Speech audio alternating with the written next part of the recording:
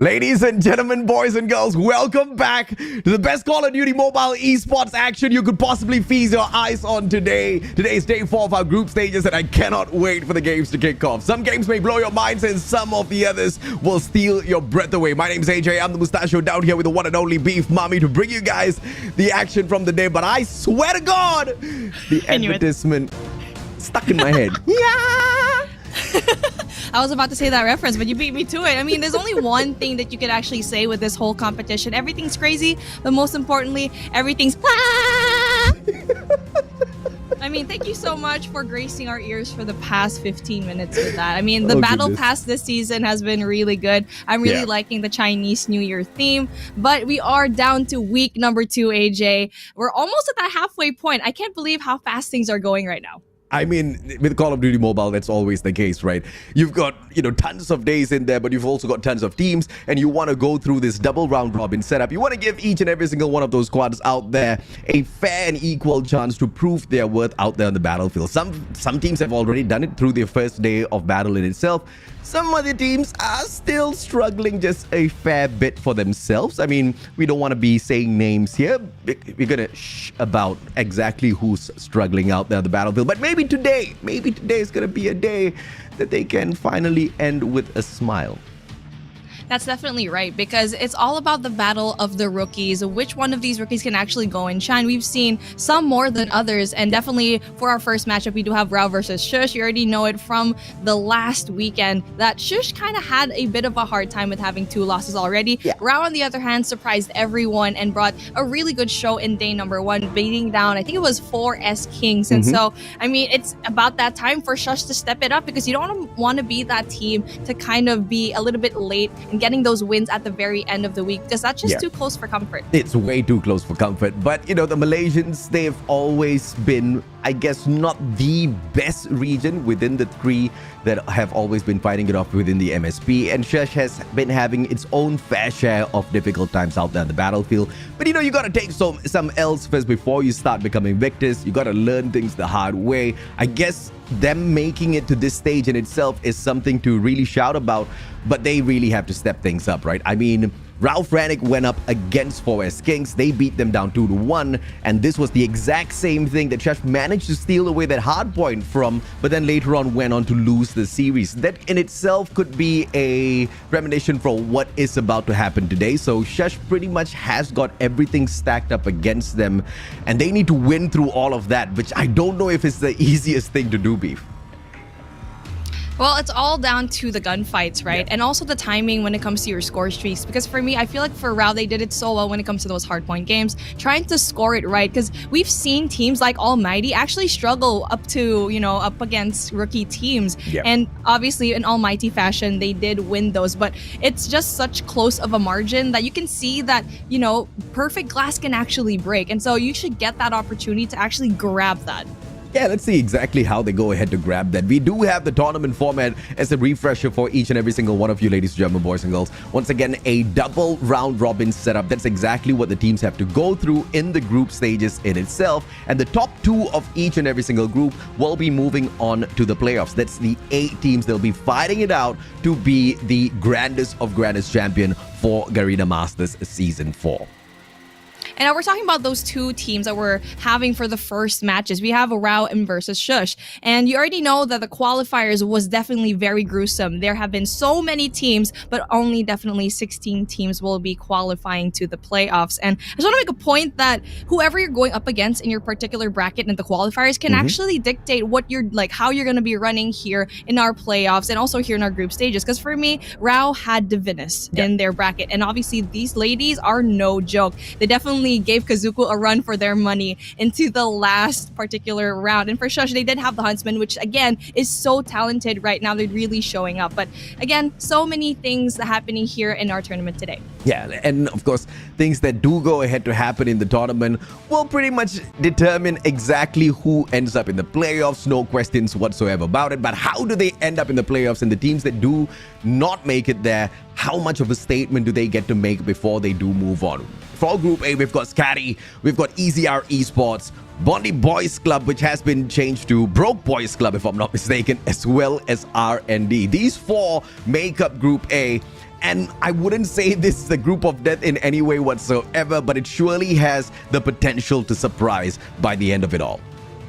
There's so many surprises already into the last week. Every single week, we definitely have those surprises. And going into our Group B, we definitely have the biggest surprise here. Our first girls team to actually qualify here in Garena Masters. They definitely have a lot to show for. We have Blacklist International. Everyone has their eyes on here because they are that super team that everyone wants to bring down. Kazoku Legacy, they're kind of the dark horse here because they're kind of struggling, having no wins so far. And the Huntsmen looking like they're actually primed to get more wins here.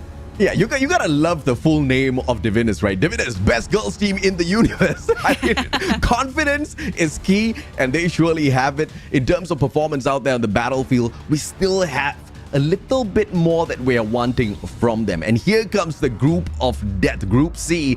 LF still there with a couple of new faces, some of the old faces that were being expected, mainly my boy Crush. He hasn't shown up this time around. The team struggles a tad bit, but hopefully they will be showing up towards the very end of the group stages. SMARTMEGA and ALMGHTY, they need no introductions whatsoever. SR NACAGUE, on the other hand, this is an up-and-coming team that has shown quite a bit of potential so far, but going up against ALMGHTY, I guess that was just a tad bit too much of a challenge to open up the competition for themselves.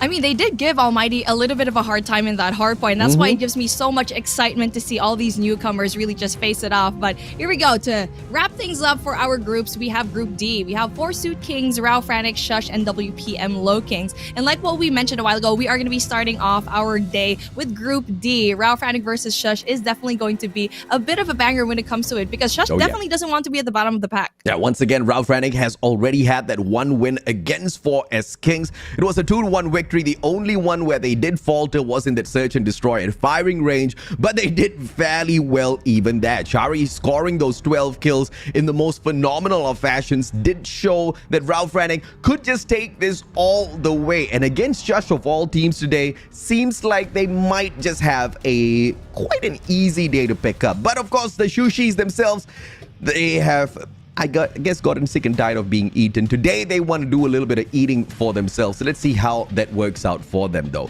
Group A, B, C, and D. All 4 of these groups will be in play today, starting off with Group D. And if you take a quick peek at that, 4S Kings currently seem to be dominating at the very top. They've got that 1 win to their side, 1 loss. And at the end of the day, West Point Mamba Lowkings, this was the team that I'm very sure everybody has been very excited about. And there's no doubts whatsoever that these two would be dominating the leaderboard. But it is that opportunity for FRANIC to make that dash up for the top with the very first series of the day.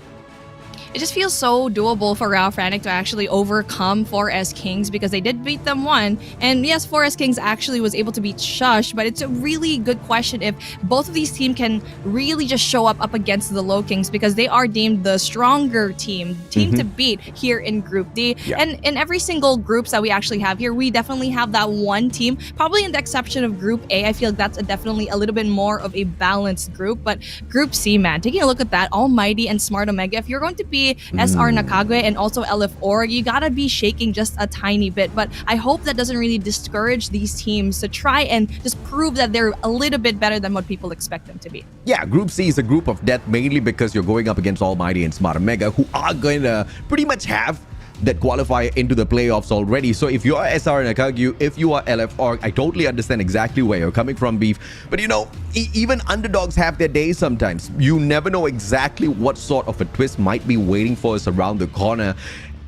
But if one of these two teams were to make it, though, I think the whole of the Call of Duty mobile universe will just fall and crumble. Everybody will be losing their minds, no doubt whatsoever. Today, we've also got Kazoku Legacy going up against Blacklist International Ultimate.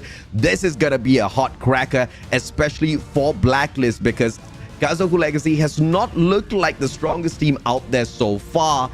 And going up against one of the very best within our server in itself has got to be quite the challenge, which has to excite them and at the very same time make them shiver and shake in their boots. But hopefully the boys will be able to get the deed done later on. To wrap the day up, it's going to be the blockbuster matchup for the day. SMARTMEGA takes on ALMGHTY to close the final of the 4 series off. I mean, they really wanted to put the very best of these teams at the end, right? Smart Omega versus ALMGHTY. Obviously, these two teams being qualified for the World Championship back in 2022 made a statement, obviously, but with ALMGHTY being taken down in day one, that is going to be the most surprising twist to the story when it comes to the World Championship. Smart Omega, on the other hand, does go away in day number 2. So, again, both of these giants definitely has the name. They have the experience. But the question is, can they be able to get rid of the number 1 team that everyone's looking at, which is Blacklist International Ultimate? And, of course, they need to go through each other first. Yeah, I'm pretty sure FRANIC was a tad bit annoyed that they didn't manage to pick up the win there at the Hacienda Hardpoint against NACAGUE. Although he was picking up that 1.7 KD, you know, a couple of mistakes, a couple of, I guess, cheeky moments from the side of ALMGHTY just prevented them from picking up the dub at the very end. But that's the kind of event we have here. That's the kind of groupings that we have as well. You cannot take your eyes off the prize, and the prize is quite hefty. $26,500 US on the line, which is very, very, very decent. First place, you take home 10,000.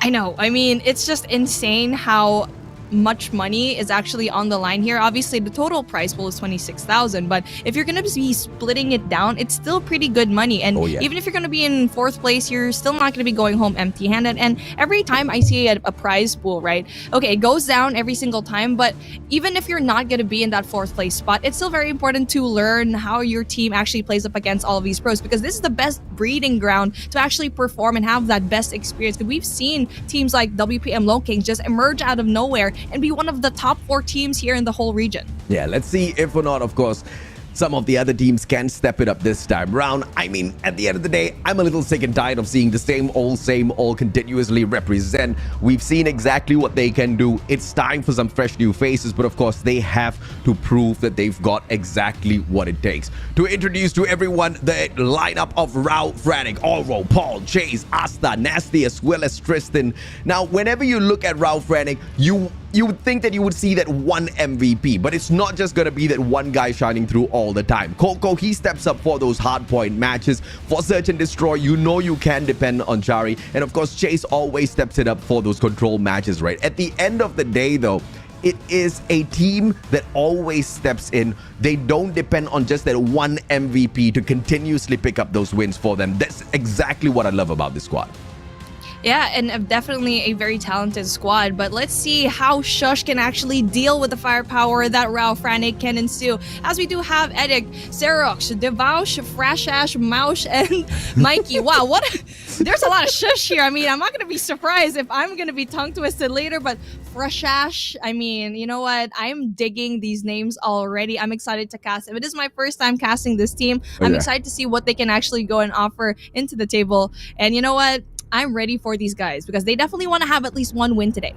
I mean, you know, whether or not they win, I guess they put a smile on our faces with their names, right?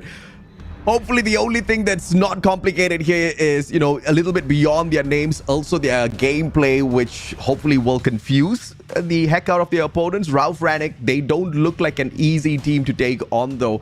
After they've shut down 4 S-Kings, they want to eat up more of their opponents and continuously move on with those victories, with Shush only being able to pick off a single win out of 6 maps played so far.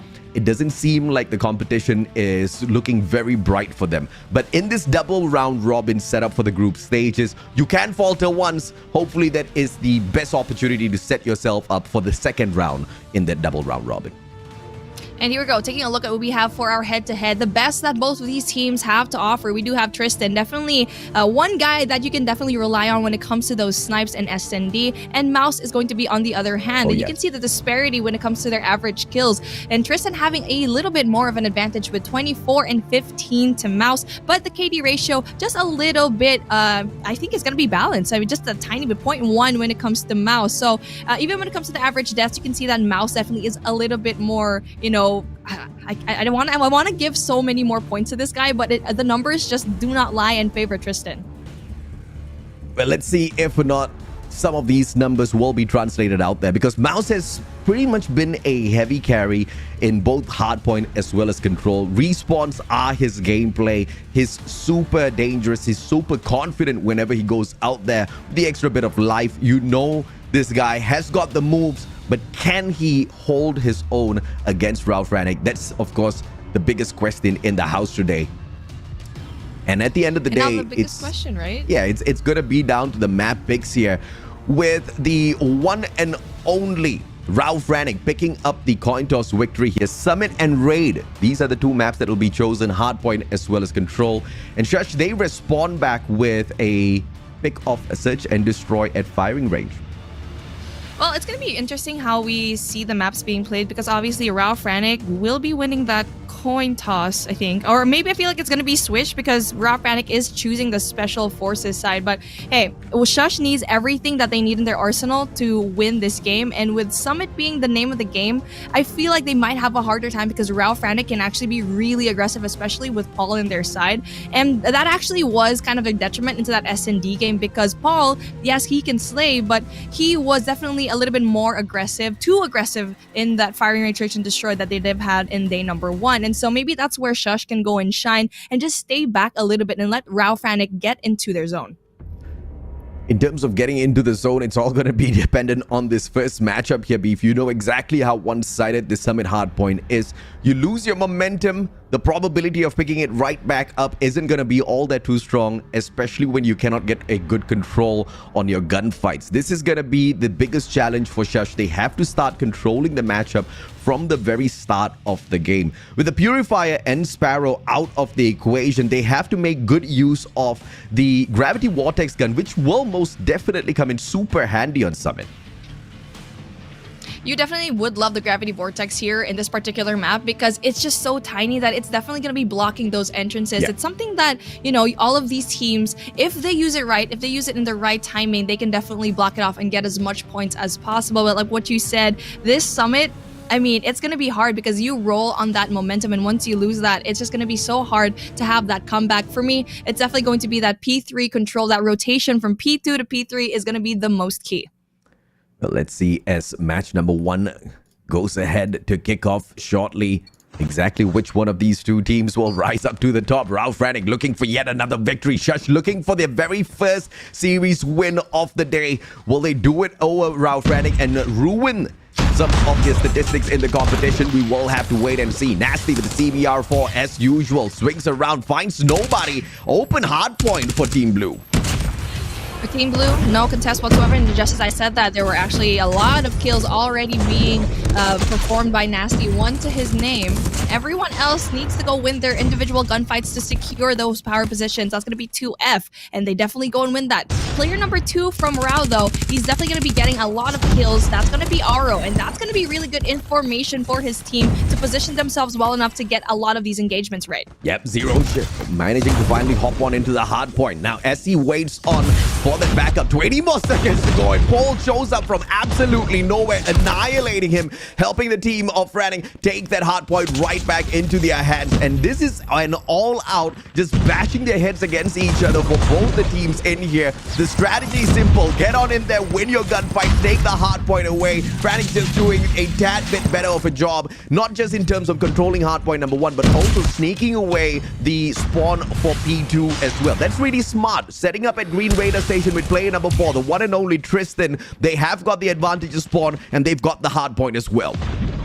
And you can see that Ass is already fully loaded when it comes to his score streaks, and Tristan as well. So you can see on the other side that they're not winning a lot of their gunfights. They're not getting their multi-kills down, which is essential to getting those score streaks. And you just can't wait on your operators to win that gunfight, because once the opposing team gets a lot of these score streaks, it can snowball really quickly. And you can see over here, 52 and 12 is going to be our scoreline with 30 seconds left on the clock. And what Shush needs to do is actually just flip the spawn. Spread Missile gets one, gets that valuable information and kill to stop that push coming in from Shush. And this is exactly what we were talking about, right? Losing your momentum, the only way to pull it right back is to start winning some of those gunfights. Shush says, you know what, to hell with P2, we want to go and set P3 up, and they do exactly that. 7 more seconds to go, and FRANIC says, okay, let's play the game at P3. Cable car platform it is. They rush on in, they take out the anchor, but he's still got the spawn though. Shush still has got the spawn here for P3, and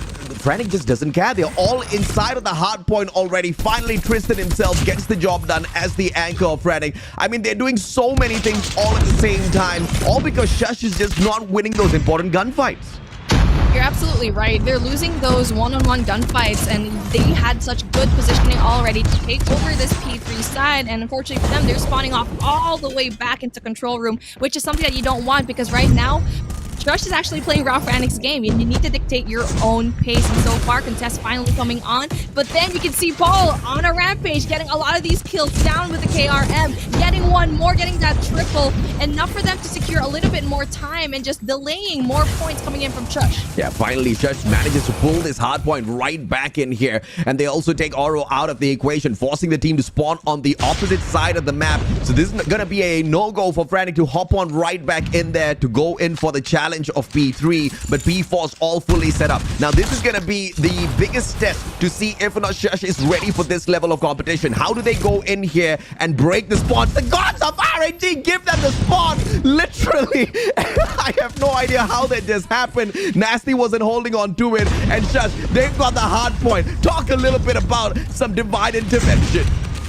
Just Call of Duty timing. They probably said their prayers going into that rotation, and so far it's working out for them. And right now, Ralph FRANIC struggling to keep that composure, trying to keep that contest on, and so far so good coming in from Shush, trying to get as much points as they can while maintaining that spawn. That's going to be player number 1. Edic is actually going to be really good, trying to hold off the spawn, but unfortunately, he's going to be holding down a little bit too far off and ends that gunfight and allows that Ralph FRANIC to go in there for the points down. And I mean, I feel like for me, they're not utilizing all of their operators well, because Edic, he brought out his claw and immediately just died right after that. So they need to think about the timing of when they actually bring out their operator skills to try and make a comeback. Yeah, 10 more seconds in here, and Shush is already fighting for that reset of the hard point instead of going for scraps. Now, that's an absolute waste if you ask me. FRANIC's just going to take those gunfights with them anytime, any day, and they are in front for a very good reason. Number one, they're doing all the right things, and Shush, unfortunately, just making mistakes over mistakes. Now, let's see, as they hop on in here for the reset of the hard points, whether or not they can recover from the situation. A good backstab coming through the edge platform immediately opens up this hard point for the Malaysian side. Now, I love that. That was a really good push, a really united push coming in from Shush, and that's going to be an essential rush coming into this, because you need to get as much points as 32 seconds is definitely going to be really big. With 131 and 65, still very doable for Shush to make a comeback. We saw it last week with ALMGHTY, and they can definitely try and make it. But I mean, you can look at the points now. You can look at the kills. They barely have any kills compared to Ralph FRANIC, where they're hitting the 20-point mark. Only 2 players, and Asa's about to reach that 20K. So again, it's just being outslayed most of the time here. Yeah, that's the main problem here for Shush. They're not winning out their gunfights, and even if you do have those solid strategies where you're going to keep your opponents confused, if you cannot win your gunfights when you meet them out there on the battlefield, it's a little bit of a GG for you. 151 to 65. Oro's just on a roll now with that KRM, just blazing up all of his opponents. Paul now backing him up at the very same time. Now they do have a hold onto this hard point, and once again, it's those gunfights that are just so easily won by FRANIC, that's keeping them ahead. My goodness, Tristan just had 2 big kills up in P3 spawn, where he could have decided the fate of where Shush could actually go in and spawn out of, and he just cleared it out for his team, just kind of allowing his team to stop that push, stop that claw coming in, and that is just going to be really big kills for them. Again, it's still Ralph FRANIC soaking up all of these points down, and we need to see Shush try to contest it. Yeah, the free fire out of this FRANIC squad is just absolutely crazy. Shush, on the other hand, just struggling to keep up with them. Now, Paul on a roll. This guy, 29 kills so far, 4 on the combo. He's not pausing. He's not slowing down at all. Oro, 5th kill in a row, avoiding one player, but it manages to turn around and catch him either way. 192 to 69 as we go ahead to set up P3. 2 more seconds for the unlock, and Team FRANIC is more than getting the deed done, but Shush 1 step in front of them. And here comes the gravity vortex gun, which is just absolutely useless.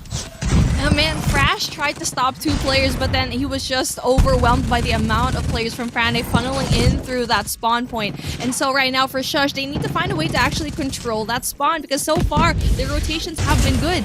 It has been okay, but they're just not aware that there's so many players from FRANIC that are actually out there slaying out. And so yes, they do have a few seconds in the hard point. With 30 seconds left, it's going to be an intense gunfight here from now on, because Shush needs to play perfect hard point. Yeah, great recovery coming through from Shush, just holding on to the spawn at the Special Forces base, allowing them to supply that manpower into P3. They just overwhelm FRANIC, and this is exactly what we need out of Shush if we want to see them pick up this victory. But the question is it too late? 43 points away for FRANIC to close this off, and they've once again backed away from this P3. P3 has pretty much been the hill for Shush in both the rounds.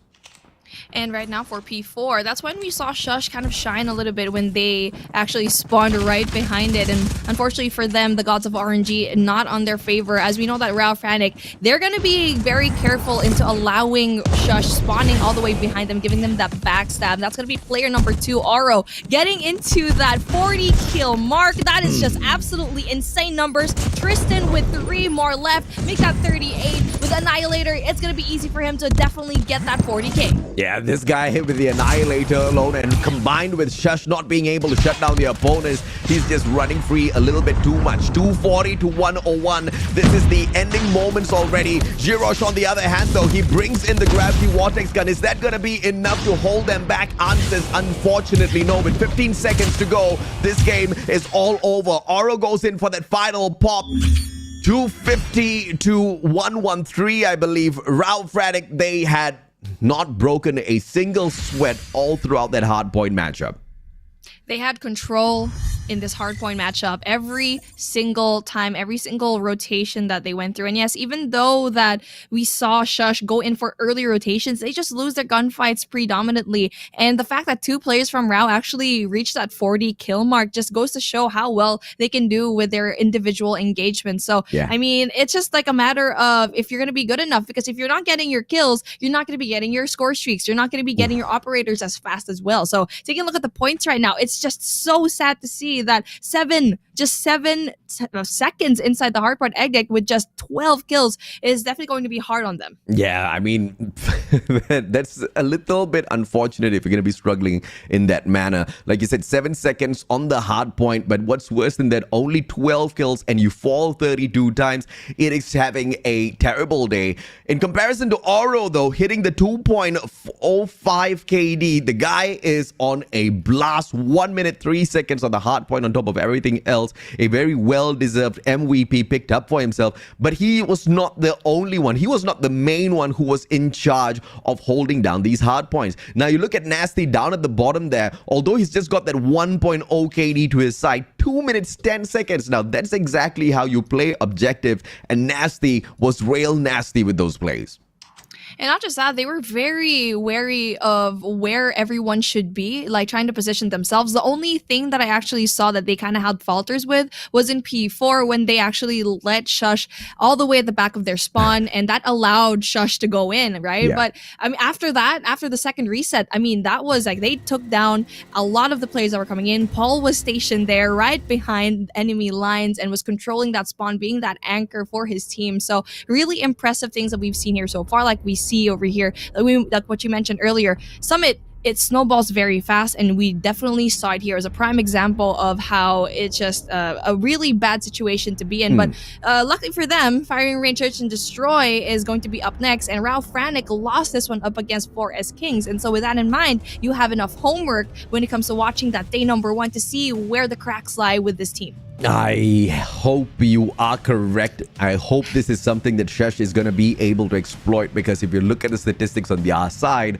the 2 search and destroys played so far have not been very encouraging. They've lost both of their search and destroys, both at rate, I have to say.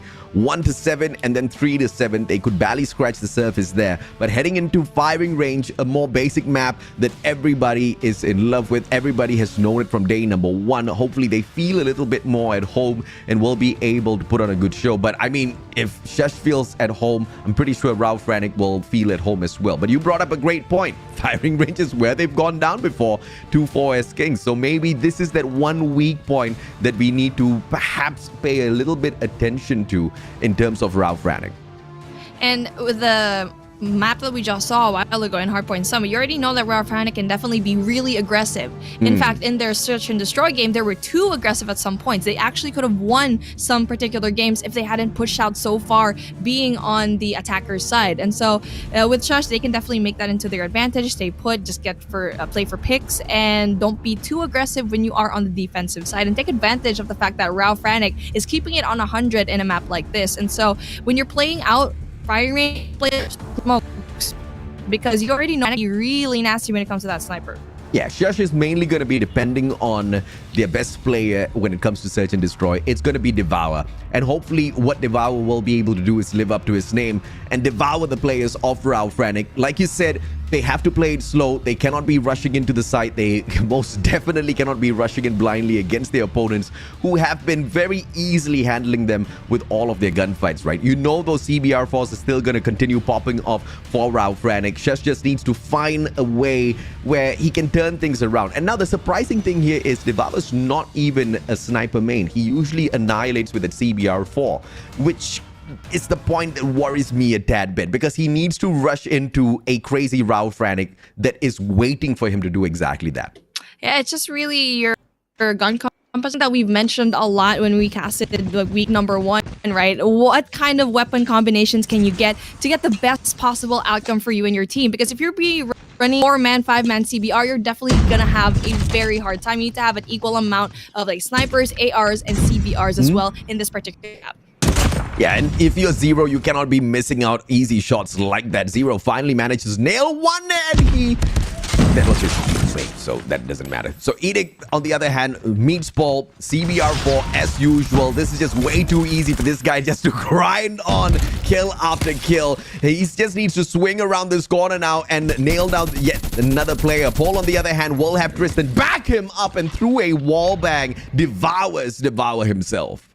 Very fast push coming from FRANIC, and that's what we expected. They want to have this done really, really quickly, and especially being on the attack, they're known for being really aggressive when it comes to holding down the bomb. And so with just one more person added into the mix, Asta being that one bomb holder, that he's been really good when it comes to holding that bomb. And when Paul actually played the bomb, it was a time that they actually kind of faltered when it comes to their attacking side, but Paul definitely really knows how to handle situations all by himself, especially close range. Let's see how they handle this second round in here. They've already lost this one player, but unfortunately, that is not gonna give the win to FRANIC instantaneously. So they still have a good opportunity to turn things around, especially with Edict. He's got 3 players all creeping up on him at the very same time, and Tristan will be that annoying one right below him. And he turned the tables though, and Tristan manages to find Z-Rosh. Fantastic play coming through from Rao once again. It's a 4v3 with the bomb already down on the ground. And Edict manages to spot one, but instantaneously traded out with a secondary. Shush is just so slow when it comes to that push going into Alpha. You already have that information that most of the members of FRANIC are actually going to be there. And you can see that the members of Shush are actually still in either mid or going in for that Bravo site. You're not going to get anyone there, and you're going to be late on rotation. That gives FRANIC more of an opportunity to get into position and get those kills. And now what they're doing, there's going to be 2 players coming in through trailer. That's going to be good because Paul has been going there on a rampage, but still trying to get that information down. On the defense this time around, Mouse manages to find Tristan. That's a good start coming through from Shush. Can they keep the numbers up though? Fresh. He does manage to spot 1 player and the 2, so information can be sent back to the rest of his team members. Z-Rosh, on the other hand, spots 1, does not get trigger happy just yet. I don't know if that's a good thing or a bad. And Chase, both teams are just teasing each other now as Devour manages to find Oral. Now that will turn the tides. Fresh manages to catch Chase as well. Asta goes down. Hasta la vista, they can finally say to FRANIC to pull 1 round back, unless Paul just goes ham and picks up 5 kills in a row. You can see that Shush finally goes in there, adapts to the play, and as Paul goes down, that gives an opportunity for Shush to seal away 1 round. and they're finally winning a lot of their gunfights down. They read it, okay, we know that FRANIC's probably going to be slow on this attack. They read it so well, went in there aggressively as well, and turns out they can also answer to that aggression. And now it looks like it's going to be that Bravo push coming in from FRANIC, which is so hard for me to see because Shush brings out 3 people going in for A, gets rid of that one, Devours goes down with a nade, God nade from Asta, and a free plant coming in for Bravo. Yeah, you can't hide in a spot like that, which everybody is going to be nading without a trophy system at all. But Mouse just managed to go in and save the day with a double for himself. Zeros finds Oro as well. And just like that, FRANIC's little attack quickly breaks down. Chase, final player in the corner. His position has been given away already. The CBR4 can be the difference maker, but what a jump by Edict to avoid and annihilate. 2-2. What do you know? Shush is on its way back. Yeah, they're reading it so well. They're adapting so quickly, and Chase not really delivering that spray transfer, almost getting that second kill, but good on Shush to finally get another one, evening things out. And now it looks like they're going to be a little bit wary when it comes to the players going in through trailer, bringing down 2 people. But unfortunately for them, it's been read like a book, bringing down 3 players already. That's going to be really big kills for them. 4v2 situation with bomb going down. Information sent that the bomb is definitely going to be down here in trailer. 2v3 though, still very doable for FRANIC to try and clutch up this round. But knowing very well where the bomb's going to be at, Shush is still on an advantage. And this is where Shush may start to falter just a tad bit here. They've been doing good so far because they've been holding on to their positions defensively, not rushing into the compound of their enemies as they are on the defense. That's exactly what they're supposed to do.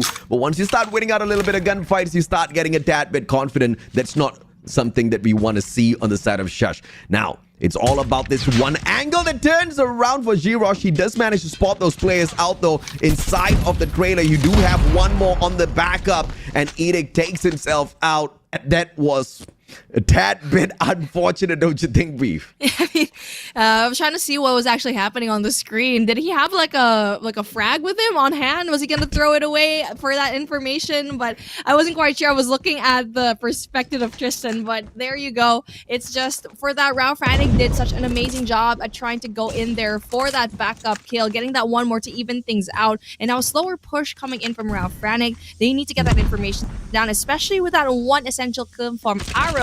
That's going to be big for them. A 4v5 situation, still very doable for Shush to try and get those picks down. It's all up to one person. That's going to be Sherox with that sniper.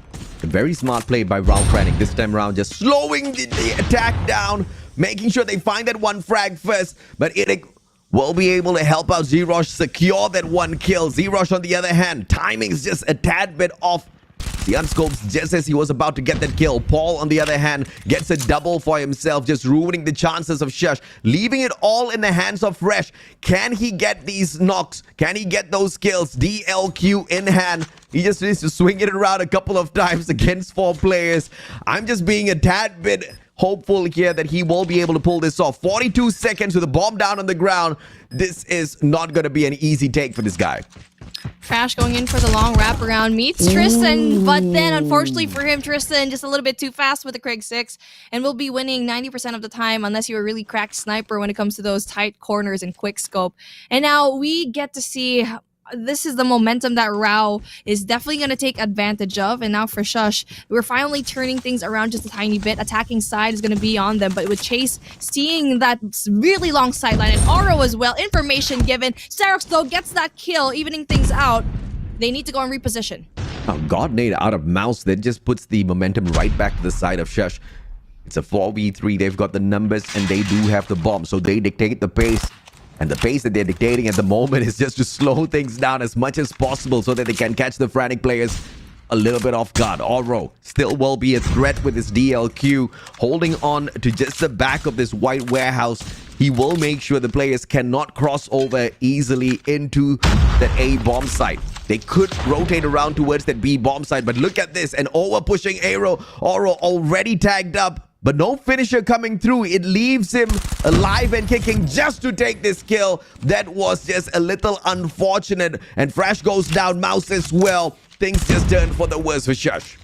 I mean, for Shush, they already have the advantage, but then for some reason, they decided to just split up their team, and that just leaves them so vulnerable for that attack, and Asta was able to turn things around for his team, getting to the backstab, getting that player, and getting that essential information that, hey, they're going to be split up into two. So I feel like for Shush, you don't be reluctant. You should be reluctant. Just pick a side. You do have the numbers. And just like that, we get to see FRANIC kind of outsmarting them.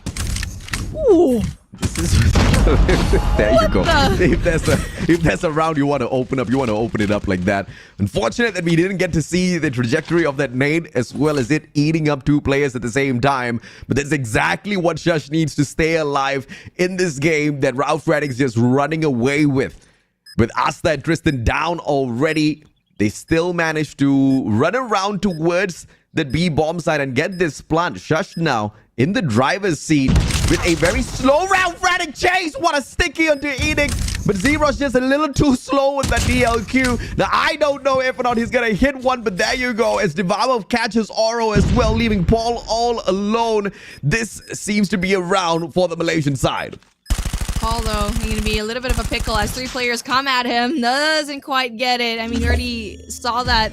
And there you go, signs of life coming in from Shush. That's going to be a good opening pick coming in from Mouse, getting two already from the start of the round. And this guy just does it every single time. His nades are so precise. And so far, you can see that every single one of his teammates are actually coming and delivering. He has 8 kills, the most, I mean, kind of similar to Oro. So definitely with his tactics, with his attack, is definitely going to be really good. Chase opens things up. Tristan, on the other hand, gets another one. And so far, Shush in a little bit of a pickle. I was not expecting Mouse to step up in the way that he's doing. I was expecting Devour to just devour way more, but you know, the roles are flipped. But FRANIC doesn't care. They just want their match point to close this S&D off, a single round away from victory. And it looks like Shush is going to continue to struggle. But they've got the bomb. They can dictate a slower pace this time around. Hopefully, they can do that and find a couple of more kills at the same time. If I see another hit, I swear, I mean, you just need to get a trophy. So far, I haven't seen a trophy system put down yet. Oro gets one. Devour is going to be out of the scene, and Tristan as well with the Krieg 6. That's going to be really big kills, but Mouse goes in there for the kills. But hey, you get to see that momentum shift going in for the side of FRANIC, and with just one person left, it's just not enough for Shush to win this search and destroy matchup. FRANIC comes up with 2, and the last one is going to be that control game where, hey, it might be shaky coming in from Shush if you are. I mean, you know, fun fact. Shush has not won a single round at control so far. I don't know if or not they're going to start against FRANIC, who has already eaten them up 2-0 so far. It looks like this is just an all-out annihilation run for FRANIC against Shush. A potential 3-0 looming above the heads of Shush unless they found a solution after they took those 2 L's on day 1 and 2. Because at takeoff and standoff so far, they've shown us that they have zero offense nor defense when it comes to control. I mean, it's funny because we actually saw Rao shine in control where they are so good when it comes to the attack. But then for some reason, the defense is just lacking. And so maybe this is where Shush can definitely shine because it looks like they might be a little bit better when it comes to that defensive side. And I'm hoping that they actually start there. But I think for Rao, they did have the advantage of choosing which side they're going to be choosing on. So they might have the advantage here. Well, let's see later on. But for Shush, this is do or die. I mean, we're heading into week number 3. And you won't have a lot of chances to pick things up, especially seeing that FRANIC is heating up so much. I was not expecting Mouse to step it up in this manner in this S&D matchup. I mean, not just those 2 nade kills that he got, right? I believe he got a total of 4 in this matchup. The guy was on a roll, and he was most definitely stepping it up for Shush, but it just wasn't enough. Devour, the guy wasn't anywhere towards the top of the leaderboard this time on his side for this S&D matchup, and the team surely did struggle. And surprisingly, he was the only one that really had a tough time out there. FRANIC, on the other hand, the pacing was perfect. The angles were perfect. Defensively, they were untouchable. On the attack, they just called the pace as well as each and every single strategy so well all throughout the matchup. And Oro, of course, picks up the MVP, 12 kills, but he was not the only one that was shining through, right? Tristan just right there behind him, getting all of those perfect kills. 7-3. This was, unfortunately for Shush, an easy game for FRANIC. And for Shush, it just history repeats itself. They can't seem to go past 3 rounds in search and destroy. And it just seems like it's only Mouse that's performing so well, both in Hardpoint, search and destroy, and looks like a one man that's carrying the entire team. So everyone needs to step it up. And you know what? It's not just that. It's also their plays coming in that Fire Mage S&D where they had the advantage. I forgot what round it was, but they already had the advantage. It was just a matter of picking a site and not splitting up your team. And they were just picked apart, especially when Asta popped off in that wood house, and everything just fell apart from there. And now the same thing coming in from Control. They need to find a way to get that momentum down, especially when you are on the defensive side. Just choose your gunfights well, and you know that FRANIC is just so good at the attack. Yeah, I mean, there's just no reason whatsoever to split up on an attacking round unless you're just that damn good when it comes to those gunfights, and the team or the player that does kind of try to pull the distraction on the other bomb site will be able to win out all of his gunfights. That just wasn't the case, and Shush unfortunately took the L on this one. But you know, you gotta give them some slow claps for trying at the very least. They had some ideas that they tried to execute out there on the battlefield, but so far those ideas have not been clicking all that too perfectly. Perhaps this is that one team that's setting up the greatest of comeback in the second round, in the second half of the double round robins. But you know, you have to be extremely hopeful for that, right? And you know, you brought up a great point as well. They have not managed to go past 3 round victories in a single S&D matchup, which has got to hurt a tad bit. That's not the greatest of statistic to have on your side. And on top of that, you also have the statistic of not winning a single Control round so far in the competition. And Control being the final round of the series, things do not look like it's all that too great for Shush. And now for Shush, they're going to be starting into the attacking side, who might actually be good because the FRANIC is not good when it comes to the defense. So if they can get and play their cards right, they can finally snatch up at least 1 round in the Control matchup and just denying that win coming in from FRANIC. Asa gets that one opening shot though. Devarsh answers very well with that sniper. Ooh, I mean, goodness me, FRANIC is on a roll. They've just lost a single life so far, eaten up 6 on the side of Shush, and let's see if or not they can continue this. Look at this defensive line that's pushed up so far to just spawn trap the players on the side of Shush. I don't know if or not Shush has got a way out of this, because they're allowing FRANIC to not only take those kills but also streak up at the very same time. It looks like things are gonna turn sour for Shush very, very soon unless they can start winning out those gunfights. My goodness, I mean, this is just, the disparity is insane. You can already see the setup coming in from that spawn trap. It's 26 and 14. They only lost 4 lives with just 26 seconds left on the clock. It's just really hard to see how far away the skill set is in terms of FRANIC and Shush, and it's definitely there. I'm not just saying it because I'm making things up, but you can definitely see with the way that they are playing right now. 23 and 8 with 9 seconds left. They couldn't even touch any single point here. I mean, the defensive setup of FRANIC is just so good.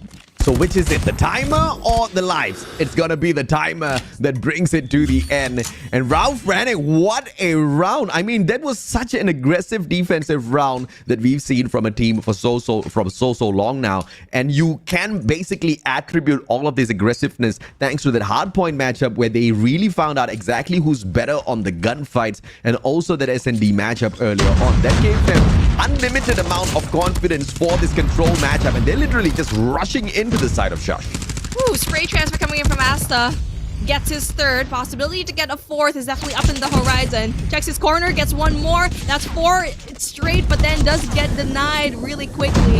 And so still pretty even when it comes to the lives right now, because obviously it's going to be the attacking side for FRANIC, which is definitely harder, but almost 2 ticks of progress already in Bravo. Yeah, Shush most definitely needs a little bit more practice here.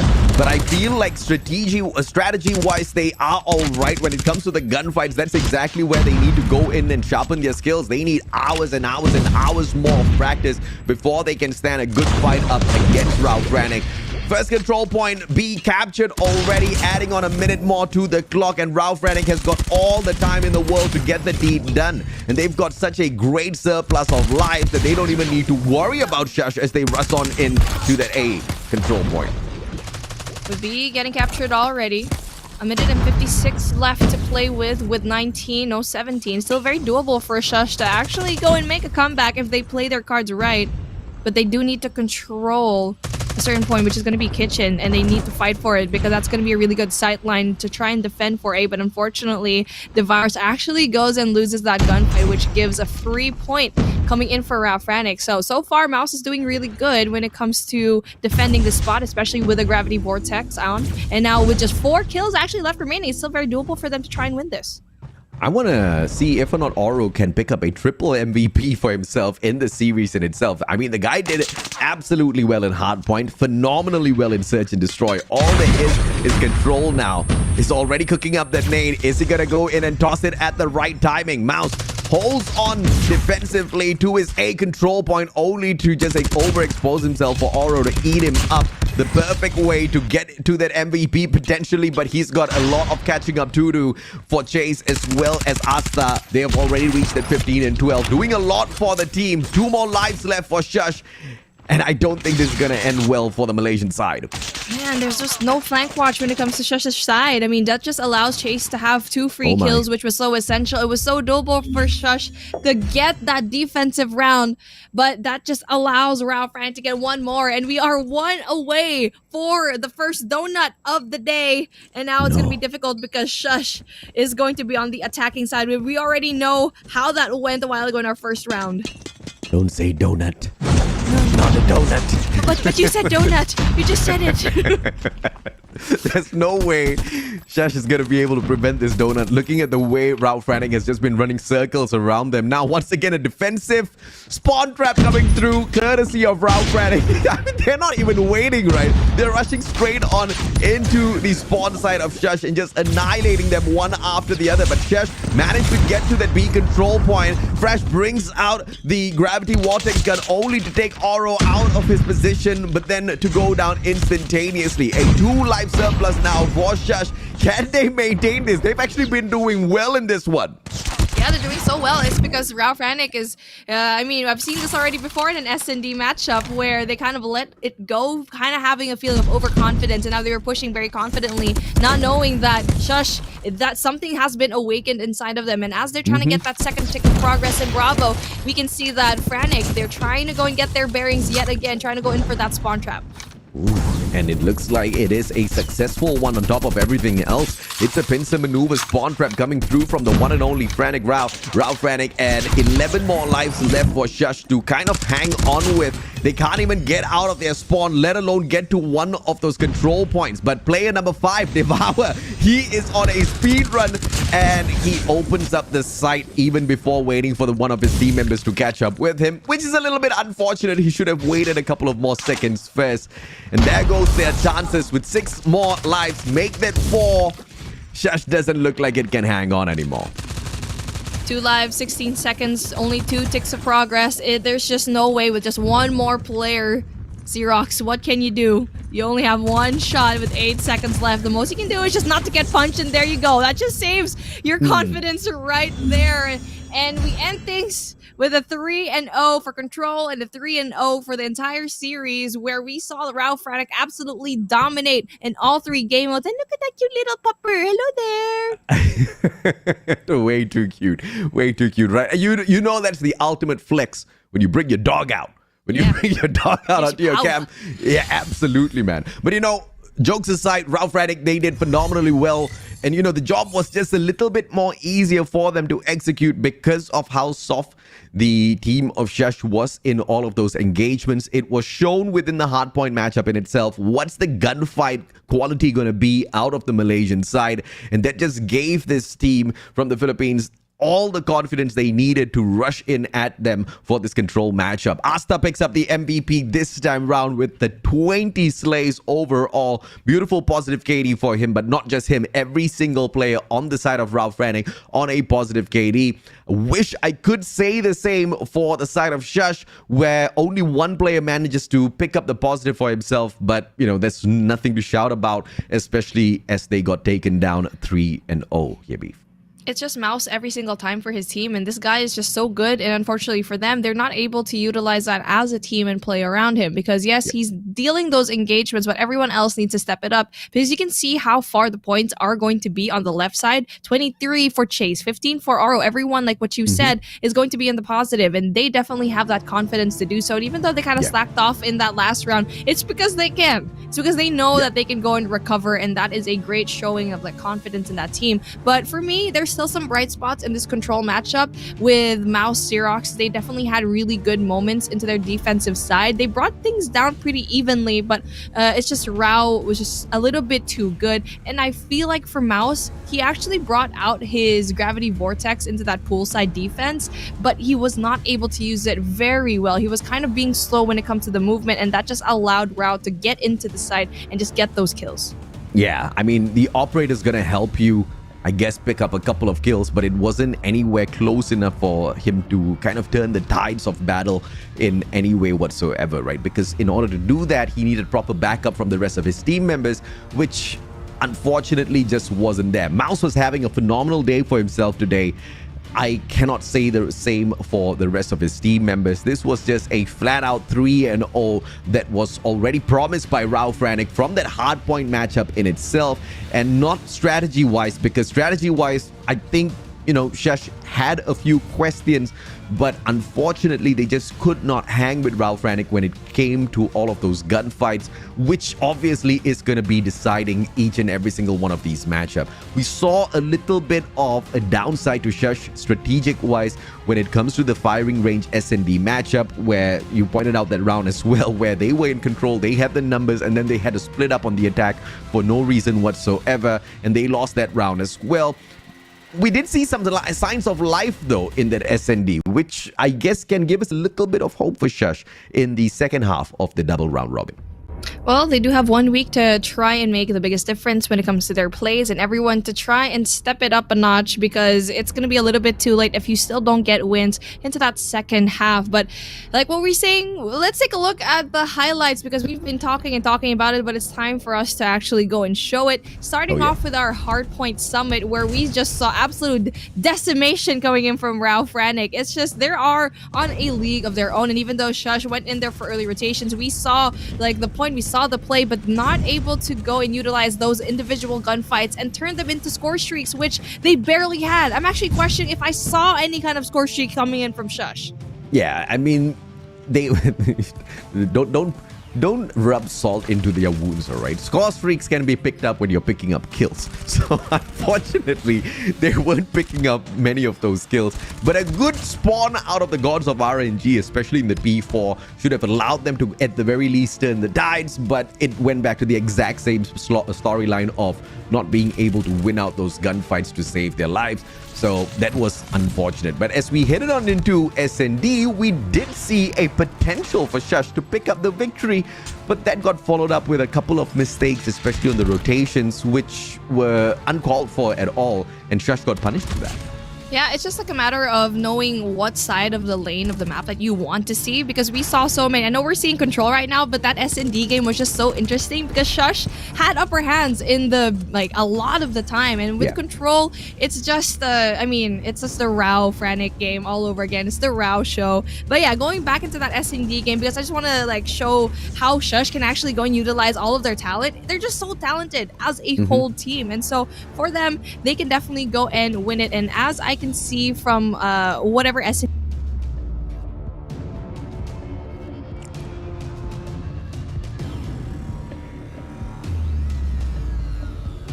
great kills, but for Rao, it's definitely gonna be Chase that will be your MVP. Man, this guy was so good in control. Like, he went in there for so many backstabs and gave them that last win in that last round.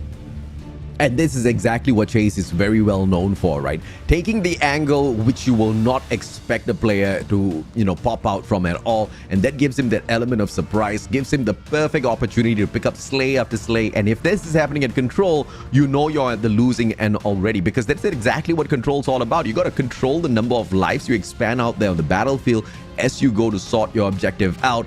Up against a player like Chase, you don't know where he's going to appear from, you don't know when is he going to strike, and that just makes him the absolute threat. Perfect MVP of the game, I have to say.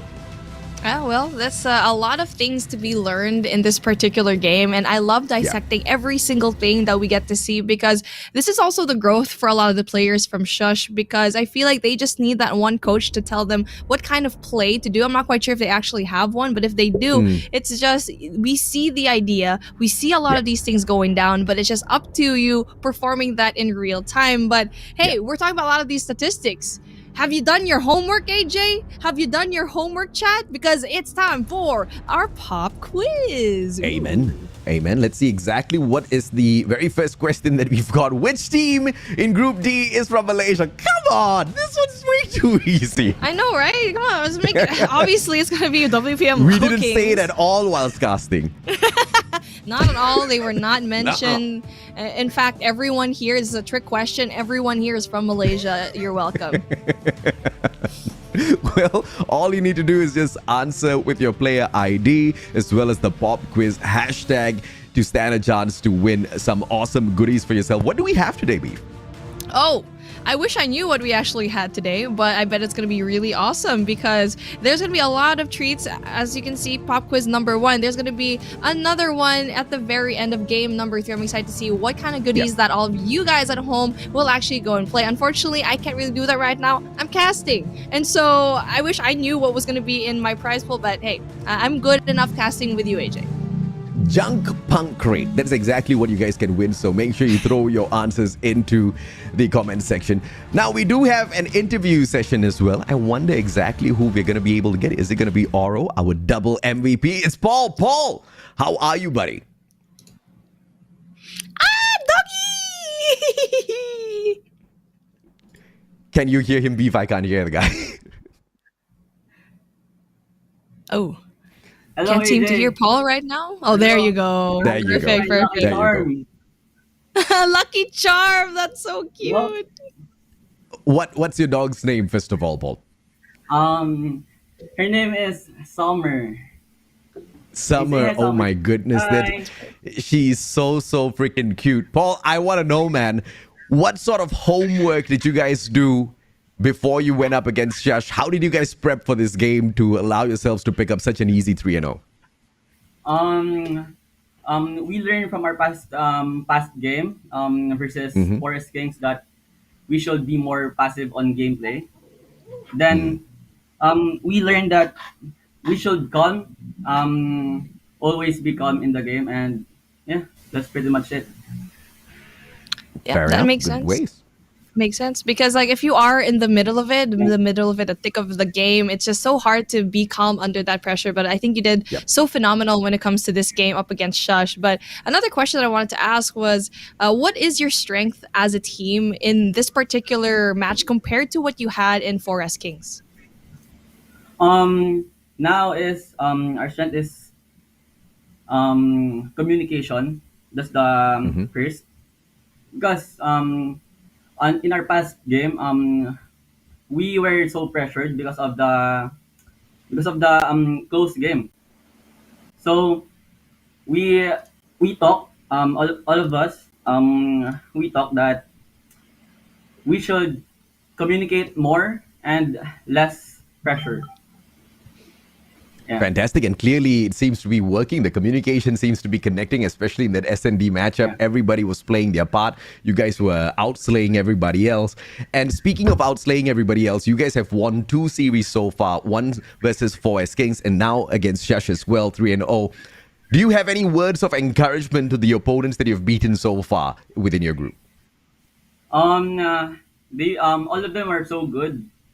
But you know, we're just so good, you know. So yeah, we wish them good luck for their games. So yeah. Oh, Thank you so fantastic, man. much.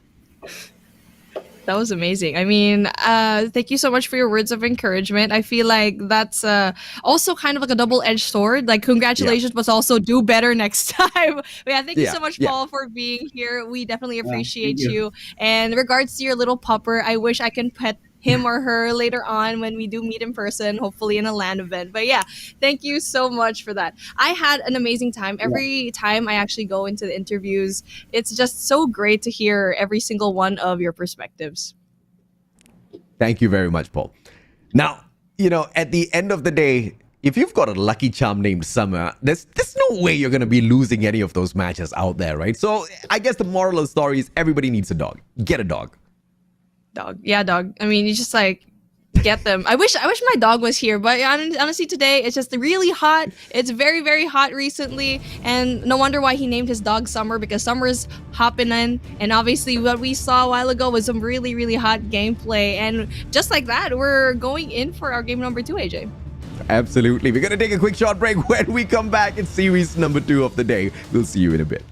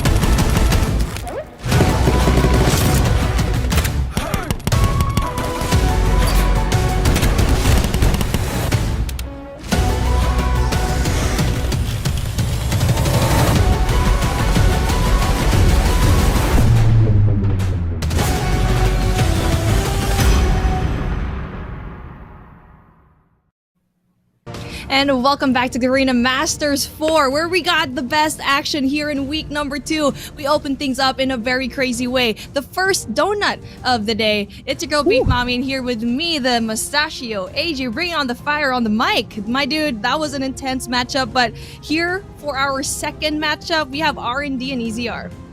I have got no idea exactly what to expect here, right? Because R&D, they've gone through 2 series so far. Unfortunately, both of those series have been absolute L's. In EZR Esports, they took on SKADI, and SKADI surely were not SKADI cats in that matchup. They smashed them 3-0 as well. So both of these teams have got a lot to prove. Both of these teams extremely hungry for a opportunity at victory. Obviously, one of them is finally going to get it. We just don't know exactly who that one is going to be.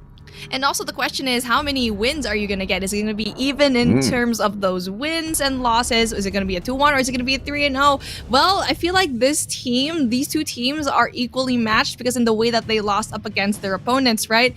But it's just a matter of who's going to be that number 3 team. And obviously after this day, who's going to possibly have that second slot? Because obviously in every group, you're only going to have 2 slots. So, I mean, these two teams need to start cranking it up to 100.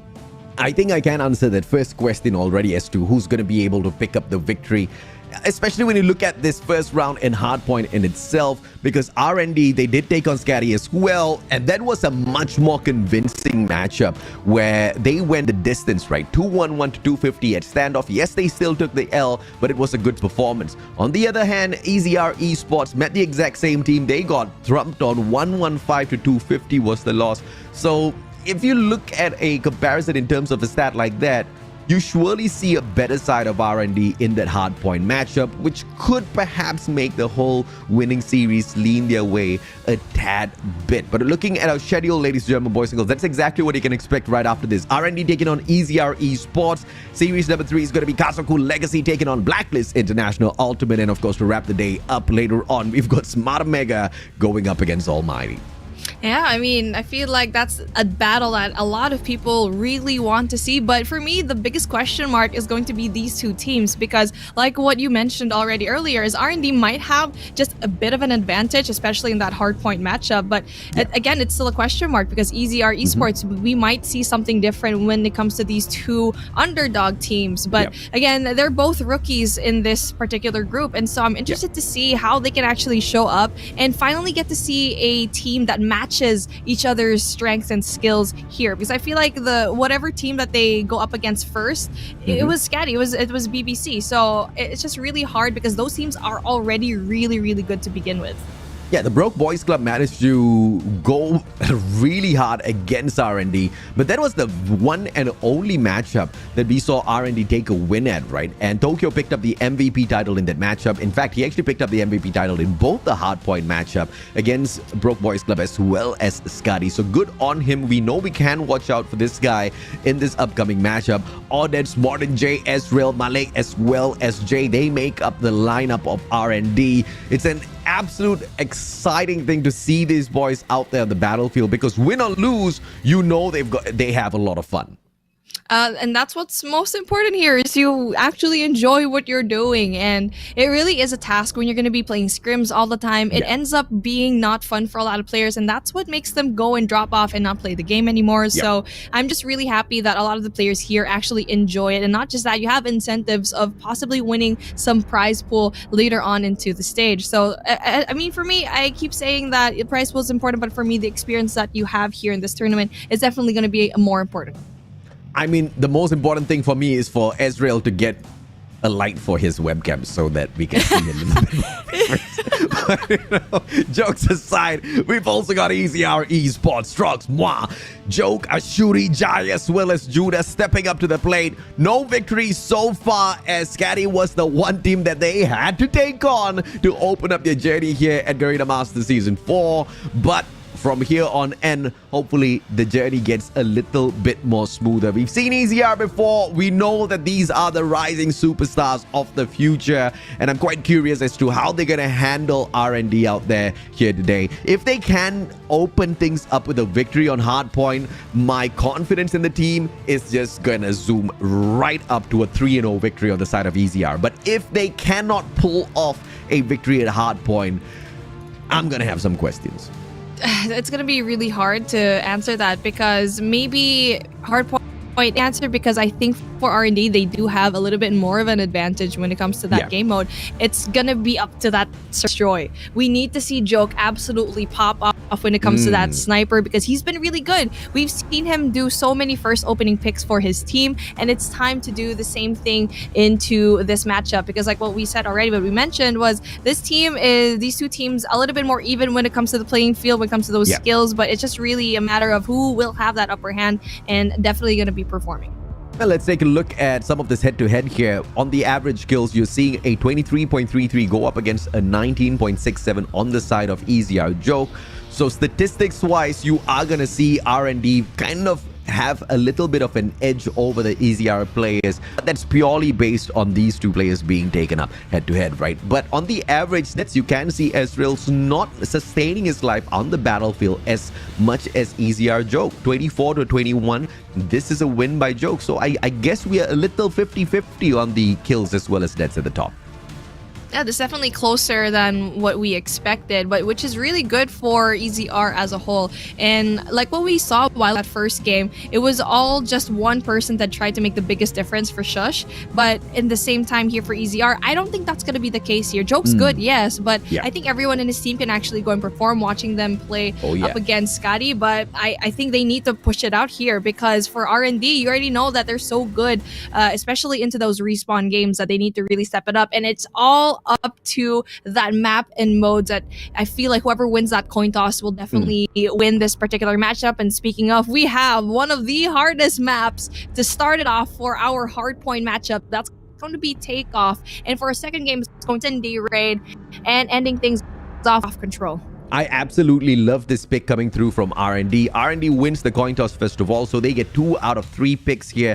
Takeoff and Standoff is what they bring into play for Hardpoint and Control. Response of this SND at Raid is exactly what EZR Esports has got for us. Now, R&D, they've got some statistics to share with us. They did manage to take this victory on Takeoff Hardpoint against the Broke Boys Club on day number 1. So this is phenomenal. This is fantastic. But the only thing that makes me a tad bit nervous is how close that game was. It was a victory for sure, but that was 250 to 247, just 3 points hanging in the balance, right?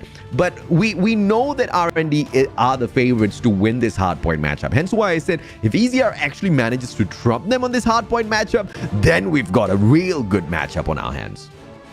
And that just gives more weight statement, even when you mentioned it before, that this is the game. Not to mention that it's going to be in the same map that they played last week. So if R&D loses this is a really big, you know, really good sign that Easy Reborn is actually going to be really good for the other 2 game modes. But for, I mean, I feel like it's a double-edged sword because for R&D, they played it, they're really good, but it was going to be really close. But for EZR, they've watched already before. If they did their homework, they know what went down in their particular Hardpoint map. So I'm really excited for this Takeoff. I'm pumped. Yeah, as we head on into Standoff Control, on the other hand, EZR, they did not manage to pick the map, but they do have an advantage where they get to pick the side that they want to play on. They play on the defense first, and we all know Control. If you're going to be starting things off on the defense, you've got the upper hand. All you need to do is just make sure you hold on to the sides and not really, you know, kind of expire all that too soon. Let's see if or not EZR can manage to defeat the Giants before even getting to that point and then have a easy cruise on through. But it is going to be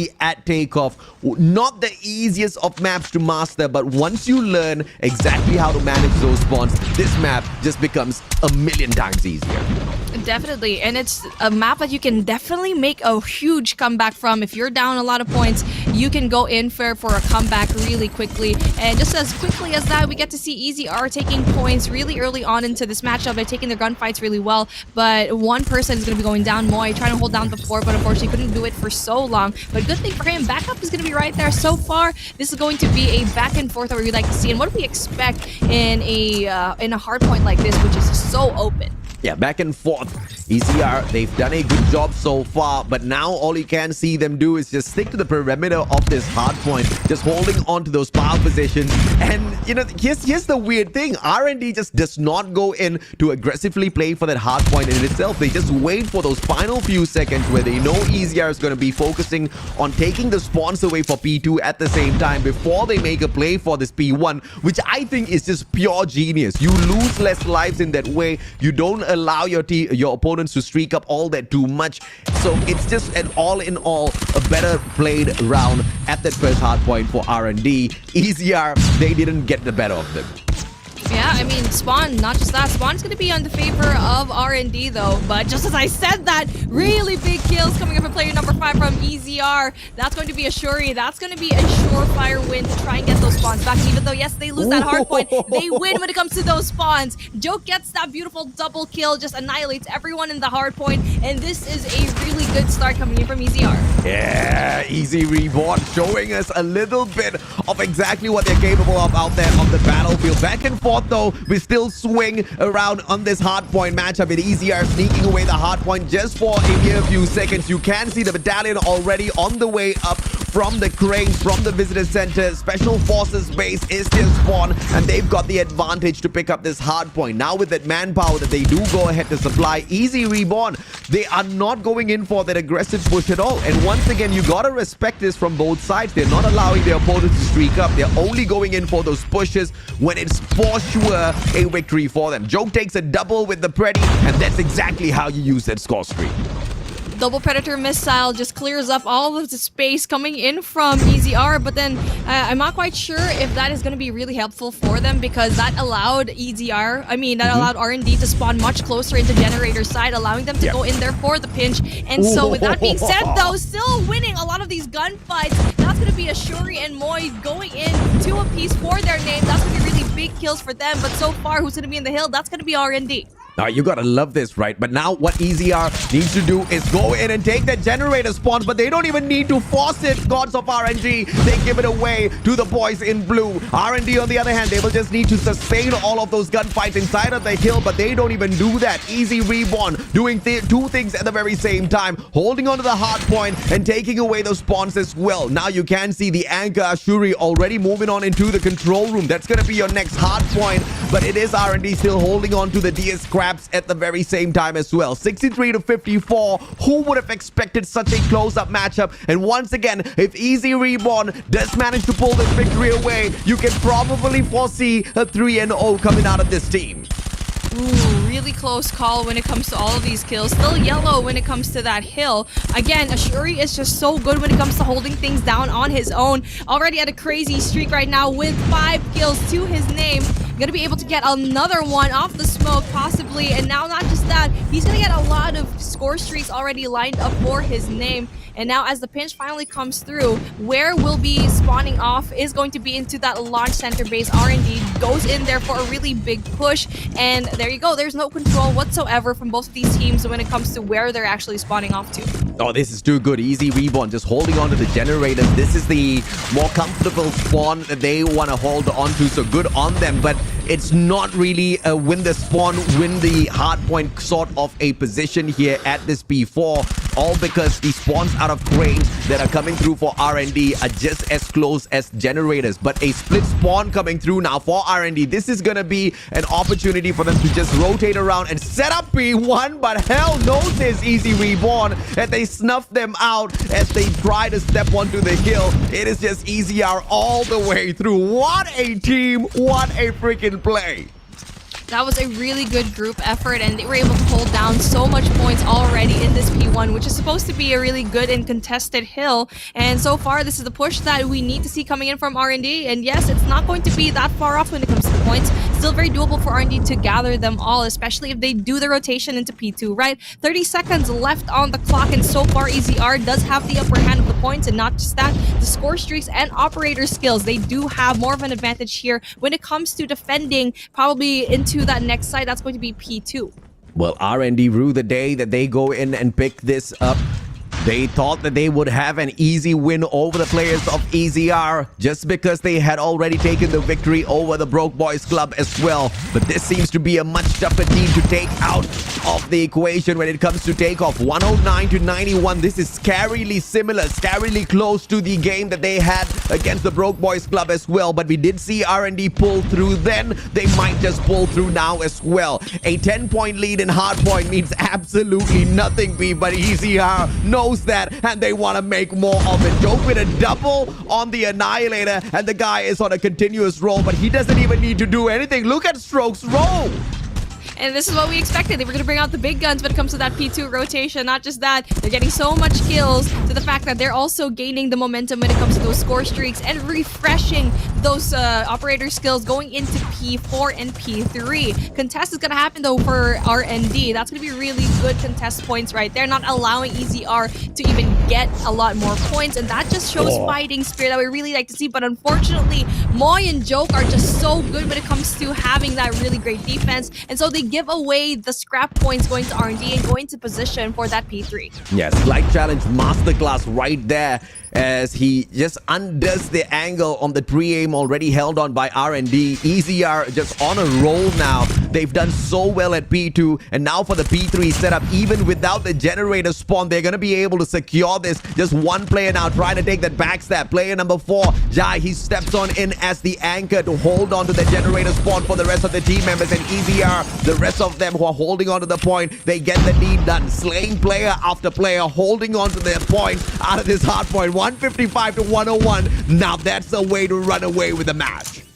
That is going to be beautiful points coming in from EZR. They're going to getting really good kills, but unfortunately for them, there's going to be that one person coming in with a Claw Malik, but then doesn't really quite utilize it so much as an easy entrance coming in from EZR Reborn, because they're going to be spawning off of this health center spawn. That's going to be really good for them. But hey, a really good point for R&D though is the fact that they're prime and in position for that next hard point. You can see over player number 4, that's going to be Israel getting that 14k, and not just that, the rotation already for the spawns into the next hard point. Yeah, 163 to 119. Scraps being picked up by EZR as well. R&D just does not know exactly what hit them at this takeoff matchup. And now as we head on into P4, it's going to be a good early haul by R&D, but will they be able to hold on by the time this hard point unlocks? Answer is yes. Circle around from player number 2. He brings in the Claw. Claw takes 1. Claw does not take 2 as he gets taken out of the equation. That was a good try, and the rest of his team members just a tad bit slow to back him up. I mean, he could have used that Claw to his advantage, but he wasn't able to utilize it so well. Just getting that one near kill, and the rest of his teammates trying to go in there one by one, funneling through, and you need to wait for your teammates. A possible 3v3 happening inside of the hill right now, and we can see finally blues coming in through all across the board as the generator side is going to be into the spawn of R&D, and a really good presence of mind coming from EZR Reborn, and they could have faltered and snowballed out of control, not into their favor into this P4, but good thing for them, they waited for the rest of their teammates, and not just that, they are very mindful when it comes to their spawns. They wanted to spawn off into launch center base, knowing very well you'll have more of an advantage later on in P1. Every single time the CBR4 makes it to the nerf list, everybody loses their mind, right? Every single time these patch notes come out. But the CBR4 is still very much alive, very much still kicking it out there. Battlefield, no pun intended with the legendary effects there. 192 to 136. Everybody spamming the CBR4 for sure, for a good reason. Just a couple of quick 6s to handle some of these longer angles that you most definitely need to manage on takeoff. But EZR, they don't really need to manage this match at all. They're playing it to the T. Rotations are perfect. Even hopping onto the hill on this P1 on rotation is just way too good. R&D just cannot seem to catch them off guard. And I think we might just see our 3 and OP. What a hardpoint stunner EZR is delivering to R&D right now. EZR, they're just so good when it comes to the engagements here. They're so wary of where their positioning would be and where they're going to be spawning off to. They're soaking up the points here in P1. R&D having the most difficult time when it comes to touching this hard point. They're setting up though for that next hill, but let's see how well they can finally get a hold of it. And this is the main reason why I dubbed this team the Rising Superstars. Easy Reborn. They are not easy to take down at all, unless of course you are SKADI. It's a little easy for them in this particular grouping. 147. R&D trying to make a slow comeback. That pincer maneuver will go ahead to fail as Stromps goes down as well. Joe trying his very best to catch that player out. He does manage to get him a double on the score streak already on the ready. Make that a triple as the Predator comes online as well. Joke is not joking around at all. He's just absolutely outslaying all of the rest of his opponents. EZR did their homework and they're able to just show everything up right now. Possibility to get that double in that Pred, but gets one. But still, how many times did you see Joke bring out that Predator missile and get those high potential kills? Just getting a lot of those efficient kills coming down. Strox going in for that contest. 46 already to his name.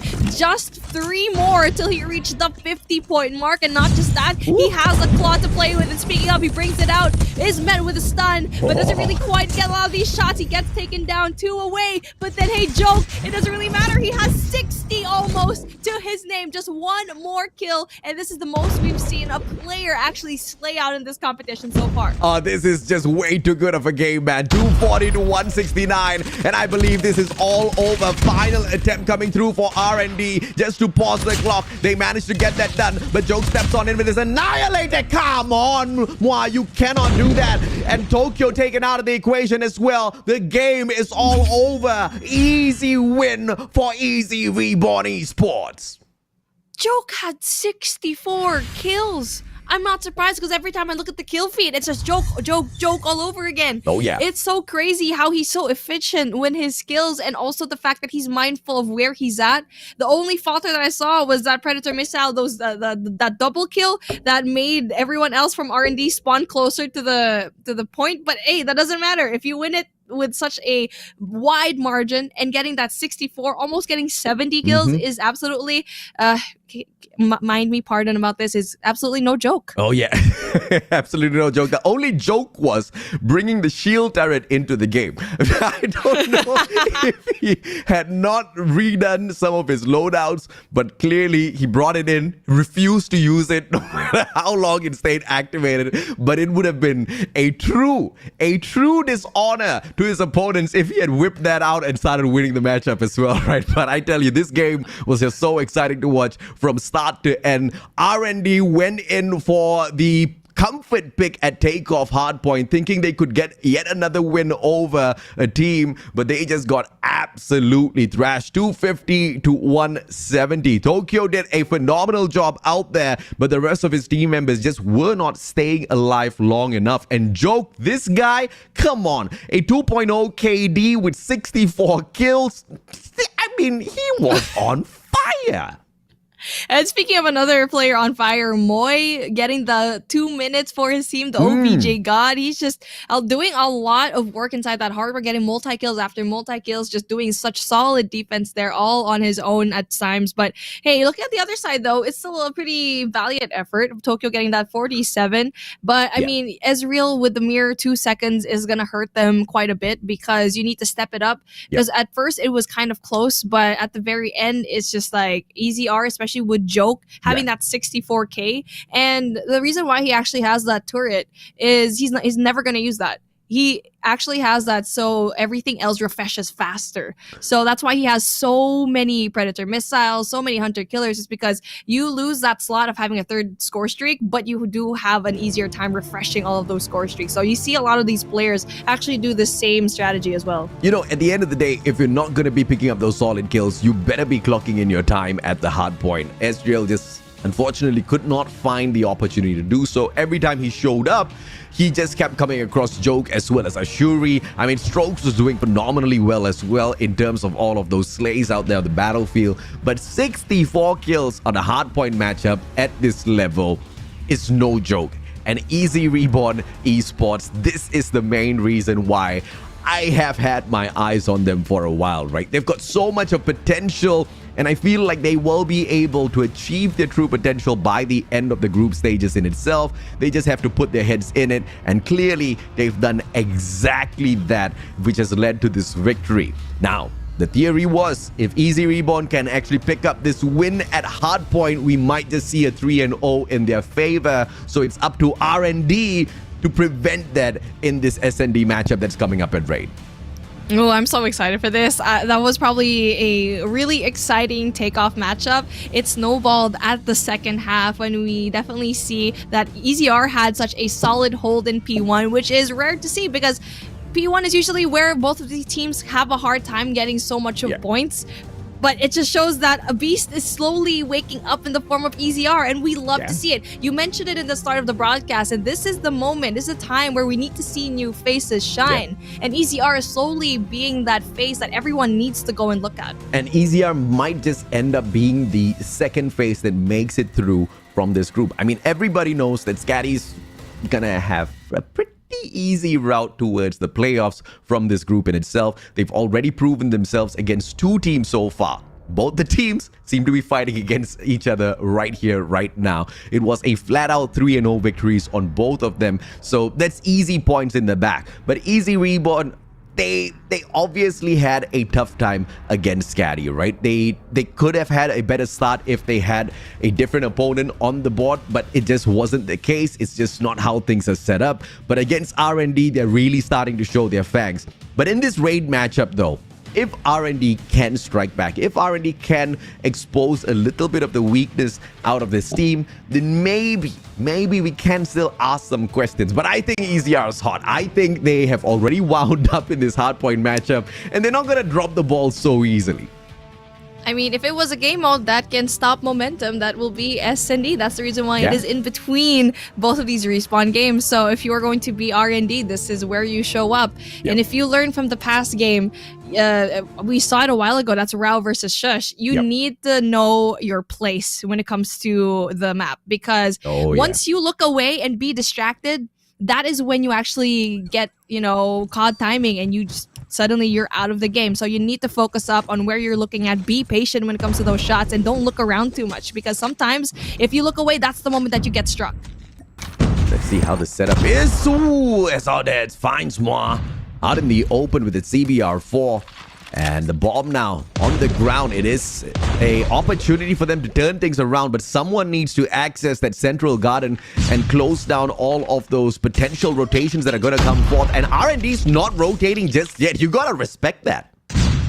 Yeah, I mean, the rotation needs to come through. Obviously, the flank is going to ensue. So if player number 4, that's going to be Israel, if he can stop the push just for a tiny bit and wait for player number 5 to go in there for the timing, that's going to be unreal. That's going to be really good for them. But Israel and Strauss get 1 apiece, so that's going to be really good for them. But we need to see movement coming in from player number 5. We need to see R&D finally go in for the move. But as a 2v2 finally ensues, we get to see that mid control coming in from R&D.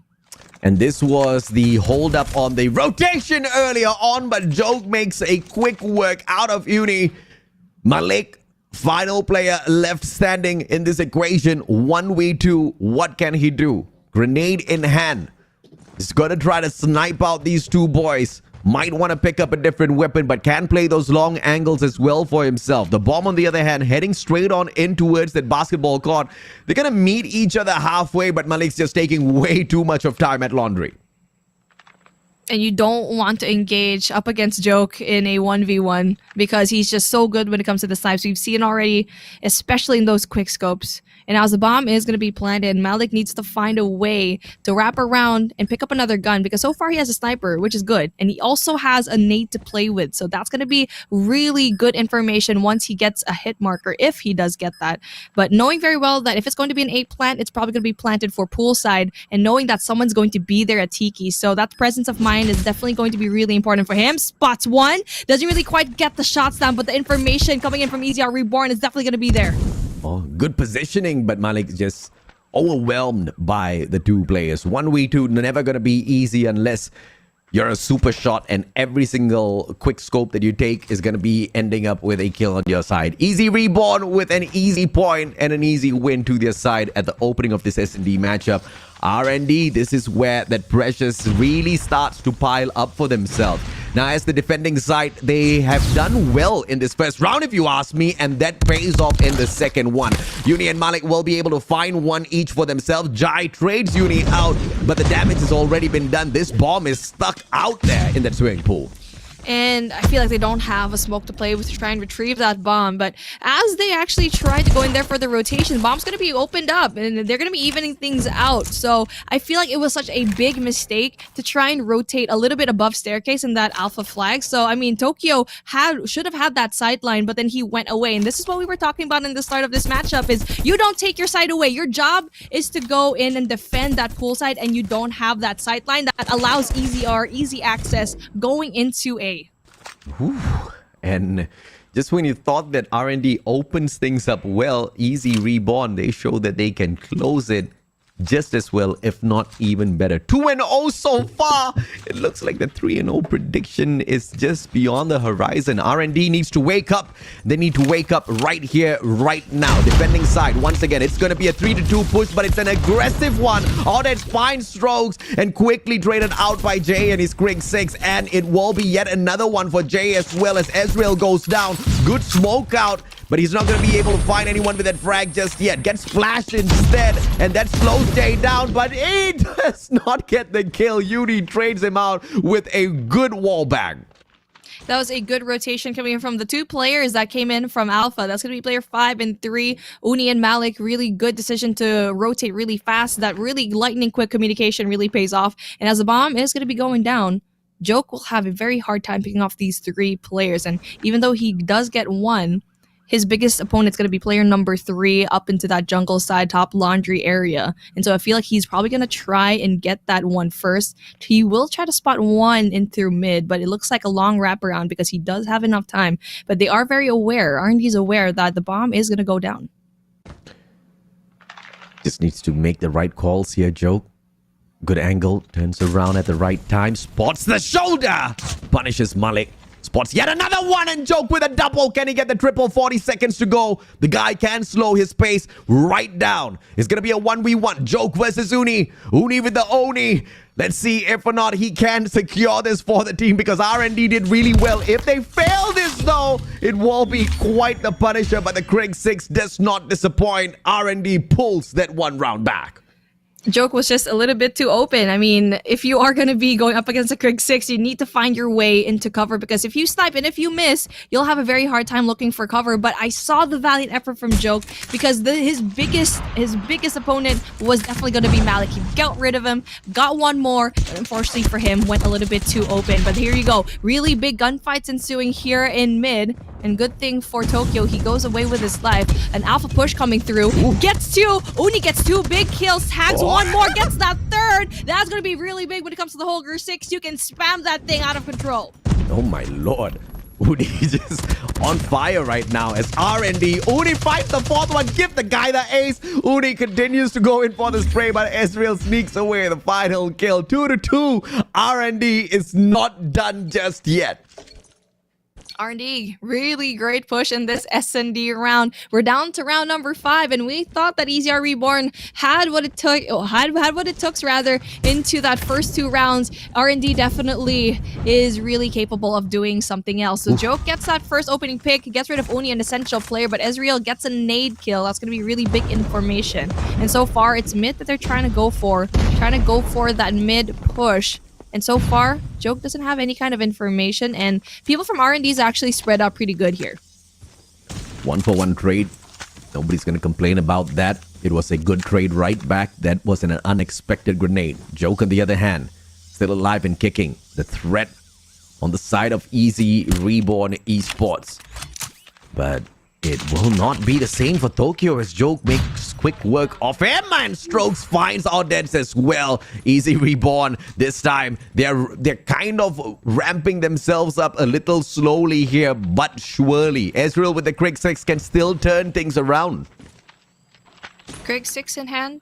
You definitely need to find a way to get that sniper down, because Malik needs to get that pick off of Joke, because he has been an absolute monster when it comes to that thing. And now Malik gets spun. Speaking of, Strux goes down, and R&D, they do have a little bit of life left as a 3v2 situation is going to ensue. But as the clock winds down, 40 seconds left, pressure on. Malik has a nade to play with, so that's going to be really good for him to try and go and take. But he needs to wait for his other teammate to help him go and push. Easy Reborn. The plant's already executed. Malik spots the head. Can go in for the quick scope. Doesn't take the shot just yet. Ezreal finds one as well. Moa repositions Ezreal. Nobody home. Gets outplayed, but he still manages to get the scope with the Krieg 6. Beams him down. Ashuri sorts it out. Easy Reborn once again takes the lead, not allowing R&D in front. That was a really good sign that Easy Reborn knows how to adapt to a situation and turn things around, because that mid push, that kill from Joke allowed them, the floodgates were open going into that alpha, knowing very well that there was probably no kind of defense in alpha. And for R&D, probably should have rotated really fast, knowing that Joke was going to be in mid, possibly pushing through that alpha flag. So right now, going to be a stalemate, very passive from both of these teams. And you can see that player number 2, oh, that's so fast coming in from Joke, gets that opening pick, but it's going to be troublesome. If they don't find it right, player number 2 from R&D can actually do so much damage. Yeah, that is a 6th shot, but Tokyo responds with a double for himself. Moi taken out of the equation as well. Tokyo going in for the 3rd one. Will not be able to secure it though. Uni turns around and Ashuri goes down. R&D not just showing signs of life, but they're taking away life after life from the side of Easy Reborn. That's a fantastic way to respond in this S&D matchup. What a game we've got on our hands. That was a really good push coming in from Oni into that last kill of his, but then Joke was just a little bit too fast. Bomb's gonna go down. Information for R&D though, they know very well that the bomb is gonna be down there, so they're in a really tricky spot. The bomb is down in a very bad spot for them, and so what they do is they're gonna be going in for that long wraparound because that's instant death if they try to go and fight mid. So it's looking like poolside to stairs is going to be their answer, but obviously Tokyo has been so good in this spot, and we mentioned it a while ago. This man will be the biggest difference here in this particular spot. Joke spots one. The information going down. The head is going to be shown. Doesn't really quite get the shots. Oh my god, that guy is just so lucky. Yeah, man. Joke on top of everything else. Fight Malik!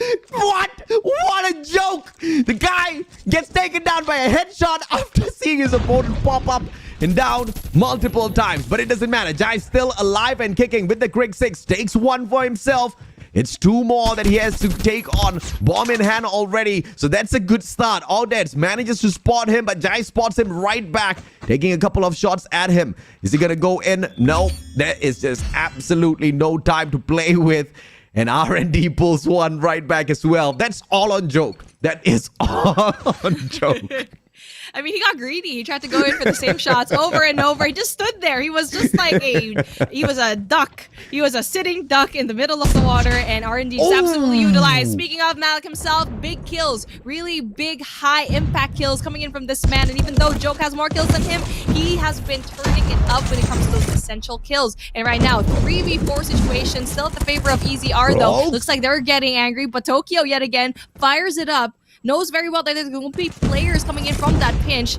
And there you go. It's going to be really hard as it's just Malik in here. Yeah, fantastic play by Easy Reborn this time around. Malik with the DLQ. 3 quick scopes. No issues for this guy whatsoever. Just needs to find the timing right. Can he get it though? Yes, he does with the first one. Joke taken out with a beautiful headshot. Malik with a quick reload. And he circles long way around. Can he spot out anyone though from that bedroom all the way down swimming pool? And the patience as well as discipline by Easy Reborn just to hold on to their angles is going to make sure Malik does not catch them off guard. It's going to be difficult for Malik to try and retrieve the bomb because Easy R knows very well where it is. And with the sniper in hand, he can definitely try and pick it off. But it's just so hard with 45 seconds left on the clock. The positioning right now of Easy R Reborn is just so good right now. But I wish that player number 3, player number 5 rather, is going to be a little bit closer as Malik gets that quick scope wall bang. That is going to be really big for him. And that's what I said. Moy is too far away from the bomb. They had numbers to their advantage. No backup whatsoever. And just like that, we get to see it. Malik gets the bomb. 20 seconds left on the clock. He needs to go and plant it. Is he going to be doing a long wraparound? It looks like he's going to be committing here into that alpha site, but we need to see Moy goes in there for the hit mark. Malik, enough time to go in there for the plan as Moy goes in there very far away. This is very doable for Malik to go and clutch up. Moy, he tries to fake it out, tosses the grenade right back towards the swimming pool, misses him. Call of Duty mobile timing. Malik now, wallbang comes through and Moy gets the shot. What a play by ECR, but Malik almost became that MVP of the game just through that round. Oh my gosh, this game is so entertaining. I'm loving this S&D game, man. AJ, this is so good. This is what we expect from both of these teams. They're stepping it up, both of them. I have no complaints whatsoever. So for Malik, I feel like he should have planted for long, and he definitely had that sniper to play with, and he probably just played poolside a little bit better. So again, Moy just doing so good, and even though he was so far away and did get hit marks, it's just so good that he was able to clutch up that round. Fast push coming in from R&D here at poolside, but unfortunately for them, 3 players are going to be heavily defending the spot. So let's see if Jay can get some long frags this time around as Joke takes Tokyo out of the equation. Nice and easy. Uni on the other hand. Gonna hop on over his team member. Not gonna peek out at all, looking at all of those bullets come through. Runs out in the open, Uni. That's brave of him. More from the back. Gets a double for himself and traded out, but Strokes finishes it off for EZR to reach point number 5. One more for that match point. Match point advantage coming in up next, possibly for EZR Reborn. So really excited to see if how R&D can actually go play the attack, because so far they are struggling when it comes to the attacking side. And now we get to see a different push though. They're going in for that mid push, going in from kitchen, but they do need to have one problem. That's going to be Strox with that sniper. Gets one, gets Uni. Possibly to get the second one, but Odeds gets him. So only 2 for him though. R&D for Malik, and just one more player does get. It's a really fast back and forth here, man. It's going to be a 1v3 situation. R&D backed up in the corner. Not just that, bomb is going to go down. Malik, my personal MVP from the side of R&D for sure. Come on, boy. Show us a clutch round. It's all about the timing. Does not spot the player guy. Just strolls on out and joke. Makes a quick joke of Malik himself. Match point for Easy Reborn Esports, and R&D just cannot seem to be doing anything about it whatsoever. We saw a few trades back and forth. Phenomenal trades, but just no finishers coming through for R&D. You just need to clear your corners if you're going to be R&D, because so far we saw that mid push. Yes, that was good, but they didn't account for the fact that there was someone in money room, and that person got that beautiful double kill. Strox definitely was a big stopping force when it comes to that push, clearing out that space for his team. And now a little bit more of a passive push coming in from R&D as Strox yet again gets that first opening pick off of Uni, and he's such a huge player, an essential player for R&D. And now with him being down, this just allows EZR to go in there a little bit more forward compared to that last round. As you can see here, that pool side is definitely going to be really heavy. They need to find a way to push into that alpha site. We need to put Joke and Malik in a 1v1. Just let them duke it out against each other. I think that'll be one heck of a 1v1 to watch all day long. Joke finds Odeds. That's a GG pretty much for him. It's a 5v3 for the side of Easy Reborn to take this match point and wrap things up with a victory on this SND matchup. R&D still has got Malik alive and kicking. Tokyo slides away and Ezreal fights Moy instead. It is R&D for the comeback, and Ezreal the guy to get the deed done. 3v3. Ashuri shuts down Tokyo, making it a 3v2 just to pile up the pressure on R&D. They're using Thunderburst to their advantage. EZR Reborn goes in there. EZR goes in there for that mid push, and there you go, gets one, and that brings it down to a 1v3. And if you're gonna be Malik, this is the time to shine. You have to be careful though, because you only have one left. Malik gets that one, gets Jai down. 2 more players to go. They're gonna be isolated though, so that's gonna be really good for him to try and get those shots down. Strox though is going to be one of the Malik gets the kill. He gets that pistol kill, brings it down into a 1v1. Ashuri's gonna be in a world of trouble. Shuri gets that kill. Malik got it. And 9 times out of 10, you are going to be losing to a CBR into that close range gunfight, but valiant effort. Malik popped off in this SND, and that gives me hope for R&D when it comes to their future games. Great game sense out of Malik. Picks up that CBR4, but the timing is just a tad bit off. He turns his back, gets struck down, and that was just a little unfortunate for him, but it was yet another almost clutch. But you cannot be getting yourself into a position of an almost clutch all the time. You gotta be clutching those rounds out, but it's no fault of Malik. He just did not have enough backup to get the deed done. Easy Reborn Esports, on the other hand, just proving themselves time and time again. Unfortunately for R&D, they just are the victims this time round, as EZR proves themselves. Joke is just absolutely nuts when it comes to that quick scope. He just always gets it right. And also with Strox doing them long range engagements, they're a really deadly combo, and that's why R&D had such a hard time when it comes to entering the site at the attacking round. So for R&D, I feel like they were so solid when it comes to that defense, but in the attack, they just did not have the best of time. But obviously, Malik, we need to give props to him, and we already did a while ago when we ended up the round, but this guy just got almost clutches. But you made a really good point. You should be putting yourself in that situation, and it's really those last second situations, last second moments where you need to know, okay, will I plant the bomb near poolside so I can have this 1v1 and play for time? Because Malik he preferred to have that one-on-one engagement instead of playing for time, which if you're going to be on the attack, that clock is going to be at your advantage. So I feel like that pressure, especially this competition, it's just so hard to make those really quick lightning decisions. Yeah, if there's one thing that I would have changed with the strategy of R&Ds, instead of having Malik kind of hold the back lines, is to have him go forth first to open up some of the players on the side of Easy Reborn, and then allow the rest to kind of go in and finish the deed as well, right? But instead it was the other way around. You saw the rushes coming through from R&D time and time again.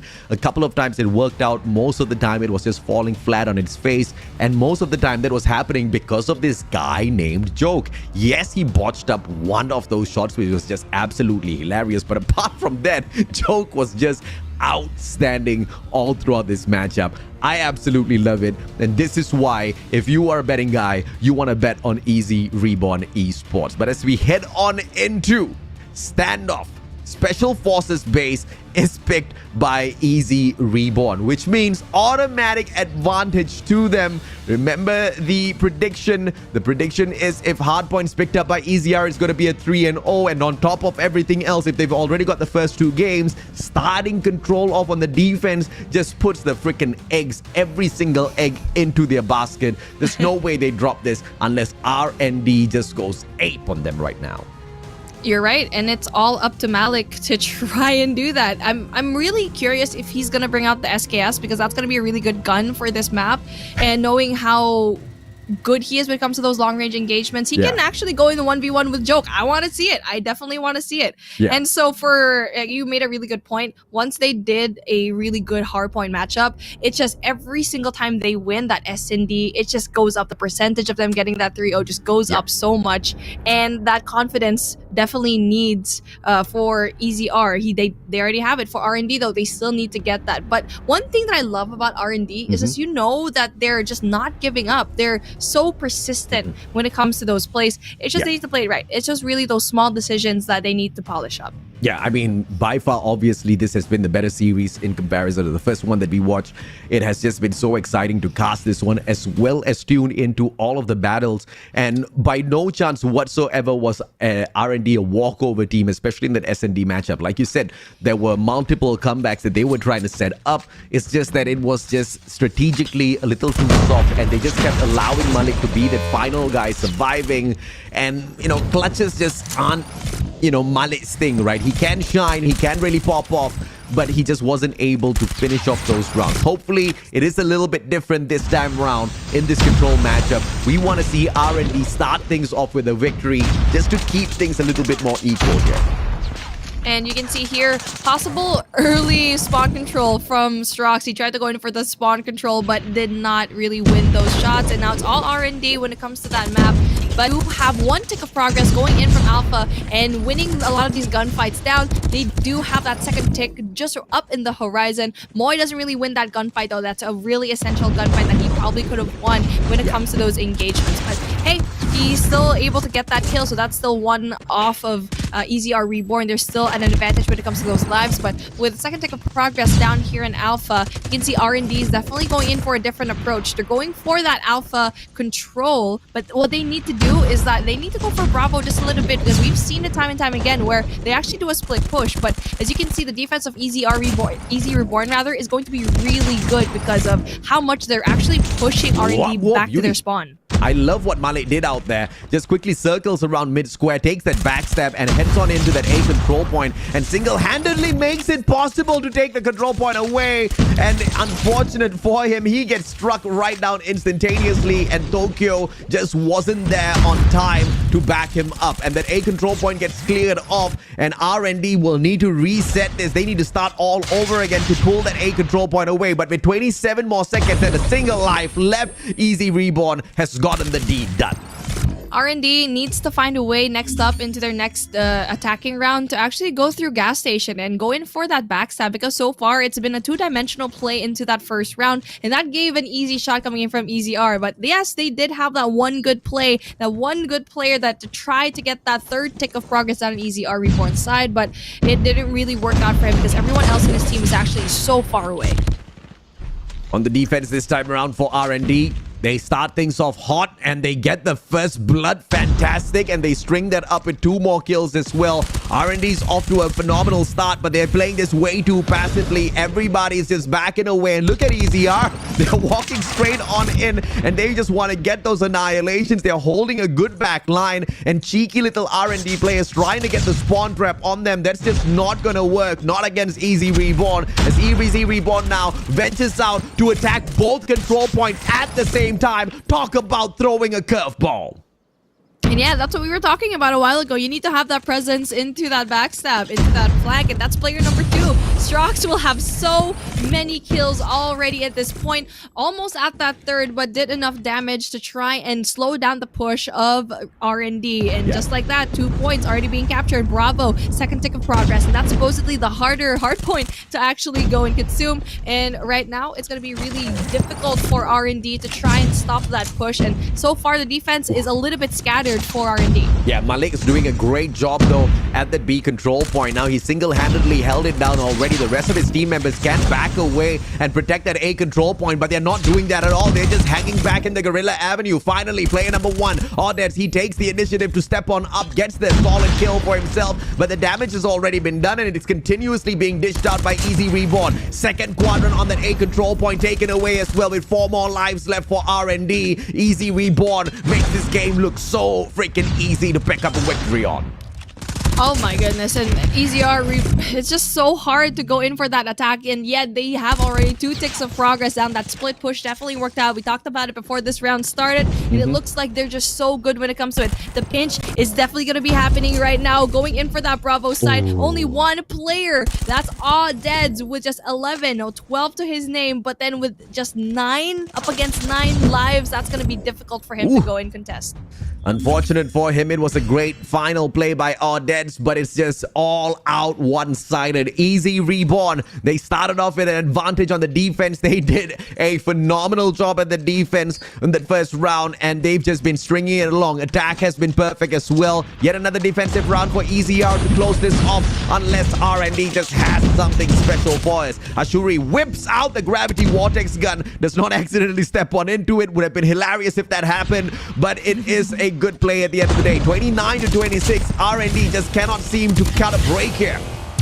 Oh, that's just so difficult. They were spawn trapped so early on into this game, and it just did not allow them to have any kind of push into the backside of the map, go in for some sort of flank. And now speaking of, Malik's going to try to go in there for that flank, but obviously it's going to be very hard for this guy to actually get a lot of these kills. Jai with a Holger 26 is in really good position to stop any of the players going in through Tractor. Ashuri though, he's going to be right there, going in for that spawn control yet again, but he does get smacked by Odeds. Yeah, Joke is still alive and kicking. I believe he's got 5 kills in a row already. Can we just spot him for a single second here? Because it might just be yet another MVP title for Joke if he can continue being on a run, but that double does not come on through. Ezreal gets taken out of the equation. R&D slowly showing signs of life, but you know, a lot of their players are still going down. Tokyo whips out the Freddy, and it only manages to eat up 5 more lives left here for R&D, and there's just no way in hell they pull this off with 7 seconds on the clock. What an absolute decimation coming from Easy Reborn here. It's just so good how they play this control map. They dictated the pace every single round, and there you go, a well-deserved 3-0 for this team. And when it was close in that S&D-ish, sort of in some rounds, they still won it 7-3, and now with 3-0, the most dominant that they actually had here in this whole competition. I mean, hey, you gotta ask, what is the reason for them to be so strong? Simple. It's right in their phone locks. Yeah, I mean, it's the girlfriend buff all the time, right? You want to flex it. You not only just want to flex your girl, but you also want to flex your skills out there on the battlefield to prove to your girl, look, baby, this is what I'm doing with my life. You know, I'm playing a couple of games, I'm winning big. And it looks like Easy R Esports just have been having the time of their lives out there on the battlefield. Valiant effort by R&D, but it just was not going to match up to Easy. I mean, half their players just left the lobby. They're like, no, we don't want to show you our scores. It was horrible. Unfortunately, it was only because EZR just made it so difficult for them. They could barely play defense, barely play offense. They were just running into EZR, and EZR was just having a time of their life, toasting player after player on the side of R&D. Such one-dimensional play coming in from R&D here in Control. I feel like that is one thing they definitely need to polish up into the next weeks of the last remaining weeks of this group stage, because that is something that you don't want to happen. If you are the defense, you will have that advantage, but then the entire time EZR was on the driver's seat. They were dictating the pace of the game, and yes, maybe it was a tiny bit closer in that S&D, but it's just they are on a league of their own. And for me, there's just 3 teams that have been performing in this particular group. R&D is not going to be one of them so far, because it's going to be really difficult for them to possibly clutch up, because so far they have 3 losses already, EZR having 1 loss and 1 win. So, I mean, that's a lot of time and a lot of scores to catch up in, 2 weeks?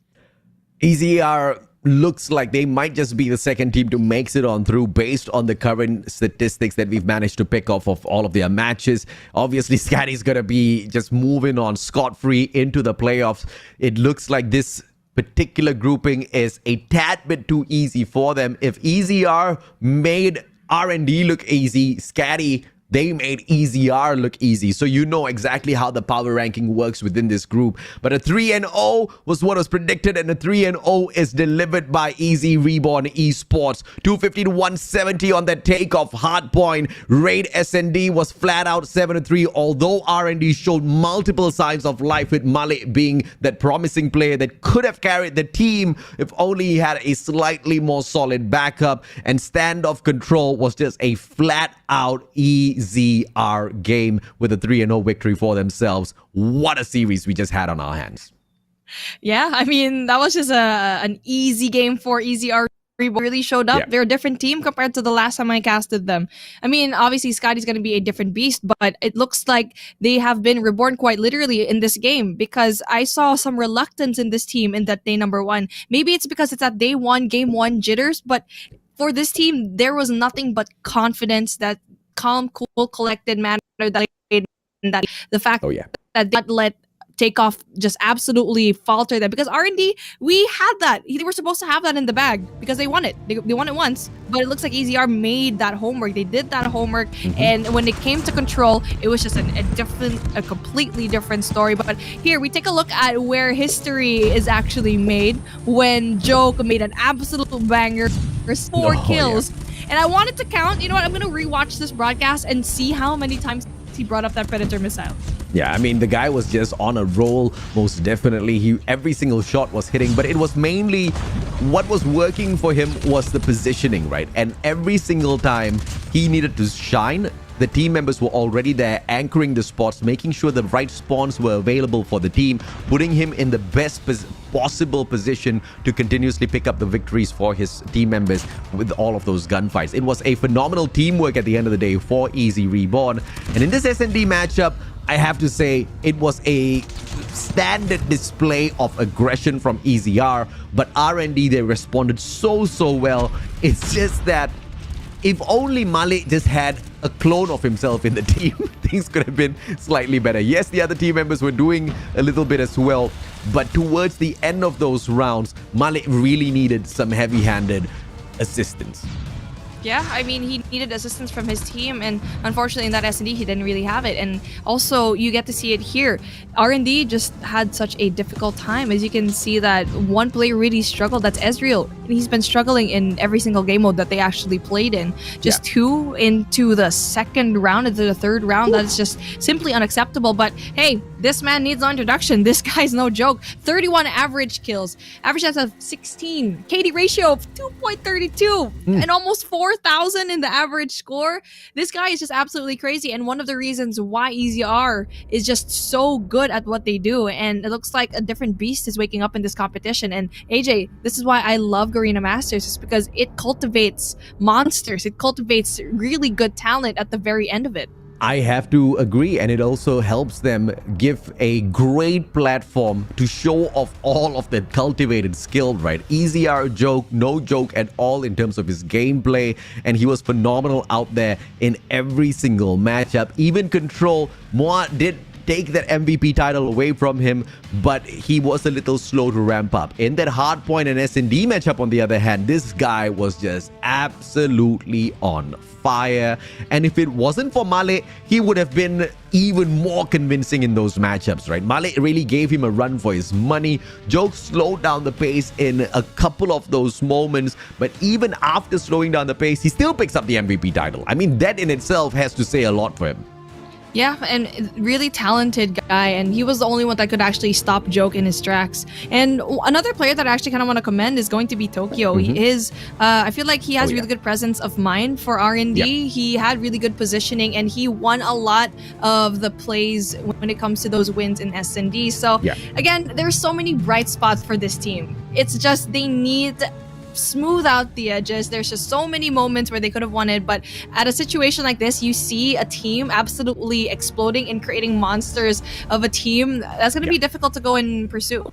And it is going to be difficult, even more difficult for R&D to kind of bounce back from this, because they've gone up against all three teams already. They know what they're up against, and what they're up against has not been easy to deal with at all. Out of 3 series, 3 losses, it must hurt them. But in this double round robin setup, there is still an opportunity for a comeback, which I really do wish upon R&D, because they show us some raw skills there that we still need to see developed.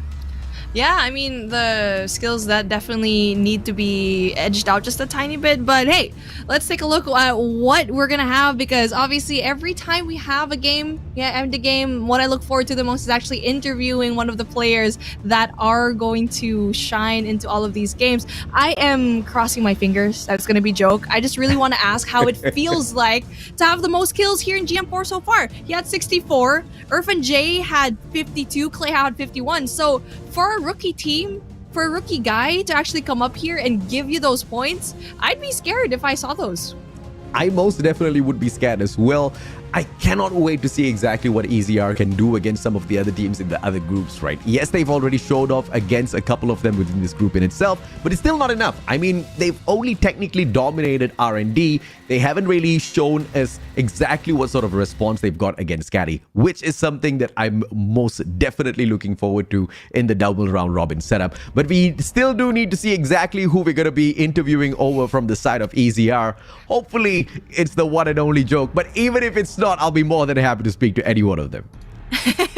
Is it going to be a drum roll, please? Who is it going to be? I'm really excited. But hey, anyone else actually from that team, I'd be really willing to actually ask, because so far everyone stepped it up. And yes, Joke is going to be your number one, but hey, I'm excited to see it. But let's bring out who is going to be our interviewee for the day, as 2 very eager shoutcasters is going to be here today. Hey, Strox is going to be here. Hey, how are you doing, Strox? A very good game. I saw you had so many good snipes, man. I mean, your talent, your team's talent also is definitely undeniable. But how are you so far? What are you feeling in the competition? What do you think is your strength as a team coming in today in week number 2? Yeah. So during the week 1, you guys saw that we lost against SKADI real hard. We had about 1-3 again in control, and we got destroyed in spawns actually in S&D.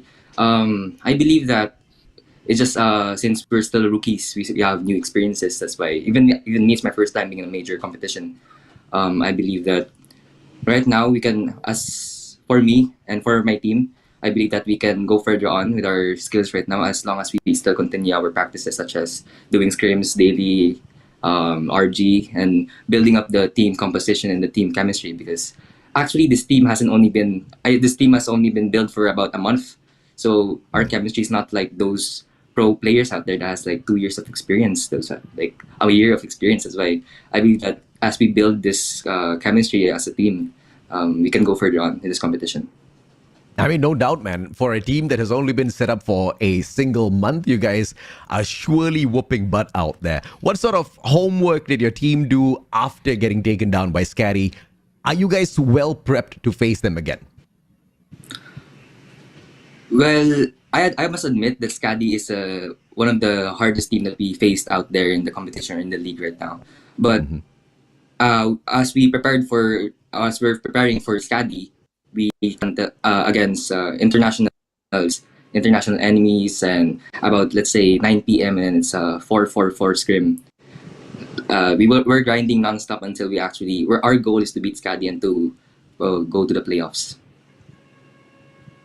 Well said. I mean, obviously you have to beat out, if you're going to beat out a giant, you have to beat out everyone else that's actually going to be underneath them. And that's going to be R&D, right? That's going to be Broke Boys Club. And eventually, maybe once you meet SKADI again in the future, that's definitely going to be a really big deal. And hopefully you guys are going to be prepped for that. And obviously with this game, I believe that you can actually have that. But what do you feel so far? Obviously having a 3-0 now, what do you feel about your performance, especially knowing very well that you had a loss, a pretty devastating loss in week 1?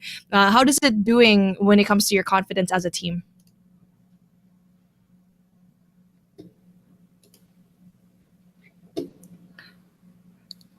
Oh, is he back? Yes, Is I'm he sorry, back? I'm sorry. Oh, there you go. Yeah, Oh, but, did powered you up, I'm sorry. hear the question? No. Can you please repeat the question? Okay, sure, no problem. So Sorry. once you had this win, 3-0 up against R&D, what did you feel like, especially with that loss, the devastating loss that you have up against SKADI in the last week? What are you feeling like when it comes to your confidence here as a team? Well, currently, I wouldn't say I'm really confident that we beat SKADI, like how we beat R&D, as there's still a lack in our, like I said, in our chemistry and as a team. So right now we're currently grinding and doing our best as a team, especially for our supporters out there, and to prove our haters wrong, and in the first game that we are actually a very good team and that we are ready and we are grinding ourselves so that we can show you a good game. Well taken, Strox. I do think you guys are a phenomenal team. Keep the hard work up. And we want to see you guys take a better fight against SKADI for sure. But there is one more challenge before we head on into the double round robin for you guys. So good luck against the Broke Boys Club in a bit. Thank you, Musashi. Thank you, Mufami. What an amazing show, man. I mean, I feel like he just talks so well, and he's a really good representation of how his team is actually going to be performing. So, again, that's good communication right there. And he already mentioned it. You need to have your comms down, and especially being just a newly formed team, not just that, you're going to be all rookies. It's really impressive what they've done here so far. But obviously, R&D is a team that we already kind of knew that might have a hard time up against EZR. The next question is, can they do the same when it comes to going up for Broke Boys Club? Because they're the next one. Their next hit is going to be that team. And you already know that team is very much, experienced. So interesting to see how this actually plays out. But again, a lot of action still. We're only here for our second matchup. We have 2 more to end the day. You wouldn't want to miss it. We're going to be going in for a short break. We'll see you in a little bit.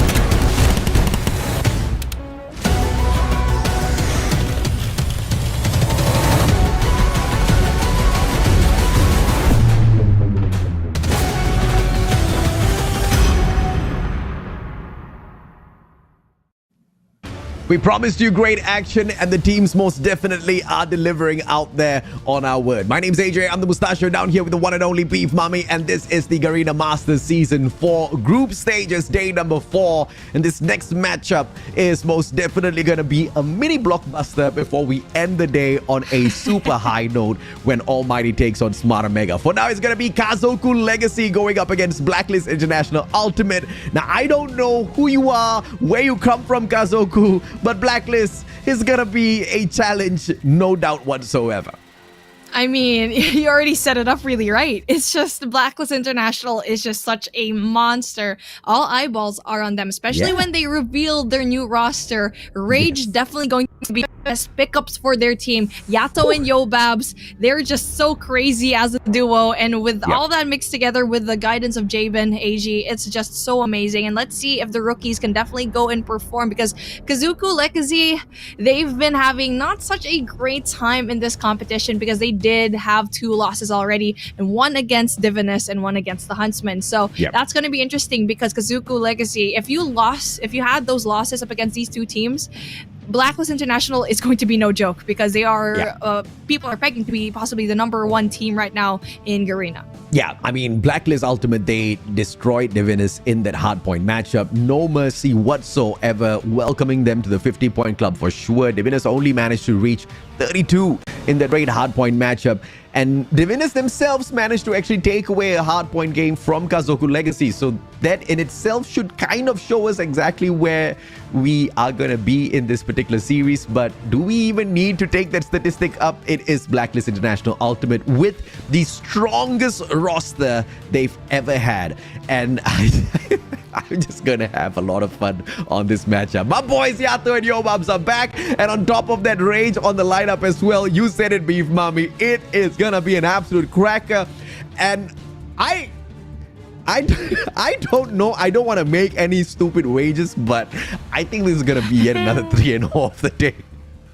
I mean, I just want to be surprised, man. Maybe Kazoku Legacy has something that Blacklist International doesn't. I'm just hoping very well that Kazoku has somewhat recovered in the last week from their 2 losses and did their homeworks and all of that, prayed to the gods above and prayed for a miracle, because at this point you are up against a really seasoned team, the 2021 Eastern champions. And so again, what you said, what we've had in the schedule so far, this is a sneak peek as to what is going to happen into that 9 p.m. matchup with Smart Omega and ALMGHTY. So far we're already at the halfway point into the broadcast, day number 4. I'm so excited for this match, because hey, even though people say that Kazoku Legacy might have a hard time, I want to see some shining moments in this team. I want to see who is going to step up in the plate, because once you're backed up in the corner, that's when you're going to see how a team actually shines. I mean, if you want to see a team shine, we'll show you some shyness in a little bit, right? Because I think one of the greatest KD stats picked up in a match so far has actually been with Yato when he took on DIVINUS in that Hardpoint matchup. And I say he took on DIVINUS because it looked like Yato was everywhere in that matchup, right? A 3.1 KD. But this is exactly the kind of ferociousness Kazoku needs to go up against. And hopefully the lineup of DNA, Michi, Type, Clayhow, as well as Sin will be able to do exactly that. So far, they've got a 16.7% win rate through all of their 6 matches. That's not a great statistic to pick up before you go up against Blacklist Ultimate themselves. Yeah, and like what we were saying is like, who is going to step it up for this team a while ago? And it's Clayhow. He's had a really brilliant performance. And so far, that Clayhow, he has probably the 3rd highest kills here in Hardpoint. That's going to be 51, and they had it up against DIVINUS. So he was a huge contribution as to why they actually won that takeoff map. And I'm excited to see how he's actually going to be performing, because these are completely different monsters in a league of their own. So these are the moments that, okay, you already had 2 hard losses, but this is where you kind of prove where you actually stand in your particular groupings. And, you know, although I really want to hype this team up, they just have not given us enough of a reason just yet. And this team needs no hype. Jabin, Rage, Skirt, Yato, Yobabs, as well as AG. My lord, what a stacked roster to prepare for this year's World Championship. Blacklist Ultimate is bringing their ultimate, no doubt whatsoever. And you know, I think Blacklist International is going to be really happy with the results that these boys are able to produce. On top of everything else, you've got the two titans, Yato and Yobabs, right back in it, and they are old enough to participate in the World Champs. And on top of that, you've got one of the best objective players out there on the battlefield on your side as well. I think this is just all out dubs for this team, no doubt whatsoever. Kazoku Legacy, I don't know what they did to prepare for this matchup, but they better throw everything, including the kitchen sink at Blacklist Ultimate, if they want to pull away a win. They need to have really good, I mean, it just goes down to that individual gun skills. That's going to be really important. But if you do have on the lockdown, it's really the con needs to go lightning fast. If you've read it, if especially when it comes to that search and destroy, best believe that you need to go and rotate SAP. But hey, there's going to be a lot of other, you know, moments where they can finally go and take a piece of this really beautiful W cake. But here we go, head to head is going to be going down. Clayhow, without a surprise, is going to be representing his team, and Yato coming in from Blacklist. People are scared of this guy. Yato is the reason that Blacklist International has been doing so good, and the duo that is Yato and Yobabs, there's a reason why they're all together. And now that they are of age, it's just so scary team going up against you. I mean, I feel like a proud daddy. I've seen this child grow up right in front of my eyes through all of his profile pictures. And, you know, let it not fool you that Clayhow has got the better average in terms of kills. 28 versus 19. If you look at the average stats, that shows exactly who Yato is. His sustainability out there on the battlefield, his positioning really makes Yato a dangerous player out there on the battlefield. The assists, very decent on the side of Clayhow, but it also points towards the fact that he's not finishing off as many players as he's coming in contact with. Yato, on the other hand, he is very efficient when it comes to all of those engagements. But numbers are numbers, and it seems like Clayhow is beating the living life out of Yato right now in this head-to-head. But then that's the problem, right? There's only that one guy here in Kazoku that can make the biggest impact. And we've heard a while ago, R&D EZR game, it definitely has really good numbers, but it's just him. And so Kazoku Legacy, every single one of them should actually go and step it up. But hey, Lady Luck is on the side of Kazoku right now as they win that coin toss, and Hardpoint and Hacienda is going to be for that first matchup. Slums S&D, I'm not sure about this one, man. I mean, it's just really hard to have that S&D matchup in Slums. I mean, I'm sorry, but it's really hard to go up against Blacklist Ultimate anywhere. So, you know, fair enough. Fingers crossed for Kazoku Legacy. That's all I can say, because these boys couldn't even beat DIVINUS, which is a tad bit disappointing. It's the first time those ladies are making it up here, and they're already outplaying Kazoku Legacy. So that's something that Kazoku really needs to take to heart and hopefully be able to turn around in the second half of this double round robin. Do I have any hopes for them whatsoever against Blacklist International Ultimate? No. But do I wish they stand a strong chance against them? Absolutely. So in this Hacienda Hardpoint, everything needs to go right for Kazoku Legacy. And every single rotation, every single spawn management needs to be right, because Hacienda is such an annoyingly huge map to play Hardpoint on. If you want to manage those spawns, you got to be traveling early. So the anchor players are going to be really important. We know Blacklist is fantastic when it comes to anchoring. Kazoku Legacy needs to show us that they can do the same thing as well. They need to be 2 or 3 steps ahead, and that's how you play Hacienda Hardpoint, because of how far away everybody you mentioned. And so if Kazoku Legacy actually has the capability to do that, I'm hoping that they prepared enough in that last week. But I mean, 1 week is time for you to actually like buff up all of your knowledge when it comes to all of these games. But I'm hoping that they bring out something good. So you need to pull off every single trick off the hat when you're going up against a team like Blacklist International. We've seen DIVINUS absolutely struggle, and because Zook struggled up against DIVINUS, and so it's just like an equation where 2 things put together equals this. And now for Kazoku, it's a good luck for you as we start here into our Hacienda Hardpoint, and let's see what kind of magic that this team can go and play. Talking about that, when you go up against Blacklist International Ultimate, especially with a lineup like this, 1 + 1 is 100. Yeah, they scale it up in that way, right?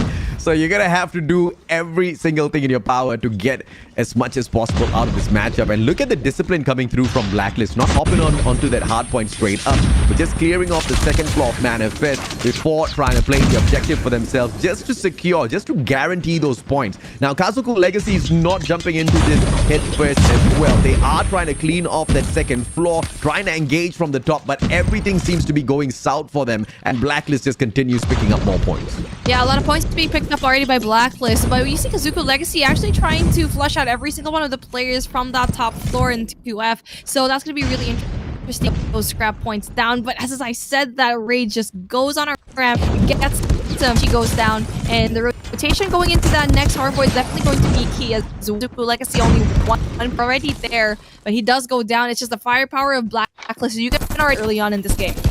Oh yeah, I mean, it's very clear in terms of how much firepower Blacklist International has got in this matchup. 30-7, 55 more seconds to go, and hardpoint number 2 nowhere near. Can you see a Kazoku Legacy player? Player number 5 finally arrives. It's going to be the one and only TSM, but as quickly as he arrives, he gets taken out of the equation. Sin does a good job, pulls out the hunter-killer drone as well. Can it go out for the hunt though? It is him that gets hunted instead. DNA from the back goes in to just pause the bleeding for a mere second before he himself gets crushed out of the equation. This is just a fight that Kazoku Legacy needs to figure out exactly how they can handle, because Blacklist International seems to be running circles around them. 20 more seconds to go. This might just be all out Blacklist. Oh man, that was just a really huge gunfight. If Mishi actually was able to get that, he was already at a really prime position, but unfortunately it's just the reaction time of Blacklist is just too huge. And now as the rotation finally comes through, you get to see multiple players actually from Kazoku already there into that next hard point, but it's just no one's pushing. No one's actually going to be pushing right there. The player 1 and 2, that's going to be Clayhow and DNA that you need to go and push. They only have, what, 1 kill? That is so unlike Clayhow to only just get 2 kills. It's most definitely not like him at all, but he is going up against one of the most ferocious teams out there on the battlefield. Blacklist International Ultimate, the all-new Blacklist Ultimate, is built to absolutely annihilate, and annihilate is what they are doing right now. Welcome to the 10-point club, Kazoku Legacy. As of this point, Blacklist International Ultimate about to cross the 100-point barrier, whereas Kazoku Legacy hasn't even reached 10, and they can't even step a single second into this hard point. P3 is just all out dominated by the boys in blue. And the boys in blue definitely wrecking havoc here, as they have such solid control in every single hardpoint that they actually touch. And so far, they only have that one problem that was supposed to be Sin, but sniffed out by Rage. It's just the SKS is just so good in this map that honestly, you need to bring it out. If you see another team using the SKS, you need to make sure that you have an SKS of your own, or have a long-range gun that you can actually go and use. So far, the Krig 6 might be that answer, but again, it's not really that easily controllable when it comes to that recoil into that long-range engagement. And as we see that rotation finally pulling through, we do have DNA going in for that cheeky backstab that we really like to see. But again, just as I said, he actually changes his mind and tries to go in for that mid-push instead. I mean, how can Kazoku Legacy not have the 10th point already, man? Blacklist International Ultimate, they are doing every single thing. I was talking about chucking everything, including the kitchen sink at Blacklist. It's Blacklist that's chucking their kitchen sink. Kazoku Legacy, they cannot step on in. They are trying, though. Here comes a triple push, all lined up against each other. But Yato says, hello there, and please get the heck out of here alongside AG. What a crazy hole by Blacklist Ultimate. Kazoku Legacy, you gotta take at the very least a backstab. I know, it was just like player number 2, that was DNA. He was gonna go for that backstab, but instead he changed his mind last second and went in for that mid push, and eventually greeted by the gravity vortex. And so it's just like that reluctance to try and go there for the flank. And if you are going to be going up against Blacklist International, you need to outsmart them. You need to go and find a way for that flank. And again, you see DNA going for that flank, but it changes his mind. And so far, not really working out for his favor, but he does finally get that kill because he does have that Annihilator being played out. But they need to go and contest the point. If they're getting those kills outside, they might have a chance to get those score streaks down, but they also need to go and touch the hard point. They've been on 9 for how many hills already? I mean, way too many hills. That's the answer. 171 to 9. Kazoku Legacy cannot seem to find a break. And literally, they cannot break the hill no matter what they do. Blacklist International Ultimate, on the other hand, they're just hopping in, man after man, just sending in one objective player to hold down the fort, whereas the rest of them just surrounds the area on the second floor of Mana. Finally, Kazoku finds the hill. 12 points. They've managed to break away from that 9-point hole. Goodness me. What a crazy expectation to put onto Kazoku Legacy for them to not end below 10 points. Oh man, they need to reach the 20-point club now. It's just like little steps at a time. I mean, for Blacklist, they're taking wide strides running. And now for Kazoku, they're just crawling right now. They're struggling to get a lot of these points, but they are set up for that P2 control. We need to know that they do also have the more favorable spawn, so that's going to be good for them. I'm expecting that they would get a lot more points down here. So really good control and early rotation here so far. They're definitely going to be getting a lot more points here. Sin is playing on a 6-finger claw on his mobile. I have no idea how you fit that many fingers on a screen, man. But 27, finally, Kazoku Legacy showing us a little bit, some signs of life. They hold onto the hill with those near lives of theirs. And Type does a phenomenal job taking Rage out of the equation, holds onto the corner as well, continues punishing Blacklist International Ultimate. That's the kind of plays we want to see out of them. But Blacklist very quickly swoops on in with that statue spawn and takes over the hill, not allowing Kazoku Legacy to step on back in. But here comes the pincer maneuver, attacking from all three sides. And Kazoku Legacy fails just for a mere second before taking that hill right back. Now we see some fight. Yeah, that is a fight that we needed to see for Kazoku Legacy, and now the rotation needs to come through. But unfortunately for them, Blacklist already on the prowl for that next set of rotations. And not just that, they are pretty much equipped to go in for that defense. Jabin already with a ready. Not just that, there's going to be 2 operators down and almost 3rd on the way, Yato with another shriek of his own. So they're very loaded when it comes to this defense and very well can end this hard point here. But good kills coming in from Type and Sin, clearing out the space. But we need to see a little bit more pressure coming in from that backstab coming for Kazoku Legacy. That I have to agree with, right? All of those backstabs have failed at the moment. Multiple angles of engagement taken by Kazoku Legacy, but the gunfight's just way too good. Clayhow, good gravity vortex. Second pop manages to find one for himself, and the hill sneaked away by Kazoku Legacy. All thanks to Clayhow. Now, with a tight corner, he holds onto it. Crick 6 unable to deliver as he stands up at the wrong time. He gets annihilated. Blacklist are right back in it. Yeah, Blacklist is definitely back into the game, but with 11 seconds left, they definitely can't finish the game off here. Kazoku Legacy still has a shot to gain a tiny bit more points, but they have such a long way to go. This is going to be a marathon for them, and for Blacklist, it's just going to be a sprint. And so far, they actually did an amazing job at holding down this hard point into the first half of the game. And so far, so good coming from Kazoku. They are winning their gunfight so far. Through 39 to 61, Blacklist Ultimate. They should be able to wrap this up as Kazoku Legacy is just way too far away to finish things off with the way they stand. Blacklist Ultimate gets a super easy victory. 61 points is all Kazoku Legacy managed to muster up, but I'll take that over 9 points any day. Yeah, and they were stuck there in the purgatory for the longest time, but it's a good thing that their early rotation in the reset of P2 was going to be paying off in a way, I guess. At least they're not in that 9 points club, or I mean in the 10-point club. So it just goes to show that whoever goes up against Blacklist International, no matter if you're going to be Divinus or if you're going to be, you know, this team right now, it's just, they're having a hard time. Kazoku Legacy, it's just Hardpoint. It's just the game of Blacklist International Ultimate. You can see it in the scoreline right now. Jabin getting that 35 kills. That's going to be huge. And on the other side, you have Sin having that 28, but a mere 9 seconds to his name. So you look at AG having that 3 minutes and 20 seconds on the clock. It's just, no, without a doubt, so talented when it comes to knowing what kind of objective that each of these players from Blacklist International knows how to play.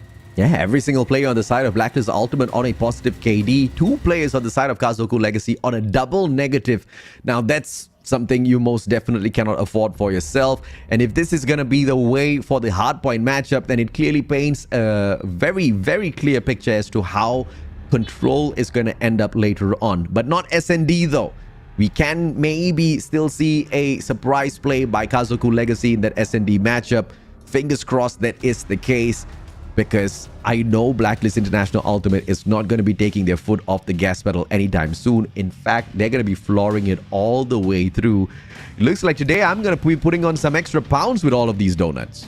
And I already feel it in my belly. It's just like it's hurting already. There's so many donuts today, but I'm pretty sure later on it's not going to be a donut because it's definitely going to be a banger. But I don't want to greet it just yet. There's still S&D, and this is the best case scenario for Kazoku Legacy to try to get 1 point off of this team. But again, if you're having Rage in your team, you also have Yato possibly on the snipe. That's going to be really difficult because Rage has been a really great force to be dealt with. We've seen already in GM3, he made history where he got that 3 kills to end off that Omega win and eventually just win off of that finals round. So it's just like a trade-off. Hey, Blacklist wants Rage, and you know, Omega wants Tin. So, I mean, with that in mind, that's why Kazoku Legacy is just struggling so much, because all of these teams, these powerful teams, are just trading off each other. And now for Kazoku, they are rookies here, but this is a really good experience to see what you're actually being up against. You're fighting the best of the best in the world. Yeah, without the acquisition of Tin, I think, you know, the trade-off letting go Rage would have been a huge blow for Smart Omega. But acquiring Tin with the trade, I do not feel the loss at all whatsoever. 2 phenomenal players. All they did is just switch jerseys. Good on them. I think it's going to be exciting to see both of these teams played off later on in the playoffs for sure. I mean, no doubt Blacklist Ultimate is going to make it to the playoffs, especially if they are lumped into this group. They are not the group of death, but the death in the group. No matter whoever goes up against them, they're just going to be dishing out L's for everyone to just lap up. Slums S&D though. Grim Reaper. This is where we cross our fingers, cross our toes for Kazoku Legacy, because if there's anywhere they can surprise us, it's going to be here. But Yato and Yobabs are back. That means S&D matches are untouchable. Yeah, it's a hard task. That's the only thing I can say. Because what we've seen, the reason why we're just hyping up Blacklist so much, we see the numbers to back us up when it comes to it. It's like every time they have a hardpoint matchup, it doesn't go past 60 points. They never even touch 100. When it comes to their game in Divinus, it was a 1-7. In Control is a 1-3. And obviously that is going to be their first and only game, but they're showing it up here again. And so let's see if history can rewrite itself in the favor of Kazoku Legacy. But Slums being the map is just going to be so difficult for Kazoku to try and win. Good setup for the defense. It's a 3-1-1 split with just a single defender moving on towards Dumpsters, holding on to it for his dear life. And look at this aggressive defense coming out of Blacklist Ultimate, pushing that line straight up towards the wall of the garage, just waiting for any of the heads to pop on out so that they can pop it off. Jabin, angles are all being held with the DLQ. Nobody's showing up just yet. That wall bang does connect. Jabin, you monster. My gosh, I mean, it's just a premonition that someone's going to be there. That's how you know. That's how pros and rookies are going to be separated from. So that's going to be a really big pick coming off of Jabin. But for Kazoku Legacy, they're just going to be staying put just a tiny bit, getting that information down, waiting for Clayhow to get at least one more pick. But Blacklist, they're not going to budge. That is a really good sign for them to just not do anything. But DNA open things up, gets rid of Rage, and that is your sign to go and push somewhere else. Looking like it might be a Bravo push, and they need to just get rid of just one player. DNA finds AG. That's a good way to just keep the balance in check for the team of Kazoku Legacy. Opportunity to surprise is being taken really, really well by Kazoku. Singaporean SKAD can surprise, but Yato and Jabin, they step it up. TSM goes down. DNA taken out with a fantastic headshot, courtesy of Jabin as well. 2 week 3, but Type still has got the bomb on him. They just need to make sure they don't make a mistake. Ever so slowly, they are inching towards that dumpster. They want to get that plant, but this is just way too open of a push coming through from Clayhow.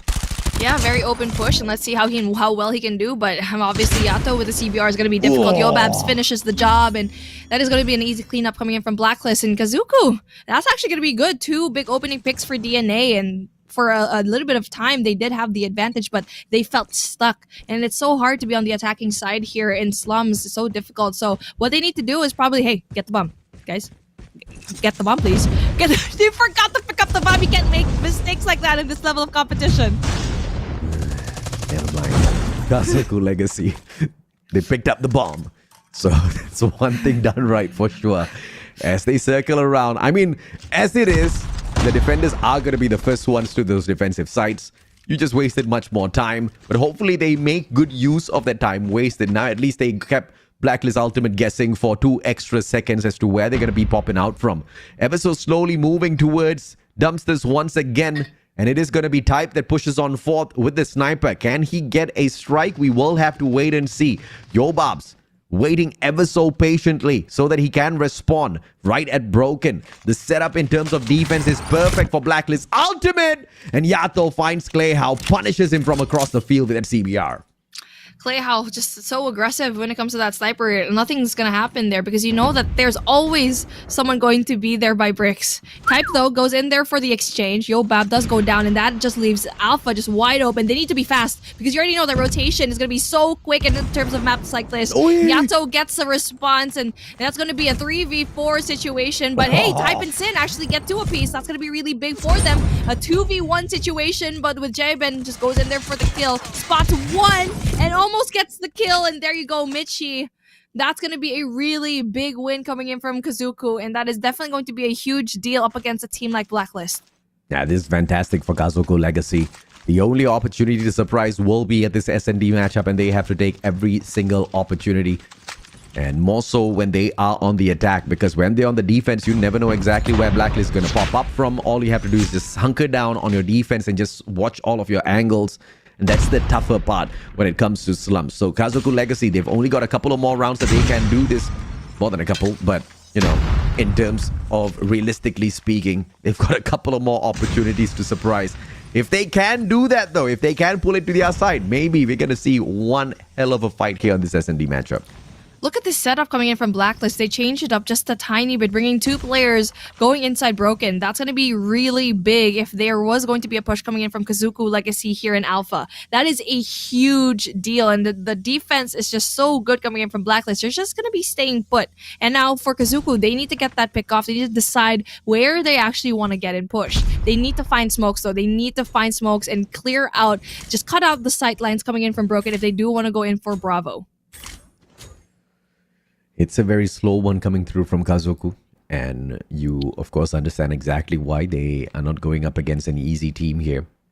I mean, death on the spot when you do come across a Blacklist Ultimate player. Kazoku's just trying to prevent that by pushing their snipers forward first. DNA as well as Type. It's a double snipe setup on slumps, which I really like. But if you're not going to be able to find those players, you are going to be punished. Type, what a snipe. And Clayhow delivers from the back as well with a very quick wraparound. And it's going to be Clayhow yet again, but... What? That was so quick. I was so focused on Clayhow and his possible 3rd kill, but it's just so good for Blacklist. What an amazing response. That lightning quick response coming in from Blacklist. And even though Clayhow had the advantage of those 2 kills, Blacklist does not care. They do a really good job at maintaining their numbers well, even though they're down. So again, similar setup coming in for this next round, a 3-2 split. But again, with Bravo, no one's actually going to have sight lines. They're going to be staying put, knowing very well that if you are going to find someone there into the furthest part of the map, you're going to be losing that 10 out of 10. I mean, come on. Kazoku Legacy they thought they were about to get that one. And I love the wraparound by Clayhow. But the guy doesn't even get to do much. And Yato says, please get out of this round. Let's just meet in the next round. This is just way too clean coming through from Blacklist. Ooh. Good sticky out of DNA. Gets Jabin out of the equation first. 5v4. But Yato's still alive. God damn it. Clayhow goes in again very aggressively and through mid. Gets spotted. I mean, you have 2 players there. What can you do? You're always going to be expecting. Bomb is going to be really open, though. I'm surprised that he's going to be pushing there all to himself. There's 3 players right there going in for that defense, but the bomb is going to be down in such a really bad position. Really open through mid. But I'm not quite sure if Blacklist International actually knows that the bomb is going to be going down. Let's see exactly what they've got in store for us as a return. As Yato finds Type once again. 2v3, things just get a tad bit more difficult. Michi shuts down Yato. Good trade around coming through. But Michi's the final player left. It's a 1v2 against Blacklist, Ultimates, AG, and Yobabs. Michi wraps around, finds one. Head glitch played, but Yobab still gets nailed through that CBR4. Fantastic play by Michi. Needs to just pick up that bomb. Bomb out in the open. Manages to pull it up. AG looking the wrong way. CBR4 should be able to find it. Guy wraps around. And the timing's just too good. I mean, Kazoku Legacy just took too long when it comes to deciding where they want to go in for the plant. The only time they tried to decide to move is when the bomb was actually down already. So, oh man, it's just so difficult for when you're going up against a Blacklist, because one tiny mistake, they'll definitely utilize that to their advantage. And so now Kazoku Legacy goes in there very aggressively, going into that Bravo flag, and they finally need to do that because so far they've been too passive. Jamin finds DNA for the opening pick. Yato traded out by Michi, though. That's a good strike right back coming through from Kazoku Legacy. Bomb instantaneously being planted. That's going to pile on the pressure onto Blacklist as well as Type finds Rage. This is Kazoku's round. They cannot drop the ball, but remember the last time we thought that was going to happen. Yato happened as well. Yobab's still alive. They've got that one sniper. Yobab's gets tagged up just a tad bit. Clay Howe, can he find that finisher? 25 more seconds to go. Clay Howe nails down AG. Turns around to take out Yobabs as well. This guy doing so much, but just runs out of bullets. And just like that, we're even when it comes to the playing field. The 1v1 is going to be scattered all across the map, and a 2v1 is going to ensue as Michi's actually going to be winning that. And there you go, Michi with that beautiful double to end that round, 3-2. Somewhat of a closer matchup than we actually expected here, and I'm really impressed to see that Kazoku Legacy doing an amazing job when it comes to that tiny bit of play differences every single round.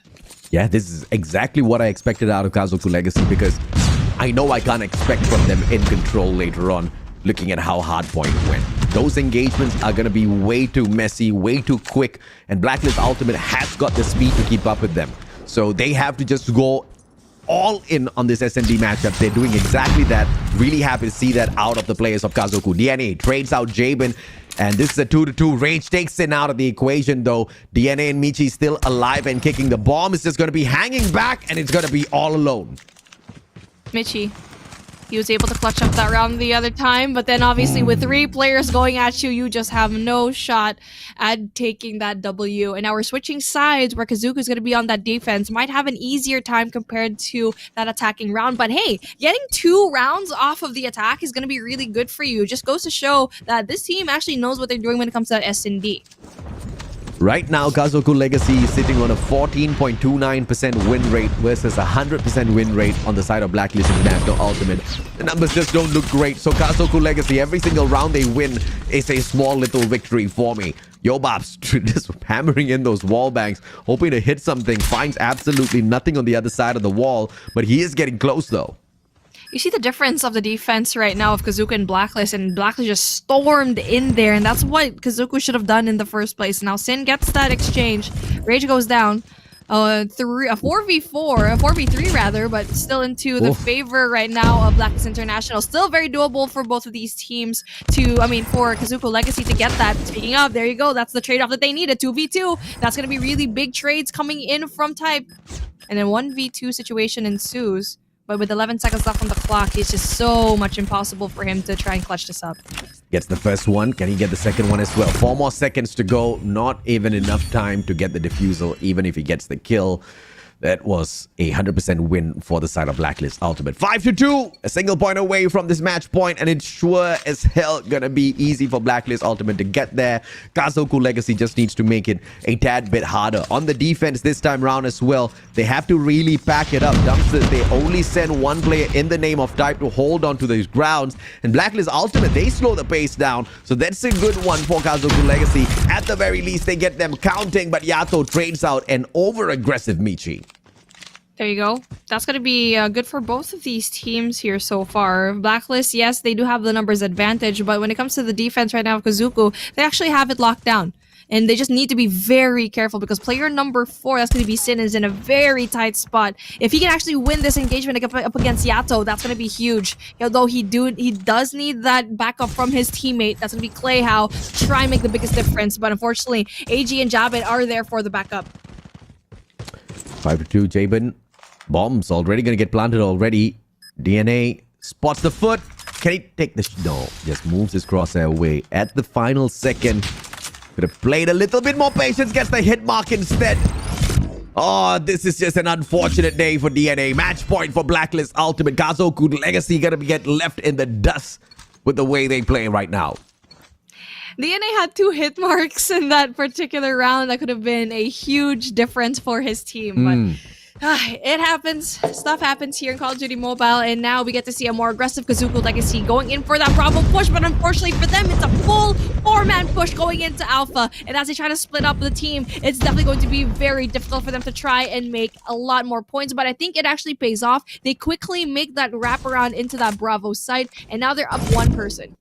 At this point, Kazoku Legacy just needs to stack these bomb sites and stop splitting up because, you know, they can win this out just purely with aggression.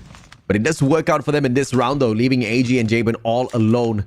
If they still manage to turn this around, I will lose my mind. Jabin's all alone here, just holding on to this angle right outside of Broken. Spots a good slide challenge by DNA. Jabin taken down. Just the secondary in hand. AG as the lone player. 1v4. This has to be the Kazoku round. Oh, man, AG. I mean... There was no reason why he actually should have pushed that far for DNA. But hey, they do have the numbers advantage, so he's sniffing it out. But the good thing about his death is the fact that they know where AG is. So that's going to be really big information. So they can actually play it out. Fine, I get the idea, and it actually pulled off and paid off. So right now, a 3v1, if you're going to be AG, you have to figure out where everyone is. You have to worry about 3 players. And so far, they are at really good positions right now. The players of Kazoku Legacy have never gotten more than 3 round wins in SND. And AG is doing the unbelievable. This is his clutch round. If he clutches this, I tell you, AG, you freaking monster. CBR4 spots out a player, head glitch. He's not going to be able to get that from that angle. Quickly repositions. Footsteps heard by player number 4, Sin. Sin turns around. CBR4. Can he get it? Yes, he does. But just tags him up and Sin goes ahead to finish off the job. 3x holding match point for Blacklist Ultimate. That was a really good round for Kazoku. I mean, you basically made DNA your bait and tried to get that information, had that info down. 2 players stacking up B and 1 in A was so good for them playing their numbers to advantages, but then they need to do it 3 more times, 4 more times. And so far, so good for this team. They need to take it step by step. Again, try to win for that rush into that Alpha side. 3 players from Blacklist going to be stacking that, but then Jabin gets that first opening pick off of Sin. It's a good pickup coming through just to open up this round. Type, good that he backed away from the position he was holding on to because there was for sure annihilation awaiting him if he did not reposition. Yato, aggressive down middle, and now they are all pushing up forward towards the side of Kazoku Legacy. Yato meets one, does not get to catch that player off. Ring around the rosy only to meet his barrel at the end of the day for Jabin. Type trades out Jabin though. And it is, only to meet Yato. Yato finds Clayhouse. Backstab. Type is going to get taken out of the equation as well. And the champ, Yato, is back to dominate. That was so good. I mean, Blacklist International just is masters of this map. When it comes to their defense, it was impenetrable. I mean, yes, there were 2 attacking rounds for the favor of Kazoku, but they just had such a hard time going in for the defense of Blacklist. And you saw the difference with the defense with Blacklist and also Kazoku, where Kazoku, they were left wide open. Michi a while ago in that last round, he was so open and he probably should have proned somewhere else. But hey, that's the price that you pay. You need to do your homework more because you need to be able to just dodge the scopes of your snipers here. Jabin Yobab's doing so well when it comes to the scope and just creating that space for his team. But obviously the man right now is going to be AG. I mean, AG picks up the MVP. 2 plants coming on through. But the absolute slayer still is the one and only Yato. Breaks his own record of 12 kills with 13 in this round. And he was not the only one really popping off. Jabin right there behind him with the 12 kills, but one above because of the objective secured through the plant. And it's just a unwinnable match for Kazoku Legacy, no matter how you try to put it, right? They did have some signs of life. They did try really hard, especially on the attacking rounds. But you could see the vast difference in terms of strategy as well as execution between these 2 teams. Blacklist Ultimate is just so neat, so succinct when they want to get into that bomb site quickly and get the plant. Kazoku Legacy, on the other hand, they really struggled with that. You're absolutely right. They're so in sync when it comes to their defense and also the attack. It's just so good that they were not moving at all when it comes to that defense. They had every single angle down. They know which spots they're going to be seen at. And that's why you got to see Kazoku Legacy have a hard time getting that information. Yep. And that is the biggest reason why Blacklist International Ultimate, they did not give them anything. And even if they were down like 3 people, they can still double up when it comes to those individual gunfights. Yato and Jabin especially. Jabin to open up the space and Yato to finish off the round. So that is going to be a deadly combination. You know what? One player actually that I think has not been delivering in this particular game is going to be Rage. He's been at the bottom of the pack for 2 games now in Hacienda and Slums. I don't mind Rage being at the bottom because he plays the objective for the respawns. For the SND matchup, I mean, the boy just didn't get any chance to shine whatsoever. When you've got people like Yato and Jabin just sneaking away all of those monstrous kills, you know, what's Rage gonna do? All he can do is just sit back and say like, can you please give me some, you know? Rage, and it's good on him because you don't see him callously just running out, just purely trying to win it. They're all holding their positions. So Rage is gonna have his time, but he just doesn't even need to do much because of what a crazy stacked up team Blacklist Ultimate is. That's what's crazy about this whole setup. But as we head on into Control, I'm expecting to see a little bit more hustle coming through from Rage for sure, as they are going to be playing it on the offense, looking at how the players of the side of Kazoku lost that coin toss and they could only pick the side. So hopefully we do see some signs of life here for Kazoku Legacy since they're starting things off on the defense. And definitely, this is a place where it's very hard to go and have a comeback from. Raid is a difficult map to play in Control just because of how open everything is. And you already know that the SKS is going to be brought out by Rage. A while ago, he brought it out into that Hardpoint game in Hacienda. So it's just difficult when you don't have another sort of, you know, control game, a control person to try and go 1v1 up against Rage in that SKS. So, I mean, they're starting off in a better side. So I'm just hoping very well that they take that defensive side a little bit better. But once they lose that defense, I'm pretty sure it's going to be a 3-0. I'm not going to hold anything against Kazoku Legacy. This is Blacklist Ultimate, the most ultimate form of Blacklist Ultimate we have seen from the inception of this team, right? So I think they are going to have fun for sure out there in the battlefield.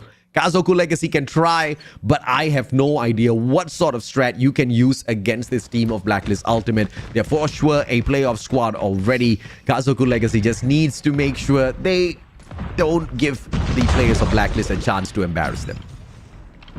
One player off of Clayhowl, that's going to be a really big one. I feel like he could actually go and slay and help his teammates out. So I feel like he should probably not have went into that alpha flag. Probably sent someone else there and just take a little bit of a peek. But his trail off of that spawn control, he definitely wants to go and trap them. But hey, he's going to be surrounded. He's going to be pinched up right now. Jabin sniffs him out though really quickly. Let's see if or not Kazoku can find a way to hold on to this, because that B control point is being lost at record speed here and it will be given away. They're so slow. Yeah, I mean, rotate. I don't know what more you can do if you are Kazoku Legacy. And now Blacklist Ultimate, they circle around. They're heading on in towards this A control point as well. And when I say they, only one guy is literally getting the deed done in the name of Yobabs. And Yobabs has already gotten the damage already secured at this A control point. One quadrant sneaked away single-handedly. That is just amazing plays coming in from Blacklist. Having that one tick of progress down. And again, the SKS does make an appearance. And that's going to be really big. Yobabs takes one down. That's going to be huge for them. Skirt, on the other hand, has the Krieg 6. Able to take those long-range engagements as well. And so far, this is Blacklist trying to clear out the space. They do have an advantage when it comes to the numbers. But Kazoku can actually try to go and even things out. It's only 6 kills for them. Let's see if or not they can get a little bit more than that, because they're not going to be able to sustain against a crazy team like Blacklist Ultimate, who's not even focusing on getting kills. They're just playing the objective on control, which is really very, very nice to see a team do out there and focus on. So Kazoku Legacy just needs to find a way to pick up all of those backstabs, because that's the winning condition. You got to catch Blacklist Ultimate off guard, because Blacklist Ultimate is just rushing in for all of those objectives. So you take them out from the back, and we can see 2 players doing exactly that. Player number 4 and 5, Sin as well as ALMGHTY. They have done great so far at the mid part of this map, and let's see if they can continue doing that, because that has been the winning formula for them. CODM, really big kill to stop the push coming in from Blacklist, and so far Blacklist seems like they're having a very hard time when it comes to going close. And speaking of the man himself, CODM also gets one, and this is where you get to see Blacklist kind of being pushed up in the corner just slightly. They're still at an advantage of 4 more kills, but Michi losing that gunfight here in Kitchen is going to be very hard, because that's going to be a hole into the defense right now of Kazoku Legacy with only having 2 people down. SKADI gets rid of DNA, and what can you do if you're going to be just those 2 people here? Type and Sin, they're going to be pushed back out. Not just that, the pinch is going to ensue as Jabin's going to be there for that flank. Yep, good smoke coming through as well from the side of Blacklist Ultimate, just to put the nail in the coffin here. Type gets taken out of the equation. Sin gets caught out by Jabin. The guy single-handedly finishes off the final 2 players as Blacklist Ultimate pick up the first round, and that's an attack. Yeah, I mean, we already said it a while ago, if Kazoku Legacy wins that, I mean, if Blacklist rather wins that attacking round, it's a very hard possibility for that 3-0 here in control. But they need to stop Jabin when it comes to that flank. He's probably one of the biggest obstacles that they need to go and overcome. This is just a day where I'm just going to put on more weight. There goes all of my dieting these past few weeks, beef. These guys just making me eat donut after donut after donut. 28 to 25. Blacklist Ultimate doing a great job so far at defense, but this B control point being sneaked away. Rage just whips out the Annihilator and annihilates the chances of Kazoku Legacy sneaking away the second quadrant. 26 and 21 is going to be the life count right now with 59 seconds left on the clock. And now Kazoku Legacy with just 1 tick of progress down in Bravo. Still pretty good when it comes to the numbers, but they're having such a hard time getting out of their spawn. You can see that there's going to be a straight line straight across the map. They can't even get out of their spawn really quickly. And for now, SKADI going in there for such solid backup, gets that 2 beautiful kills and earns him a Hunter Killer. Not just that, a Predator Missile as well to play with. Possibility to get 2. Oh, just gets 1. Oh, he does get that double kill, so that's going to be really big. A huge disparity when it comes to the life count right now with just 26 seconds left on the clock. Kazoku Legacy is going to be backed up in the corner. Yeah, I mean, she does manage to take Yato down and just downs the number a tad bit, but 11 life difference between the two. 15 more seconds to go. Kazoku Legacy not really making a beeline for any one of these objectives, and Blacklist Ultimate just the kind of team that can split up their defenses and still win out these rounds because they just that hella damn good. 5 more lives left for Kazoku Legacy, and Blacklist Ultimate won't care because the timer runs up, and that's time's up for them. 2-0. Blacklist Ultimate with yet another attacking round to secure.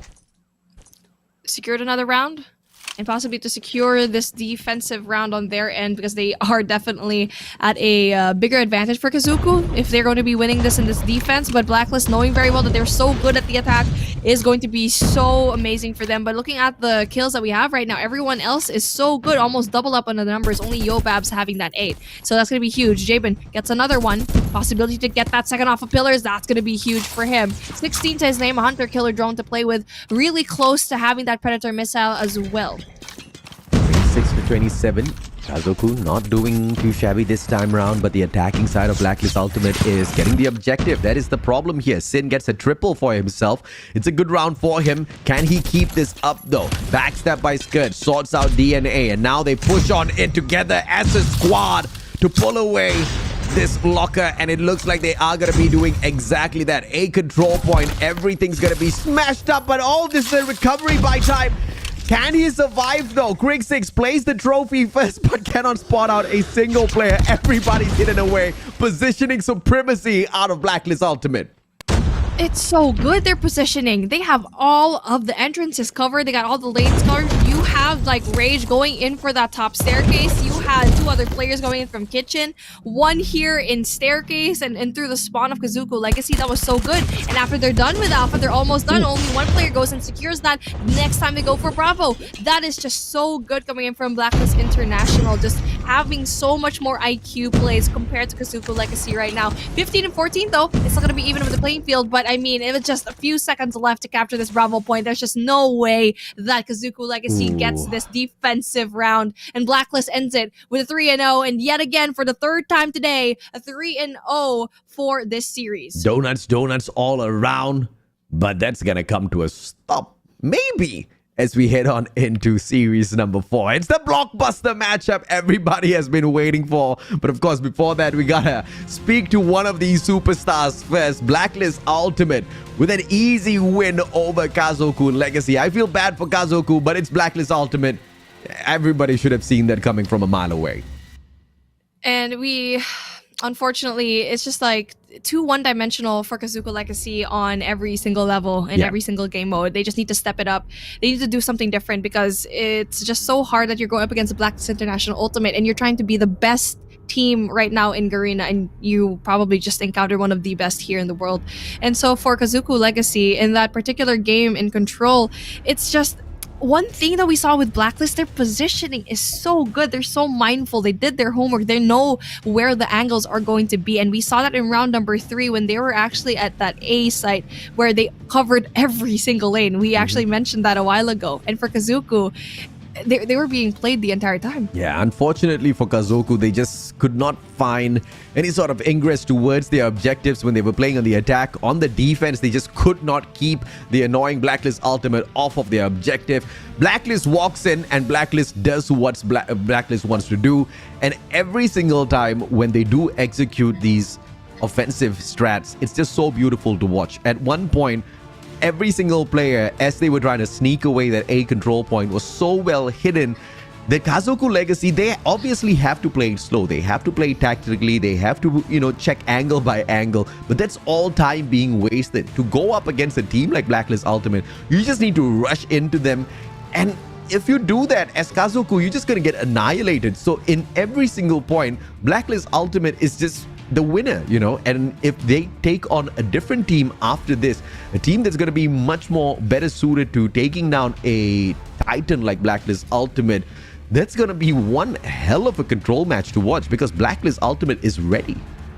They definitely are, and you see how clean they execute not only their plays in Control but also their plays in Search and Destroy. I mean, it's just to see that live and seeing it for the first time in a while, I could say that they definitely cleaned up all of their plays. We already hyped them up by saying they're probably one of the best teams, especially having Rage there, but to actually see it for our own eyes, how clean they actually play it, and the way that they're playing against all of these teams, against DIVINUS, against this team right now, it's just so hard as Kazoku Legacy. You can see the differences when it comes to their plays, their individual gunfights as well. Yeah, and I'm just curious as to what can Kazoku Legacy do to prep to face against Blacklist Ultimate again in this double round robin, because there's just no solution for these monsters, man. I mean, 250 to 61, they could barely crack it away from that 9-point mark for the longest of time. Hardpoint after hardpoint after hardpoint. All that was happening on the battlefield was Blacklist Ultimate. They finally started to break away, and in that S&D matchup, we saw some signs of life, but hit mark after hit mark was all we were seeing on the side of Kazoku. And Blacklist Ultimate, on the other hand, they just secured it back to back, right? And Control was just, let's not talk about Control. It was just so one-sided. And it's unfortunate for Kazoku Legacy because they were just going up against a Blacklist Ultimate team that was more than ready for this game. But the one thing that the other teams, I guess, can, cross their fingers and hope for is for Blacklist Ultimate to arrive at the playoffs a little soft, because this is not the most challenging team, or this is not the most challenging group for a team like Blacklist Ultimate to get thrown into. Yeah, you're absolutely right with that statement, because you saw that Omega and also ALMGHTY are going to be in the same groupings, right? But it's just so hard to see that the 3 teams that Blacklist International Ultimate actually was put up against, it just seems like it's not really much of a challenge for them, and that might be detrimental for them in the playoff stage, where a lot of the other groups have a hard time up against each other. And you see teams like FRANIC just slowly getting better and better.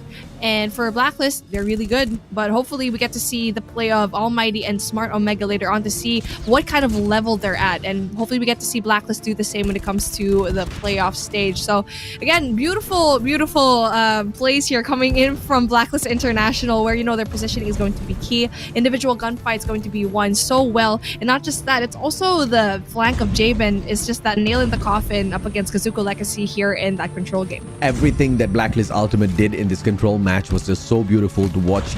And on the offensive, they were so tactical, getting into that site as a squad. That's something that, you know, I wish I see in more of these teams, because you usually just see one or two objective players just rushing on in and then dying off, not really getting the objective, nor doing much or bringing any much impact into the game. But Blacklist Ultimate is just not like that, right? The coordination between all of the team members was just a thing of beauty. Jabin picks up the MVP of the game, 22 average kills, and falls down an average of 7 times. That is less. That is like 3 times. He's getting 3 kills every time before he goes down. If that is not efficiency, I don't know what is. He's triple positive, and you barely see numbers like that. And the fact that he's always going to be at the back end, you will not expect him at all. And that's the reason why his deaths are so low, is because he will always be at your blind side. And I saw one of the players here in Blacklist International actually sport one of the animes I actually am watching now. And it reminds me so much of how team play should be. And right now, Jabin's going to be at your blind spot, always at the back end where you will not expect him. And Jabin's just that annoying, right? You never know exactly where he's going to be popping up from. And every single time he does appear out there on the battlefield, he's getting those kills. And if in control, that's just so much more effective on his side. If it is in any other game mode, it's just as effective. This guy is super annoying to see out there on the battlefield. But the problem here is he's not the only annoying one from Blacklist Ultimate. Every single player is a major threat, and I cannot wait to see exactly what this team does to the other teams up there in the playoffs later on.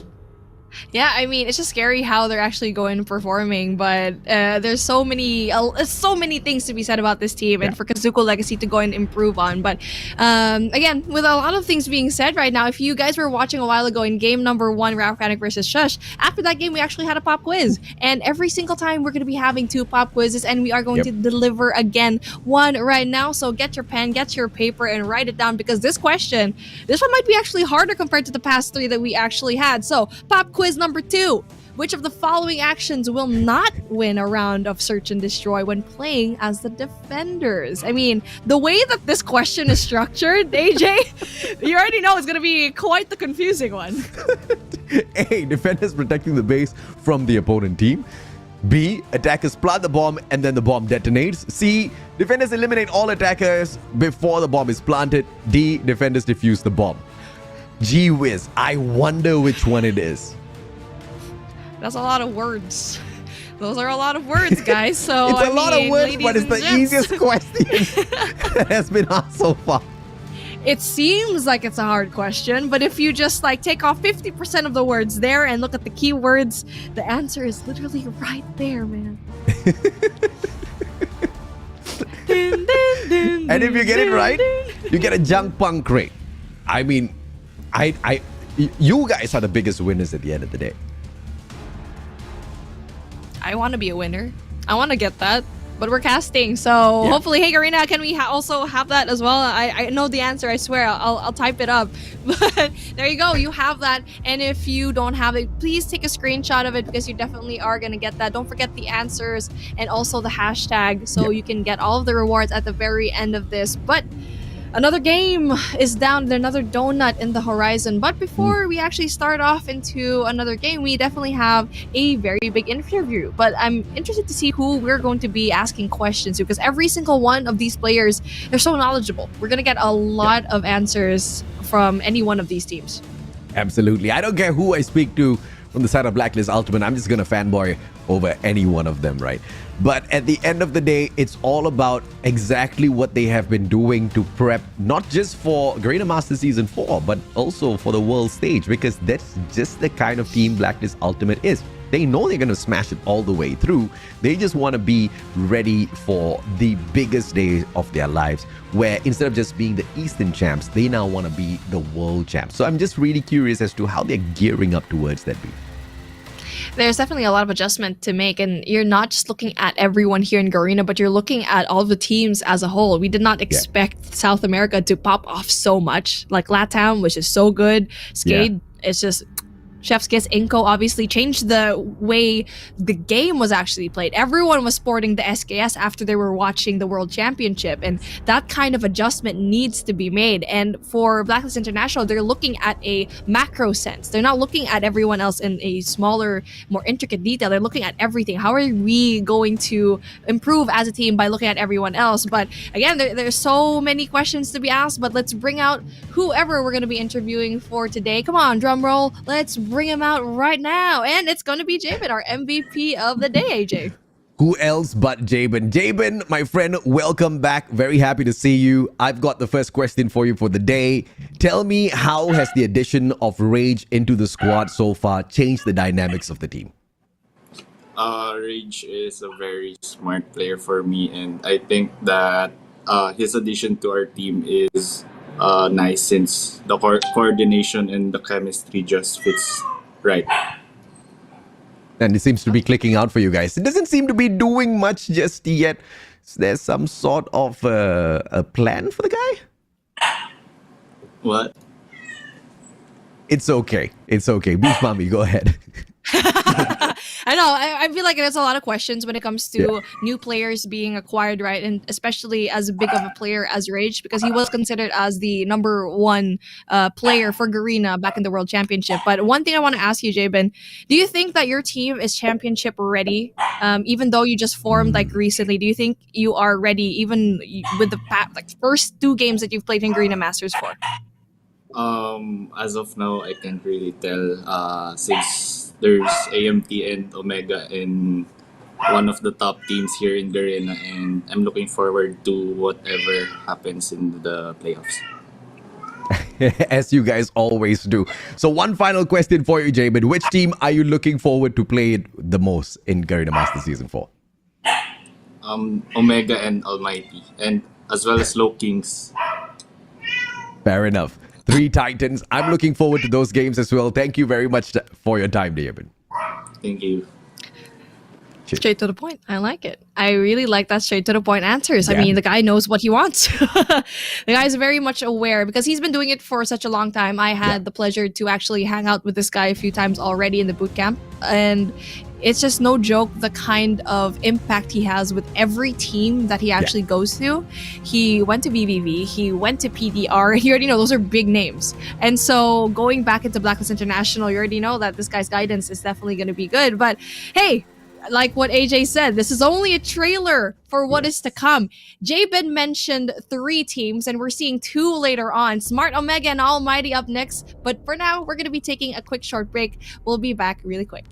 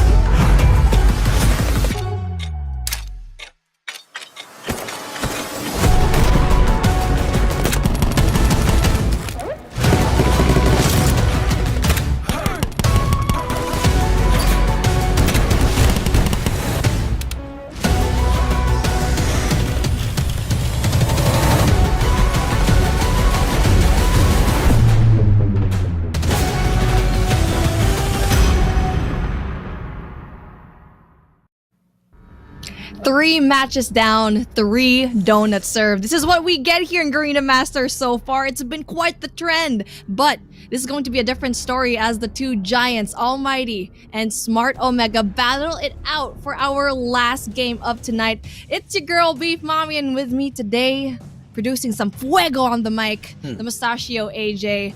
We will deliver one of the best performances of shoutcasting you'll see when it comes to this game, because you already know these are the big boys pushing through. Now, that is a guarantee, right? This is a playoffs match right here.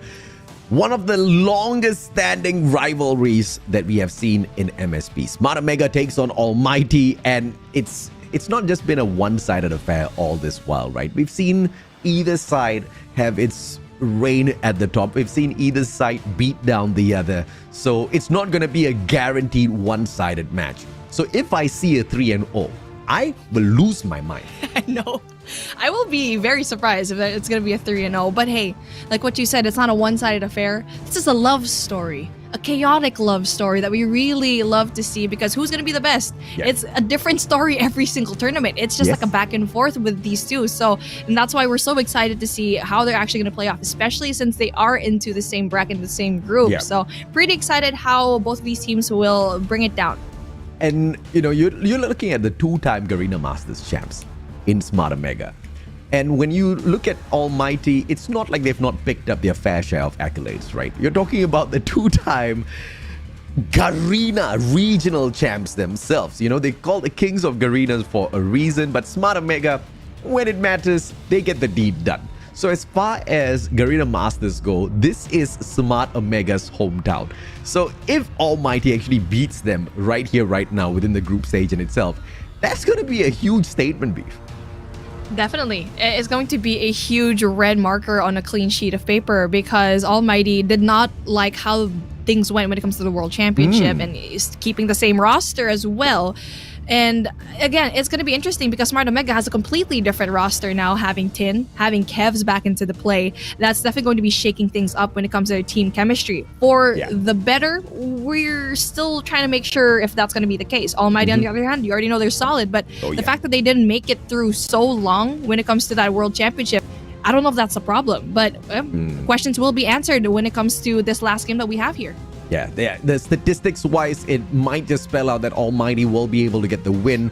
But, you know, like we've both said in our points, when it truly matters, Smart Omega, they go the distance. It matters here today as well. Technically, it doesn't matter because we know these two teams will most definitely make it into the playoffs. The lineup of Smart Omega, Candy, Kevs, Risky, Indra, Tin, as well as Whoopi. These monsters are ready. And the problem here is they've been ready for a long, long time. I mean, which other team has got a double coach setup? No one.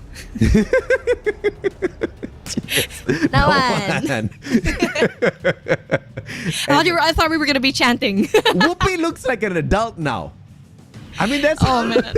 Yeah, your son's grown up. He's all grown up. He looks legit an adult now. He's a man. He ain't no longer a boy that's dominating out there on the battlefield. This is a full-grown man that's just ready to annihilate everyone. But the problem is they gotta go through the lineup of Almighty, Jeff Pro, Heaven, Shut Up, Irfan J, as well as Incendio. And if there's any team that can get the deed done, it is this one team. Smart Omega can get it done when the time is right, when it's most needed, but statistically it is all Almighty. Out of the 15 times they've met, Almighty has won 8 out of those 15 bouts.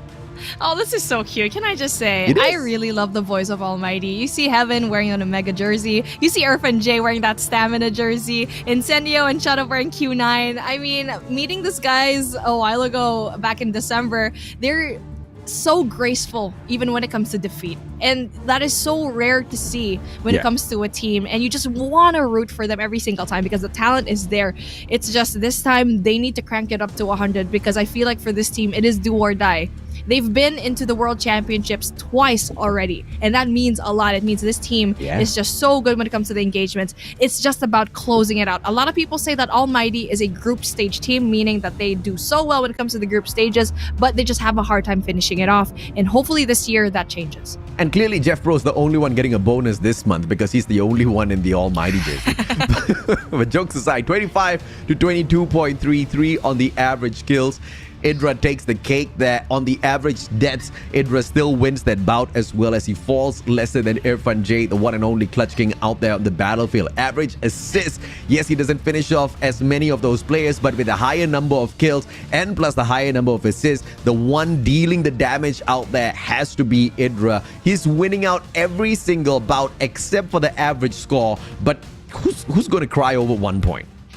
Yeah, exactly. I mean, when it comes to these two teams, everyone delivers. That's why this head-to-head, yes, you get to see the stats really come into play, but it just depends on what kind of game that you're playing. It's just so good. It's similar to Blacklist International. These head-to-heads, they just change constantly. And so far, every single one of the players from all of these three teams, they step it up. Before we see Shut Up just stepping it up, I remember it was 2021 where he just really got into the spotlight. For 2022, it was Heaven. He suddenly became so cracked when it comes to the slaying as well. He doesn't just snipe, he also can be a slayer. For Irfan J though, this guy just every single year he just grows so much. And now it all just boils down into the maps that they actually chose, and here is what we have. Smart Omega wins that coin toss, firing range being that opening game for that hardpoint matchup. Raid, Search and Destroy, and Hacienda to top it off with a control game. For me, Hacienda control, man, I just don't like it, but hey, they gotta play this game and this hardpoint in every single game mode.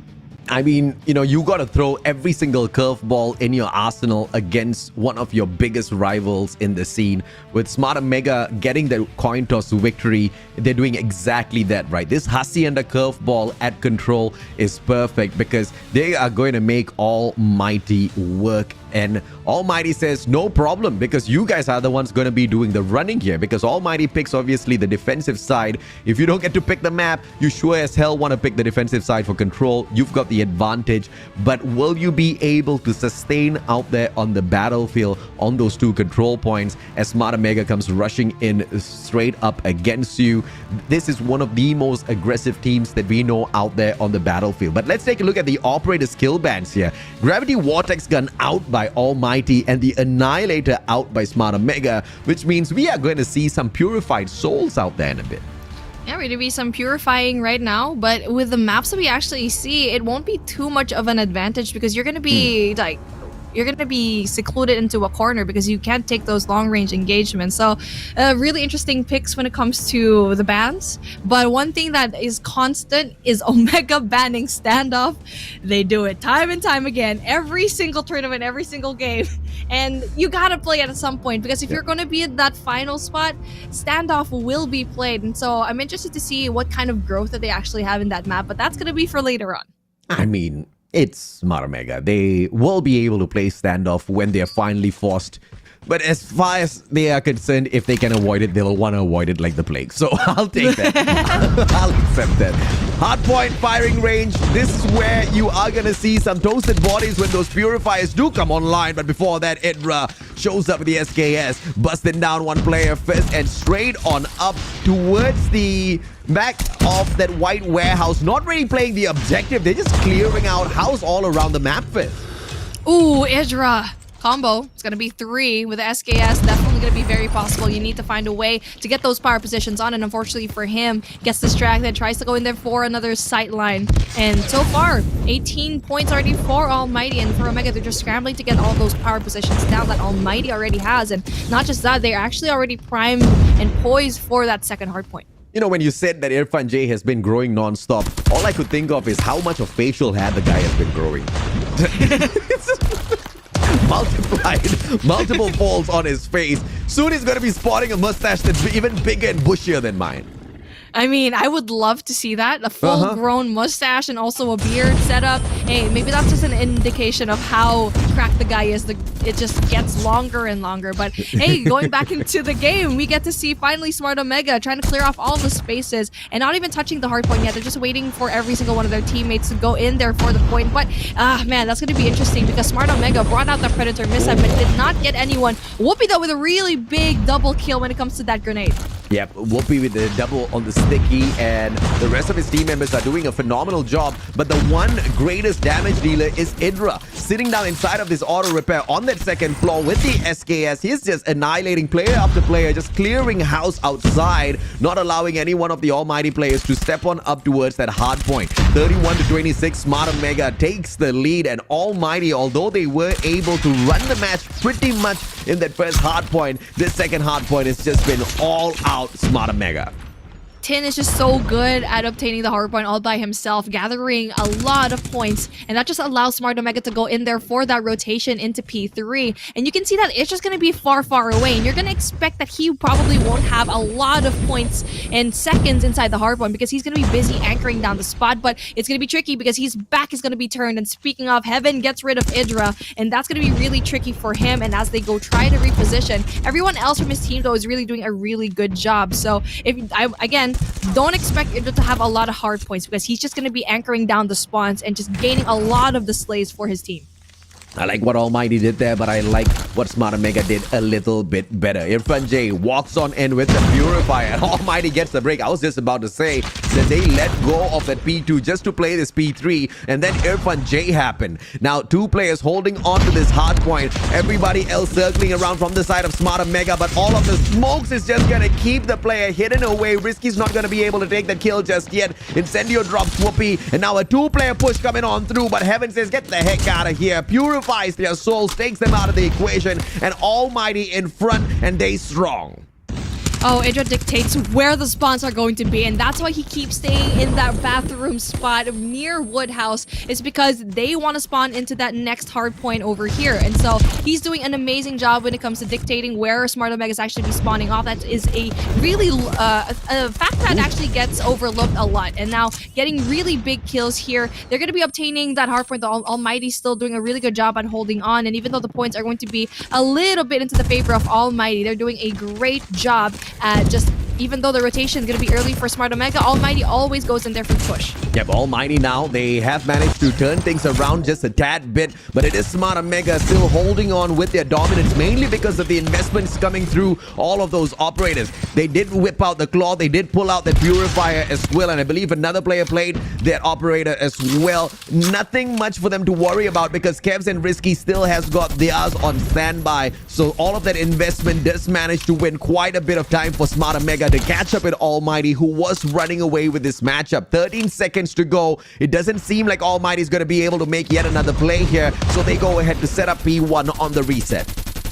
Idra loses a very essential gunfight up against Irfan J, and this guy has been so good when it comes to the engagement. 16 already to his name, the most out of his team. That's going to be up against Shut Up 2, finally getting that 17th kill. And you can see that with both of these teams, they're just trying to get that power position. They're trying to go 2 steps ahead of each other. That also leaves a lot of time for an open hard point, and that might actually be really hard for Smart Omega to try and consume, especially since they're not winning a lot of their gunfights when it comes to those power positions.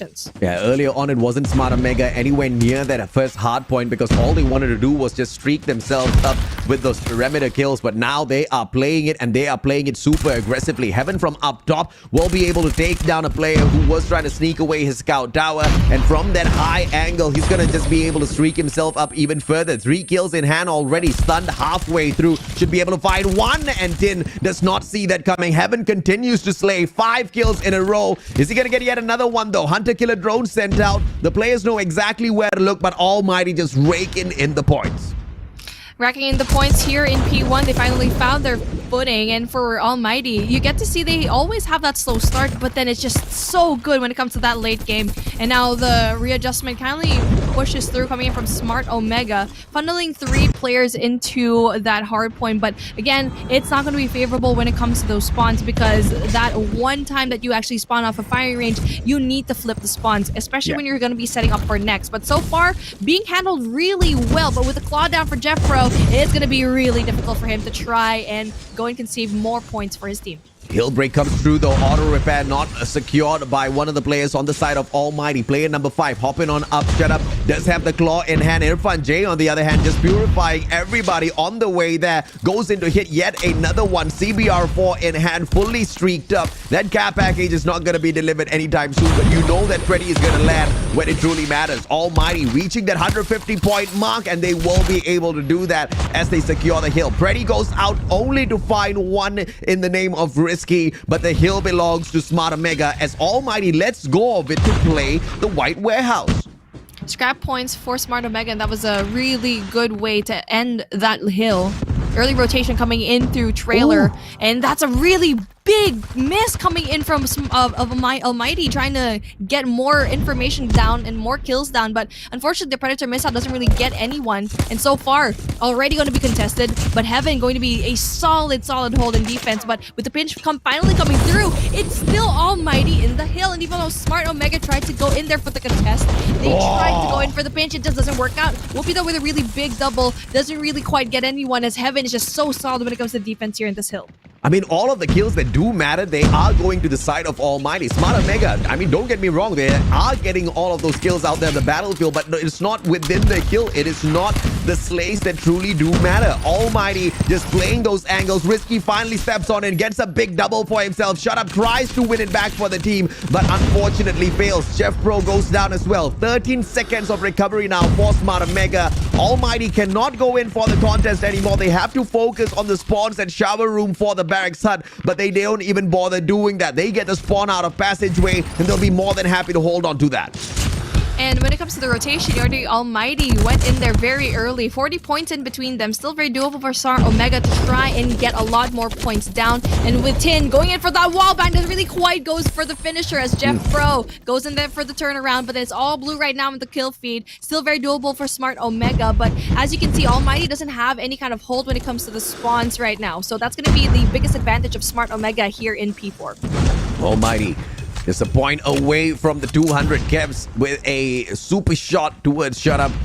And it looks like the Sparrow will be able to deal. Kev, what a flick around, but it is backed up. Jeff Pro gets a double for himself and doesn't get traded out just yet. And that is going to be the lifeline for Almighty to hold on to this hard point. But Kev does show up. Shut Up goes down. Jeff Pro gets taken out of the equation as well. And Smart Omega fighting their way back into this matchup. 14 seconds to go. They win away those final few seconds on that hard point, and they go ahead to set up this first hard point as well. Almighty with that long rotation around. But I think they're losing out one too many gunfights. Yeah, they're definitely losing this time around when it comes to rotation here in P1. And now this is where Smart Omega can actually go and steamroll and get a lot of these points. And Tenyo wins a very essential gunfight and beating Tin for that power position here in Tower. So that's going to be really big kills for them. But luckily for Smart Omega, everyone else is doing their job outside of the hill. So many things are going on in the background. It's actually crazy. It's like a game of chess. Yeah, and you know, it's just back and forth between these two teams. There's just still no calling out exactly who's going to be able to pick up this victory. Although Almighty has been holding on to the lead for quite a while. Every single time Smart Omega finds a way to catch up. And when it truly is needed, Smart Omega might be able to overtake them. This might be that moment, but denied by Almighty. And Irfan J's God Nade will be taken out of the equation. They hop on right back onto the hill. 20 seconds to go. Smart Omega is there with player number 3 on the hard point, only to get taken out once again. Back and forth we swing on this pendulum, and Almighty refuses to give it up to Smart Omega, but Smart Omega's gonna rip it away anyway. Idra doing a great job at rotating early into the next hardpoint. America is definitely going to be his playground. Not just that, they also have really favorable spawns up into that next hardpoint, which is going to be in trailer. So a while ago, we saw a different story where ALMGHTY was actually spawning off of that particular trailer compound, and now it's going to be Smart Omega there. So it's going to be a really good adjustment for Smart Omega to go and bring out the claw as well. But Irfan J, that, like what you said, that is it. Again, so many clutch plays when it comes to Irfan J. 36 already to his name. Oh, that was a big one for Smart Omega. They would have been able to hold on to it, but that claw just made the biggest difference maker there. Irfan J now with the Purifier investment, but the Purifier does not really get effectively used. Irfan J loses his life, exposing his body a little bit too far out. ALMGHTY, 24 seconds to go on the clock, and they are holding back Smart Omega. This might be the finals then. Smart Omega a little bit too far. Player number 1, Whoopi, tries to make it there, but denied by Heaven, and the rest of the players on the side of ALMGHTY will be able to claim a solid victory over the Filipino Kings. That was nice. That was a really good hardpoint matchup for ALMGHTY. And it was a back and forth, but then it's just ALMGHTY always dictating the pace, and it was always Smart Omega trying to play catch up and getting those scrap points down. Man, I mean, I saw the effort that Smart Omega made, but at the very end, they were just funneling in there one by one. You don't want to be in the situation where you're in that tunnel and you're in firing range. Obviously, the more favorable spawn will be trailer side. So I mean, with ALMGHTY, they were spawning off there early on. But I for just some have reason, one question. Yeah. When in the world did Jeff Pro switch his shirt? Oh, it was blue a while ago. Huh. Maybe it was the jacket. Maybe it was the jacket. That's what I was thinking.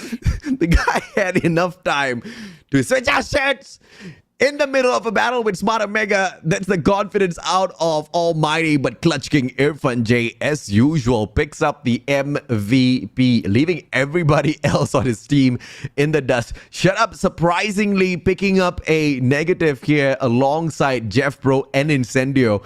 I mean, when you're hitting negative KDs and still winning, you gotta be happy, and that only happens when you're going up against a team like Smart Omega.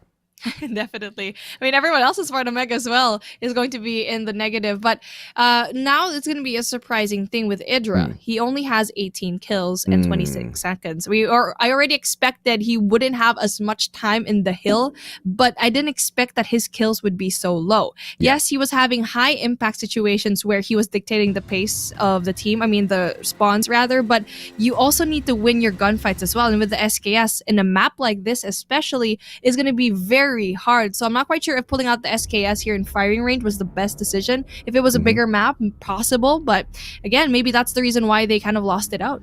Yeah. And earlier with the play at, I believe, P4, Irfan J, without that Purifier, Smart Omega would have eaten him up alive. The guy hops on in, gets the 4 slays, and then hops on out. And that was that one mistake, right? Because he gets a tad bit too aggressive. And, you know, in moments like that, Smart Omega can really flip things around. But thankfully, Irfan J is not the only king of ALMGHTY. Everybody else stepped up to the play at that point, backed up the guy, and got their slays to make sure Smart Omega does not manage to get the break on the hill. And that was just so beautiful to see. Sorry, it wasn't P4, it was P2. And it was so beautiful to see because it was that hill that Smart Omega usually calls their home. It is that one hill that Smart Omega is so untouchable, so unbeatable at. I think we saw that in the first round of the hardpoint rotations where we did see Idra holding on to the auto repair from that second floor alone, and they held it to perfection. But ALMGHTY, they played the exact same strat against them in the third rotation. Yeah, I swear, like when we already mentioned it, it's a game of chess. You already know that they're not rushing into the hard point. They are thinking things 2-3 steps ahead. They need to get the positioning down. Not just that, they need to know where they're going to be spawning off to next up. And for ALMGHTY, the reason why that they won that is, yes, Irfan J did such an amazing job with the Purifier, clutching it up, getting rid of so many players inside of the hill, and that was the winning moment for them. But the fact that ALMGHTY actually flipped the spawns where Smart Omega was spawning off of that trailer side, but then after a few seconds, they were spawning off of firing range already, where ALMGHTY was a while ago. So it's really that presence of mind that is winning all of these games. And for hardpoint firing range, they won that game of chess. And it's just the biggest upset here for Smart Omega because they just ate their first L.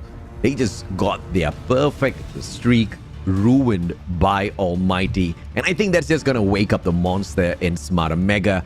They're going to be hitting back, and they're going to be hitting back hard. But this Raid SND map has been picked by the one and only Almighty. They've got a little bit of extra confidence there.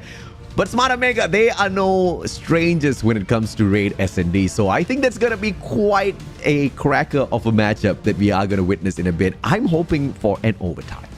Oh, yeah. I mean, this is the most likely situation to happen out of every single one of the groups that we've seen.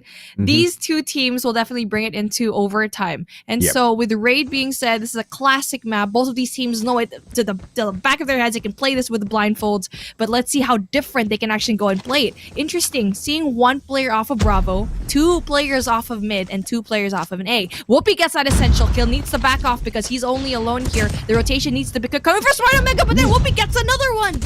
Whoopi with a double. Gets a Whoopi third. with a freaking triple and a quadruple. Give him the freaking ace. The one and only best sniper in the Philippines strikes early. Whoopi about to get taken out. Oh! Heaven! Sneaky! Switchblade in hand. Indra goes in to finish off the job, but Whoopi! What the heck did I just see?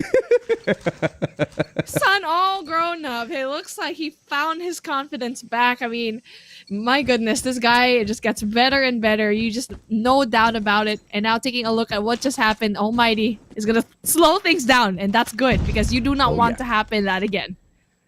And that's what we're talking about. I mean, Raid, Smarter Mega is going to be smiling year to year. But then again, any map, SND, Smarter Mega is going to be smiling year to year because they've got the one and only Whoopi. Idra spots one out. Ooh, misses that shot. And Jeff Pro does not expose his head at all. Stays hidden away. It's going to be about that timing, and Idra removes his crosshair. And Jeff Pro, I like this patience. The guy is not going to... He's going to tease that shot out of Idra, but he's still not going to take advantage just yet. And all of that information is going to be relayed over. Nobody else is trying to take that backstep against Idra. So that's the surprising thing here. Almighty not getting aggressive at the very start. And there you go. Idra, gonna be very careful, but some other way to get in, try to get rid of the sidelines. Heaven, though, with a really quick scope off of Whoopi. An essential player down for Smart Omega. And now, not just that, that's a good thing. Omega goes in there for an answer as well, but shut up. It's still an advantage for Almighty for when it comes to the advantage of that manpower. A 1v1 situation happening in which is going to be really essential for them as well as Heaven. Second kill off of this round. And it looks like Heaven has just earned the team so much more time. Wraps around 4v2. Smarter Mega, can they get it? Idra, what a headshot. Takes Shutup's head right off. Position now given away already. They now know exactly where to anticipate them from. But here comes that beautiful backstep out of Heaven. Spots one player. Too easy for him. Candy spots out the other one, but Incendio's there as well. That was just a phenomenal showing by Almighty to equalize things. Heaven responds. I mean, you have one of the best snipers in the world going at it and at their best form right now. And so for Smart Omega, you already had that advantage a while ago because Whoopi had 4, but let's see what everyone else in his team can actually go and deliver. Quickly they push into that alpha spot, but they're still gathering that information. Irfan J backs off, knows very well there's going to be one, but then there you go. Idra opened things up for his team. Let's see if or not Idra can make that a double. Quickly repositions. It's a tad bit of a mistake there with the crosshair, but doesn't get punished for it. Nobody else is there to say hello to Idra just yet.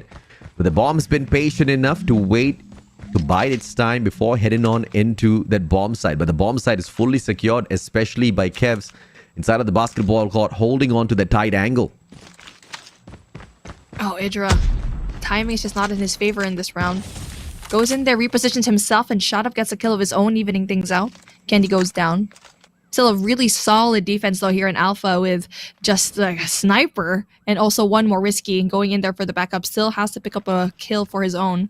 And so far, Almighty's playing this right, but you need to find a way to open things up for your team with 50 seconds left on the clock. And there you go, information given. That is a really good stun going through, but Kevs does go in there for the response. Fantastic play. Incendio and Heaven both doing the deed. Incendio finds Kev's risky taken out. Incendio finds Idra as well. Just like that, Almighty once again has this in the bag. But it's the one and only Whoopi. 4 kills in that first round. Second round, he just didn't show up, all thanks to Heaven. But he's now got the great task of going up against 3 players. Incendio is the first one to spot him out. Or is that Heaven? It's Heaven. Apologies. The screen's just a tad bit blur, but the name that I called out does get the kill. CBR4, Incendio, Almighty up 2-1. Man, Almighty played that so well. They were so patient when it comes to entering that site.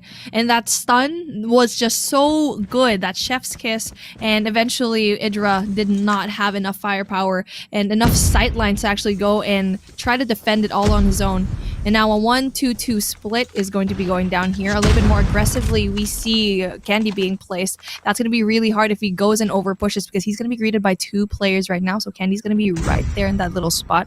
2 players off of mid again. Now it makes that 3. And that's going to be a really good setup for once Almighty actually decides if they want to go and push into Alpha. I wonder if Smart Omega is going to allow Almighty to take a 3-0 on them. Only to show up huge during the playoffs. But, you know, it is quite the risky play because you never know exactly when will SR NACAGUE decide to step up the gameplay. And if they manage to get a win over Smart Omega later on as well, it's going to be a GG. But Heaven hits the pillar, doesn't miss the second one. Takes Risky out of the equation. Risky just does not flick around quick enough. And Heaven just makes his way on towards the basketball court. Question is, will the bomb even go there? Heaven shows up yet again. Whoopi taken out, but Kev secures the trade onto him. But the bomb's long gone. Incendio, a really massive turnaround for him because he gives that information to his team that, hey, Bravo's going to be open. Everyone else is going to be in that Alpha site, so that gives them a lot of time and confidence that they can engage this. Idra gets a really essential kill off of Incendio. 2v2 situation, but with the bomb going down, increases the pressure for these last 2 members of Smart Omega. But with Idra, he needs to find a way to get that pick before we get to see Kevs go in there for the backup. But the pincer maneuver is going to happen for Smart Omega. Let's see if this timing of the pincer will be able to be executed well by the Omega players. Kev circles around. Nobody spotted out just yet. Positioning real good on the side of Almighty. Irfan J turns around after 3 years. Still gets the kill, but Kev shuts him down. Clutch King gets the clutch with a sliver of health left on him. Irfan J shouldn't have survived that long. Man, the hit marker, that was just feels bad. Oh man, the information was already given. The execution was not really there, and just unfortunate hit marks, even though it was right there, was not able to connect all of those shots, and you must feel bad for Idra right now. And now a different situation needs to happen here. Looks like they want to fully stack Bravo, but no one's going to be there. I don't know how's that hit him. Like, maybe it was the arm. Maybe he hit the arm. He probably hit the arm. Call of Duty Mobile things. Sometimes it's just what it is. Game gives you a second chance, and if you're Clutch King Irfan J, you get the clutch. 3-1, Almighty. Solid in front, and they are trying to stay in front as the bomb heads on towards that basketball court. All for Whoopi to turn around, though. Sits inside of this safe room, just beside the kitchens. If he can nail this one shot, it will stop the momentum of Almighty. That's going to be good. If Smart Omega gets a kill here, it means that Almighty would want to rotate into Bravo. And once that happens, they're going to be greeted by 3 players. So it's essential for Whoopi to get a pick or either Idra. And there you go. Finally, Idra spots 1. Doesn't really quite get that kill yet. And there you go. Open things up. Unfortunately for him, doesn't really quite get it. But then the shoulder peek coming in from Jeff Pro is going to be kind of confusing for him. He gets the kill. There you go. Is it going to be a push, or are they going to be going in there for that B rush? No, it looks like it's going to be an A for them. I mean, Jeff Pro, he thought he had a 1-up on Idra, but Idra's flick, that was just nasty. And now, it is gonna be a 1v1 between Idra and the swimming pool boy in the name of Heaven. Sniper versus sniper. And that engagement just does not happen, but a long wraparound by Incendio and his CBR4. This could be the difference maker. Heaven just needs to play this patiently enough just to wait for the backup. And there you go. He's going to be greeted by 2 players, and it's just not possible for Incendio to go in there for the flank. Yep. Good play coming in from Smart Omega. And we kind of saw it. I feel like for Almighty, they were just backed up in a corner. If, like what we already mentioned a while ago, if Idra got that first opening pick, Almighty would have rotated. But again, they're backed up in a corner, man. It's like such a good defensive play coming in from Smart Omega. I mean, Idra, he was just so solid in that round. Those flicks were just on point. Smart Omega, they had all of those angles covered, and Almighty, they just didn't have a chance. Heaven, though, finds Kev's opening, and Candy doesn't manage to secure anything. Jeffro and Incendio, they both hit hard as well. Almighty, they are just eating up the Smart Omega players this time around. Yeah, the blitz play looking so solid because they've been trying to go for alpha, trying to go for the slow approach. It didn't really work out, and Heaven punches it out. Goggles in his face and a head cap as well. Damn, this guy is just so good with every single kind of weapon that you give him, boxing gloves included, and that secures them another round. They're 2 rounds above Smart Omega, and just like that, if you're Smart Omega, what are you going to be trying to do this time? Trying to bring out 3 players into Bravo looks like it's going to be a good call because Heaven goes in there for another kill, and man, this is just going to be really difficult because you have Heaven just absolutely hot right now. Yeah, absolutely. Irfan J gets traded out though, but shut up with a double nade out of hell and nowhere. Almighty, 5-2. Whoo, I'm gonna get fat on donuts today. Man, Almighty looking so solid. This game of chess right now, they're having an upper hand. Their queen is right there. Smart Omega, they're losing their pawns. They're losing their rookies. It's just like, okay, we're going to go in for a different approach here. Going in for the attack here in poolside. And Whoopi gets that opening pick. That's going to be huge. That gunfight off of mid, that's going to be Idra versus Jeff Pro. Obviously, they get that information down. Plant's going to be really quick. And that's going to be really good for Smart Omega because that pushes them into a pressure point. 5-2. Match point time for Almighty potentially. As the defending team, they were just a little too slow to the defense. They left it wide open for Smart Omega, and their boys, they took advantage, and Kev just eats up too. This cannot be an Almighty round unless Jeff Rowe and Heaven, they step it up. I mean, Heaven, 10 kills in hand already. Ooh, can he get the shot? Doesn't get the flick, and he will be punished by Risky. Final player, Jeff Rowe, already tagged up, plays the trophy, but Risky shows up yet again. It is Smart Omega holding Almighty back, but it's just a matter of time. Slowly but surely, they try to rack up the points, and so far what I need to see from Omega is that flank that Incendio has been doing in the past few rounds that they were on the attacking side, and it seems like it might actually be Whoopi getting that information down. There's going to be 2 people off of that alpha bomb site. A 2-1-2 split. They're going to be even right now. A little bit more of a passive play because that aggression just did not work out a while ago in their first attacking round. And now the player number 1, that's going to be Incendio, pushed back pretty far. So he might actually get one vital piece of information, and that's it. He saw Kevs. Let's see this time. If not, he can wrap around and not get murdered. Halfway through, Incendio catches Candy off guard. And that's going to be a big one coming through. Can he get yet another? What a hop across. Doesn't get spotted out at all through the doors. Bomb's going to get claimed by these Smart Omega players. Kevs. And this backstab by Incendio is going to hurt a lot. Only the timing is just terrible as Whoopi turns the corner instead. Incendio was left wide open as he tried to be a nomad and try to get that kill off, but he was just left a little bit too open. And we're back in the same playing field right now, 4v4. 2-1-1 split right now, and what they need to do is get that information off of like Alpha. Whoopi gets that bomb stun already there, but then that actually pushes back play number 5, which is shut up back down into staircase. So that's gonna be good. That gives that information. That misdirection from Whoopi played off really well. And Kev with the bomb. This is gonna be playing this slow. Bomb all good for the B bomb site. Wide open. Almighty nowhere close to that. As Irfan J slowly circles around only to see Risky and his barrel that CBR4 strikes the Clutch King down. Back up by Whoopi as well as Heaven goes down now. It's 2v4. An unwinnable round for Almighty. Can they turn it around though? Shut up. Circles around this Locust. Hasn't been hitting as much as one would want it to, but he gets taken off with a headshot and Kevs delivers. As Smart Omega slowly but surely catches up. Man, that play from Whoopi was so good. That misdirection off of Alpha, tricking Almighty that it was going to be an A push, and just staying in mid, being that flank wash, being able to get Jeff Bro in the mid of it. And it's just so good plays from both of these teams. And now we see a different approach coming in from Smart Omega, but also Almighty goes in there for a absolutely amazing rush over and through mid, and that leaves Omega in shambles. Let's see how well they can do under pressure. That was just so surprising. Even Whoopi missed the shot. He was like, what in the world are these guys rushing at? Almighty now. Shut up, fine Skevs. This is just turning out from bad to worse for the side of Smart Omega. Almighty going to be able to run away to that match point. Kendi trades out Incendio off screen.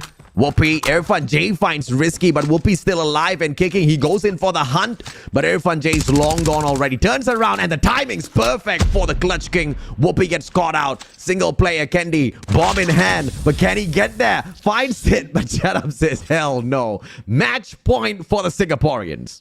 Oh my gosh, Almighty played that so well. Every time that Almighty goes in there for a rush, Smart Omega can't answer back, and very surprisingly, because you wouldn't expect Almighty to be aggressive like that. And that was one thing that they actually missed out on. That was one of their flaws as a team, is that they couldn't really be aggressive. But now it looks like they've answered back really well. They've adjusted, and that's really good. And now mid push coming in from Smart Omega, something that Almighty will definitely not see. 5-man rush coming in here, clears out the corner. Make sure to actually check that cubby. Gets it. Whoopi though gets that kill as well. Jeffro finally gets one, so that's still pretty doable for Almighty that Jeffro got that one kill.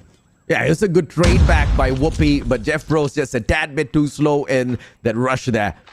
Did not expect two players to be holding on to that corner. Whoopi surely took his time, but as long as that kill is delivered. Heaven shuts down Idra halfway through. No plant coming through. Kev's now on the point. Doesn't even go to pick up the bomb. Instead, tries to clear out the locker room. Halfway through, Heaven meets Whoopi as well. 1v3. Kev's circles around. Irfan J says, get out of here and give me my S&D matchup. 7-4. Almighty 2-0 up in the series. Titans, man, they are showing it up here. They are so smart, and I like what I said a while ago. The only flaw that they had as a team is that they couldn't really go in aggressively. It looks like they learned so much from the World Championship that they brought it here into Garena Masters 4. It's so good that the fact that they had changed and adapted. And now for a Smart Omega having that new roster, I mean, that's always the problem when you have new players up, is what kind of chemistry will you have as a team? And it looks like Almighty sticking together and learning together all these years is giving them a little bit more of an advantage. I mean, I'm just glad I didn't see a triple snipe setup from the side of Almighty, because that would have just cracked me up to a point where I wouldn't have been able to cast properly. Heaven was hitting his shots for sure. The guy was on fire. And it all started out with Whoopi showing off the 4 kills. But after that, he could only rake up 5 from the rest of the 10 rounds. Heaven, on the other hand, he was consistent all throughout. And you would rather be on that sort of a train rather than be on a hype train from the very start and then not show up all that too much. So I mean, obviously, there's no fault of Whoopi there. He tried his best in that first round. The rest of the situations just didn't turn out all that too well for him. We saw Heaven himself meeting the guy a couple of times, and the rest of the times, it was just all Heaven winning those bouts. Almighty had a great time out there on this S&D, and it all boils down to Control, where Almighty usually slays. I know. I mean, Control is the weakest game mode right now of Smart Omega. Let's see how well they've actually adjusted to that. But, I mean, what we've seen already from that Hardpoint, from that S&D, Almighty just comes back and bounces back every single time. We've seen it last week already in their game. Like, they almost lost that Hardpoint, but they were still able to bounce back. And that's something that we actually saw as a trait from Smart Omega, is like no quit type of attitude, and something that Almighty has acquired in this particular tournament in Garena Masters 4. That is scary to see. I don't get my overtime request, but a hell of a match we did get instead between Almighty as well as Smart Omega. And the unthinkable is actually happening. It looks like we're gonna eat yet another donut. Now we move on into a map picked by Smart Omega, but Control is the home. Control is the mode of Almighty. They control their opponents hands down in this game mode. But at Hacienda is the curveball that I believe Almighty just was not expecting. Smart Omega, they are quite proficient here, especially with the rotations, with those aggressive maneuvers left, right, center. But here's the only issue though, Beef. Almighty has proven not once but twice now they can deal with that aggression. Yeah, I mean, it's just so surprising to me. Well, more of like refreshing is the word for it. The fact that they're very aggressive, because that's one thing that they lacked. And now it looks like, hey, we can do it again and again, time and time again. We can do it at Hardpoint, we can do it in Search and Destroy. And every time that they were aggressive, Almighty, surprisingly, they faltered to that. They bend their knee down. And now we're going into Control, which I think was the best option for Smart Omega, knowing that this is probably their weakest game mode. And the fact that Almighty, this is their best game mode, one of their best. I mean, every game mode looks like Almighty is the best game mode, but we're taking a look at that. Smart Omega is going to be on the attacking round, which again is at a disadvantage. And this is such an aggressive defense coming through from the side of Almighty. Goes on for the push, but Risky is the one that finds the first blood. Whoopi delivers as well. Shut Up does manage to trade one right back, but it's just a tad bit too slow. Jeff Pro cannot deliver. Risky meets him halfway and takes the cake with that one. Almighty struggling from the get-go, but they are on the defense, so technically speaking, they're not doing all that too bad. As long as those control points are not sneaked away, Almighty is going to be smiling year to year. There you go, Heaven, Irfan J, with a tandem trying to flush out every single one of the Smart Omega players here in Alpha. They get to do so with no progress whatsoever for Smarto. Man, that's going to be difficult. But taking a look at that, there's going to be a full push coming in from the left side of the map, but then meet with two players on opposite sides is definitely a really good push coming in from Omega. That could have been really catastrophic if they didn't get their shots right. Try to go in for that alpha push yet again. But let's see how far Smart Omega can go from this particular attack. I mean, Smart Omega was in front at first, and then Almighty just freaking turned the world around, slapped them right back down. 22-17, 20 more seconds to go. Almighty is on a roll on the defense. Even as they were losing lives at the start of this control matchup, the one thing they did not lose was control on the control point. How insane is that? And now they take out the attacking player once again. With 8 more seconds to go on the clock, the rest of the players on the side of Smart Omega making to the B control point just in time. This should be a secure, but they need to win out every single gunfight. And then a 1v3 is about to ensue as Cavs can definitely try and make the biggest difference. Gets one, but the information definitely going to be going down. But then the Predator missile, that is going to be really big for them, stops the clock. And with 1 second left, there is just no way that Smart Omega can go and perform here. That is going to be absolutely difficult. And also, with that 0 seconds, it's just not very doable for you. And Almighty, in a very convincing fashion, takes that defensive round. But as we switch sides, Smart Omega has no choice but to win an attacking round. That was the only round, that was the only attack where Smart Omega could have pulled anything off for themselves, but that was a lifeline just dangling right in front of them. They needed to win every single gunfight. So smart investment coming through from the Freddy. You usually don't see those score streaks used so early in these rounds. They're kept for those later rounds, but Almighty knows how to manage their score streaks well, and that was a supremely played one. Gives them the victory. It was a potential comeback from Smart Omega, thwarted instantaneously. 2 life deficit now for Almighty. They are on the attack. Smart Omega now showing what they can do on the defense, and that's quite a good job so far. I mean, it's something that you expect being on the defense here, and that's going to be really big kills for them. The biggest question mark is how fast they can go and just go in for a spawn trap, because for Almighty, they did that. They were at such a huge deficit when it comes to lives for Smart Omega. And there you go, Irfan J goes in there for the kill, but unfortunately Tin goes in there for a really good slay. And right now, Almighty, they're going to be spread out, so that's going to be really hard engaged, just because so far it looks like they don't really have sights on any kind of progress whatsoever with just 20 seconds left on the clock. Yeah, 20 seconds left on here. Almighty can put that clock on pause, and they do exactly that by hopping onto that A control point. Distraction pulled off by Incendio, but that's not much of a distraction as he gets annihilated halfway through. Good re-attack, or good claim back by Risky. Now Risky moves on in, but Irfan J holding on to the fort. 17 seconds on the pause, and he's sneaking away this control point, but Hunter Killer Drone comes for the clutch king, and it doesn't get him. Man, this guy is just so lucky when it comes to that. Unless he had, no, he actually didn't have cold-blooded on, so the guy's just lucky. Honestly, when it comes to those operator skills and also the score streak, sometimes it just doesn't work out for you. And right now, Smart Omega, that's it. That's gonna be a really good play for them. And again, the defensive side wins, and the fact that Almighty is gonna be starting on that defense gives them more of an advantage once we do reach that game number 5, round number 5 rather. And for Smart Omega, they need to make this count when it comes to the attack. That's the only problem I have with control. The fact that it just automatically skews towards the defensive side.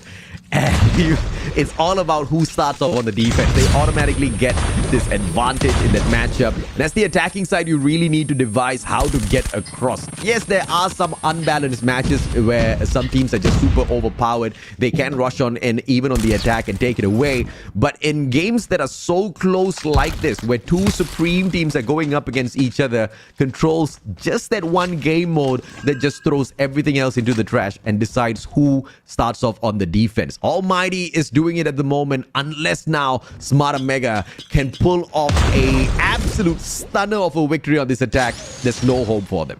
You are absolutely right with that statement, because we saw it a while ago into the World Championship, Luminosity versus Tribe Gaming, and that was the decision to who's going to be world champs, and Tribe started on the defensive side. It was a game 5, and obviously they won that defensive round. And so I think it's going to be the same case here. You brought up a really good point that if the teams are even when it comes to the play style and individual skills, then whoever's going to be ending up on that defense will definitely have that upper hand. That is the flaw of control right now. And so let's see what kind of creative plays that all of these teams can bring out when it comes to the attack.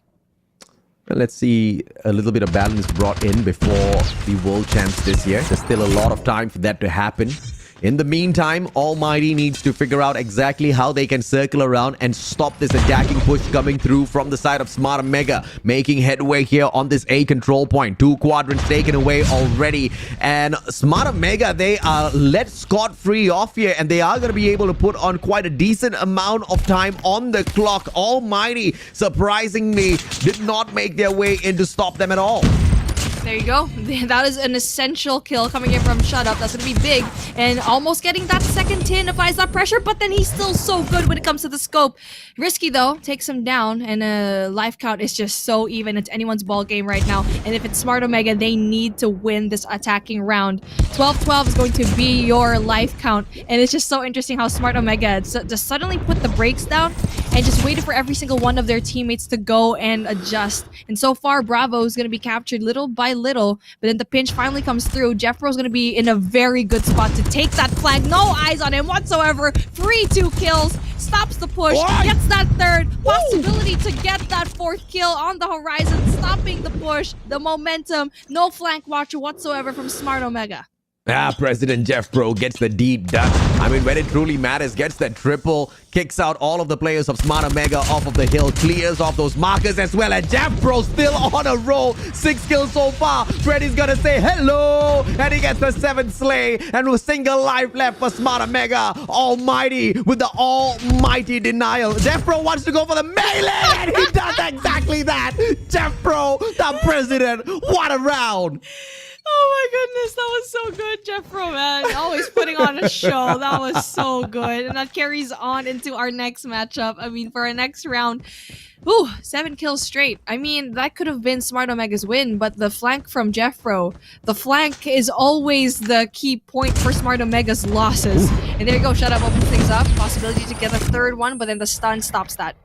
Yeah, great stun coming through from SMARTOMEGA, and they take him out of the equation before he could deal a lot of damage in that situation. 28-26, Idra already with the pre-scope, and the SKS will go ahead to deliver. Nobody else around the corner, though. It's just so far a 1-to-1 trade back and forth with just 2 lives between the teams. ALMGHTY leading the fray, leading this round in terms of life, but they are on the attack. So SMARTOMEGA, they've got the advantage, and they just need to hunker down, but ALMGHTY is getting kill after kill.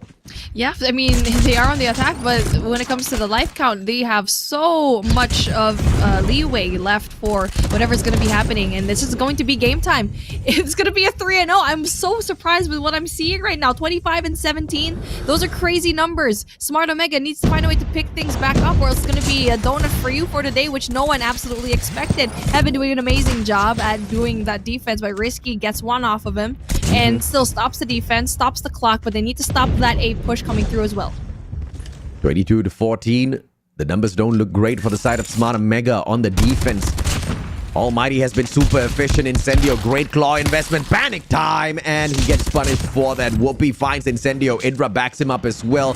But Heaven is there to secure the slays, to back his brothers right back up here. A control point has not been cleared off just yet, so this is an opportunity for Almighty to secure the second quadrant as well. But everybody's packing on the firepower into A control. So Almighty now just needs to switch up that momentum and head on towards B. But with 7 more seconds to go, they just don't want to take that risk. Ooh, IrfanJay tries to clutch it up. 4 seconds left on the clock, but then with another player, Go gets in for the kill. No way for Almighty to go and win this, but then 7 kills.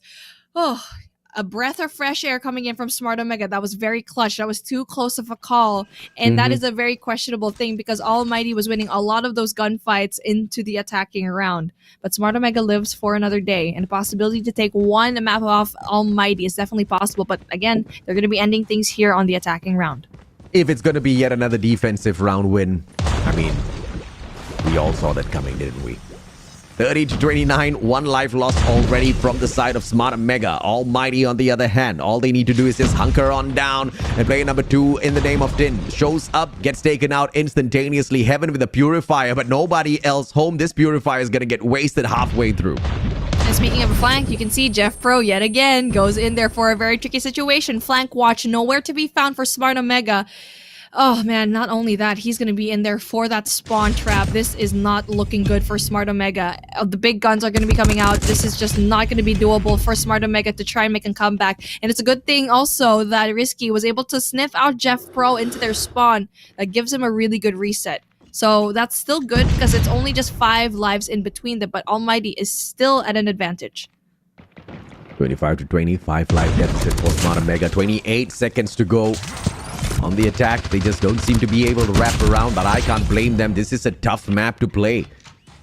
And it's just a little too wide. But with 1 player now sneaking away this A control point. Risky needs that backup. Backup arrives, but they're all downstairs on mana. Jeff Pro from up top manages to get that 1 kill. Traded out by Whoopi, but Shut Up trades Whoopi right back out. Back and forth it goes, not to the side of Smart Omega.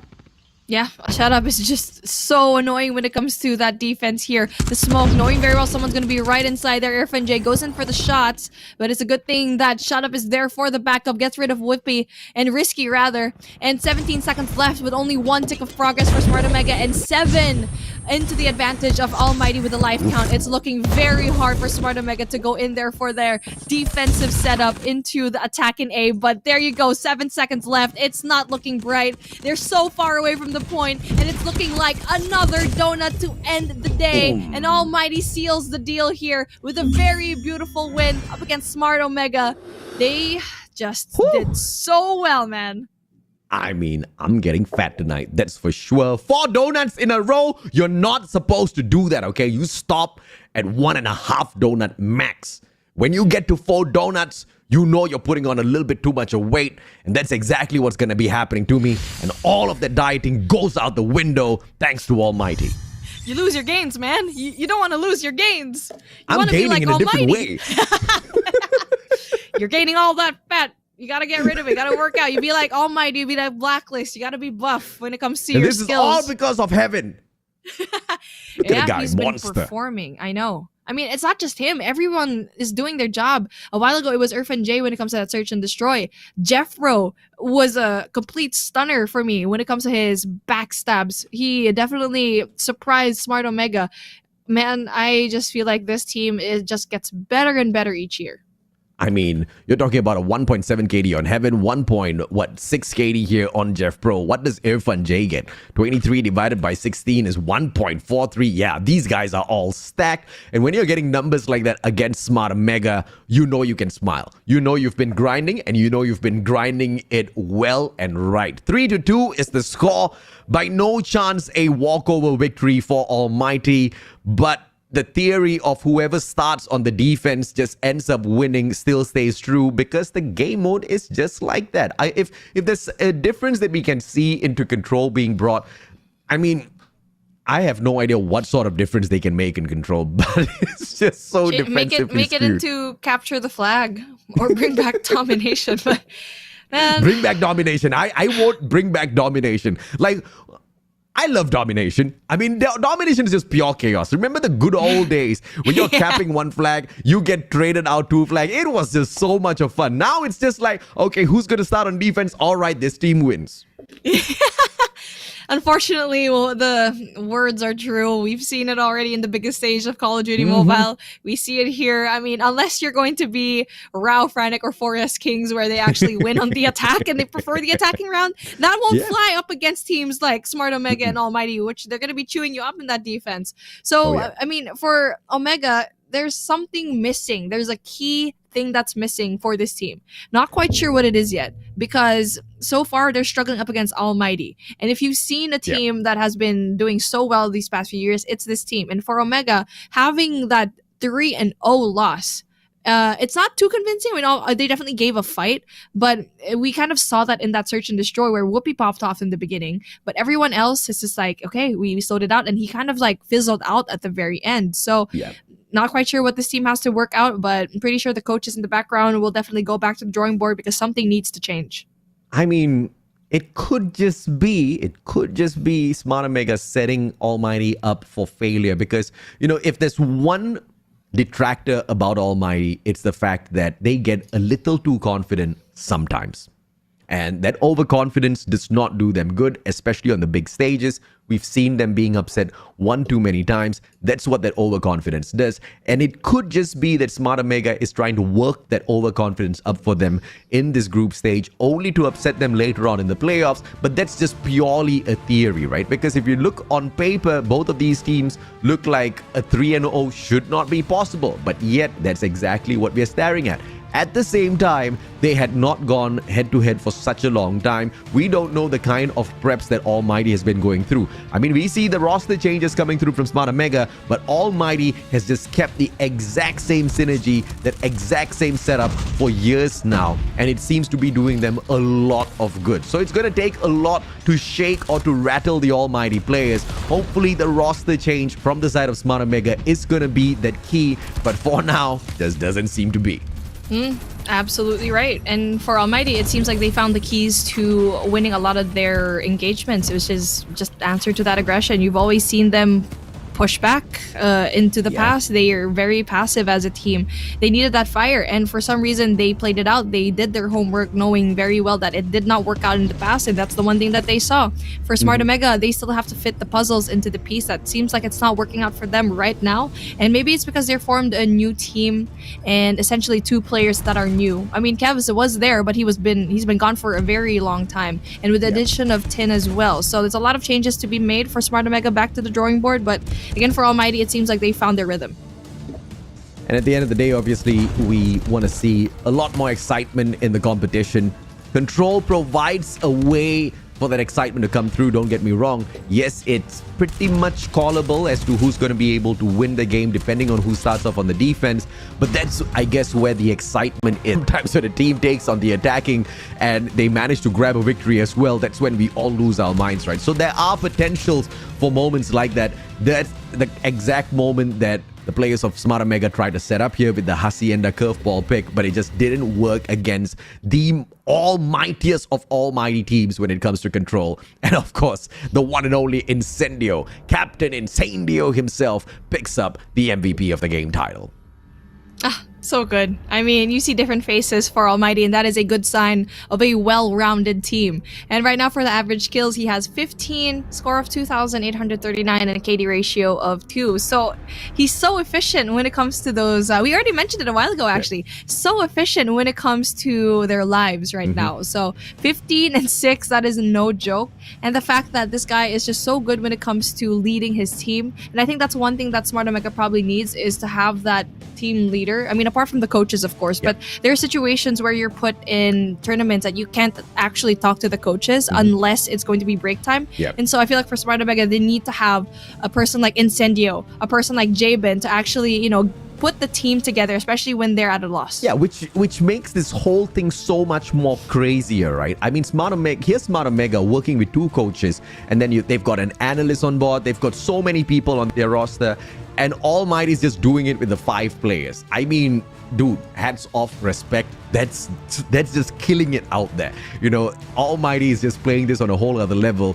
if they added more people onto their roster, if they added in an analyst, if they added in a couple of coaches, in fact, just one coach, I don't know, man. Maybe this is your world champs right after this, but it could also ruin whatever good that is going on in the team right now. So, I mean, there's just two ways to look at it. But with that being said, we're hyping up ALMGHTY as a team. And let's bring on the person that we're going to be interviewing for today, because there's going to be a lot of questions. And even though we only are allowed to ask 3, we're going to be asking really good ones. So let's bring on a team member from ALMGHTY down. And that's definitely going to be Heaven onto the mic. By the way, congratulations for that win. Definitely did not expect that 3-0. And one thing that we actually saw, Heaven, is that you guys know how to be more aggressive now. Something that you guys actually kind of did not have into the past playing in Call of Duty Mobile. What did you guys adjust when it comes to your playstyle here for Garena Masters 4? Honestly, we haven't played in... Afterwards, we took a 1-month break. And we just came back to scrimming recently. So we didn't really have any strats. So we are just playing whatever we want right now. Which is why that must be so painful for Smart Omega to hear, man. These guys just walked in after a month, no strats, and then they beat them hands down. Do you think Smart Omega is trying to get you guys a little overconfident to catch you off guard later? Is that a theory on your team? And are you guys expecting something like that?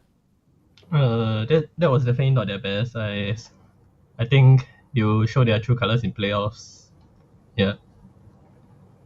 Cool. So he expects that too, Beef.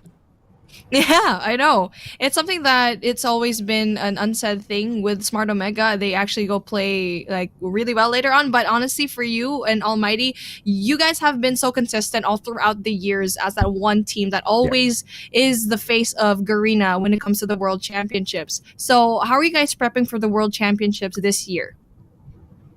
Honestly, I don't know if I will still be playing like this. I will know in April. So this might be like my last tourney, or it might be not. It might not be lah. So we will see after like April or something. Okay, fair enough. I mean, I guess everything lies in the balance after April. Heaven, thank you so much for being a superstar. I mean, okay, I'm just going to sneak in one final question because it's the final series of the day already. Once Whoopi hit the 4 kills, almost got an ace on you guys, did that motivate you to just go beast mode right after that in the SND? Our thoughts were just like, don't let him ace, we will get content. We get made into content. So I just okay, fair enough. And that was all good. That's a good way. That's a good strategy to play it out, right? Have fun all throughout the day. You guys clearly had fun in that matchup. Congratulations on your victory and good luck on the rest of your matches. Thank you. Coming from the man himself, definitely a really talented player. Something that we've seen all throughout the years, but his answers, he's like, oh yeah, we just came from break. Oh yeah, I might not play this year for the World Championships. I mean, maybe being chill, maybe that's ALMGHTY's answer. Yeah, I mean, having to break. It's just so... Like, I mean, once again, right, here you've got one team just so focused on strategy. But of course, you know, it has been acknowledged by ALMGHTY that that's not Smart Omega at their very best. You know, we know that they are capable of really pushing the boundaries, but this is the group stages in a group that they pretty much have a confirmed spot at the playoffs. They don't really need to do all that too much. But at the end of the day, you're talking about a 2-coach setup. You've got your analysts and all in the background, and then you've got a team that just comes off of break, barely scrims, and takes the dub and just walks away with a smile on their face, all while having fun. That's Call of Duty Mobile at its finest. Yeah, I mean, you don't want to burn out if you're going to be a team. Yeah. And there's a reason why ALMGHTY has been together for so many years. It looks like they have that brotherhood down.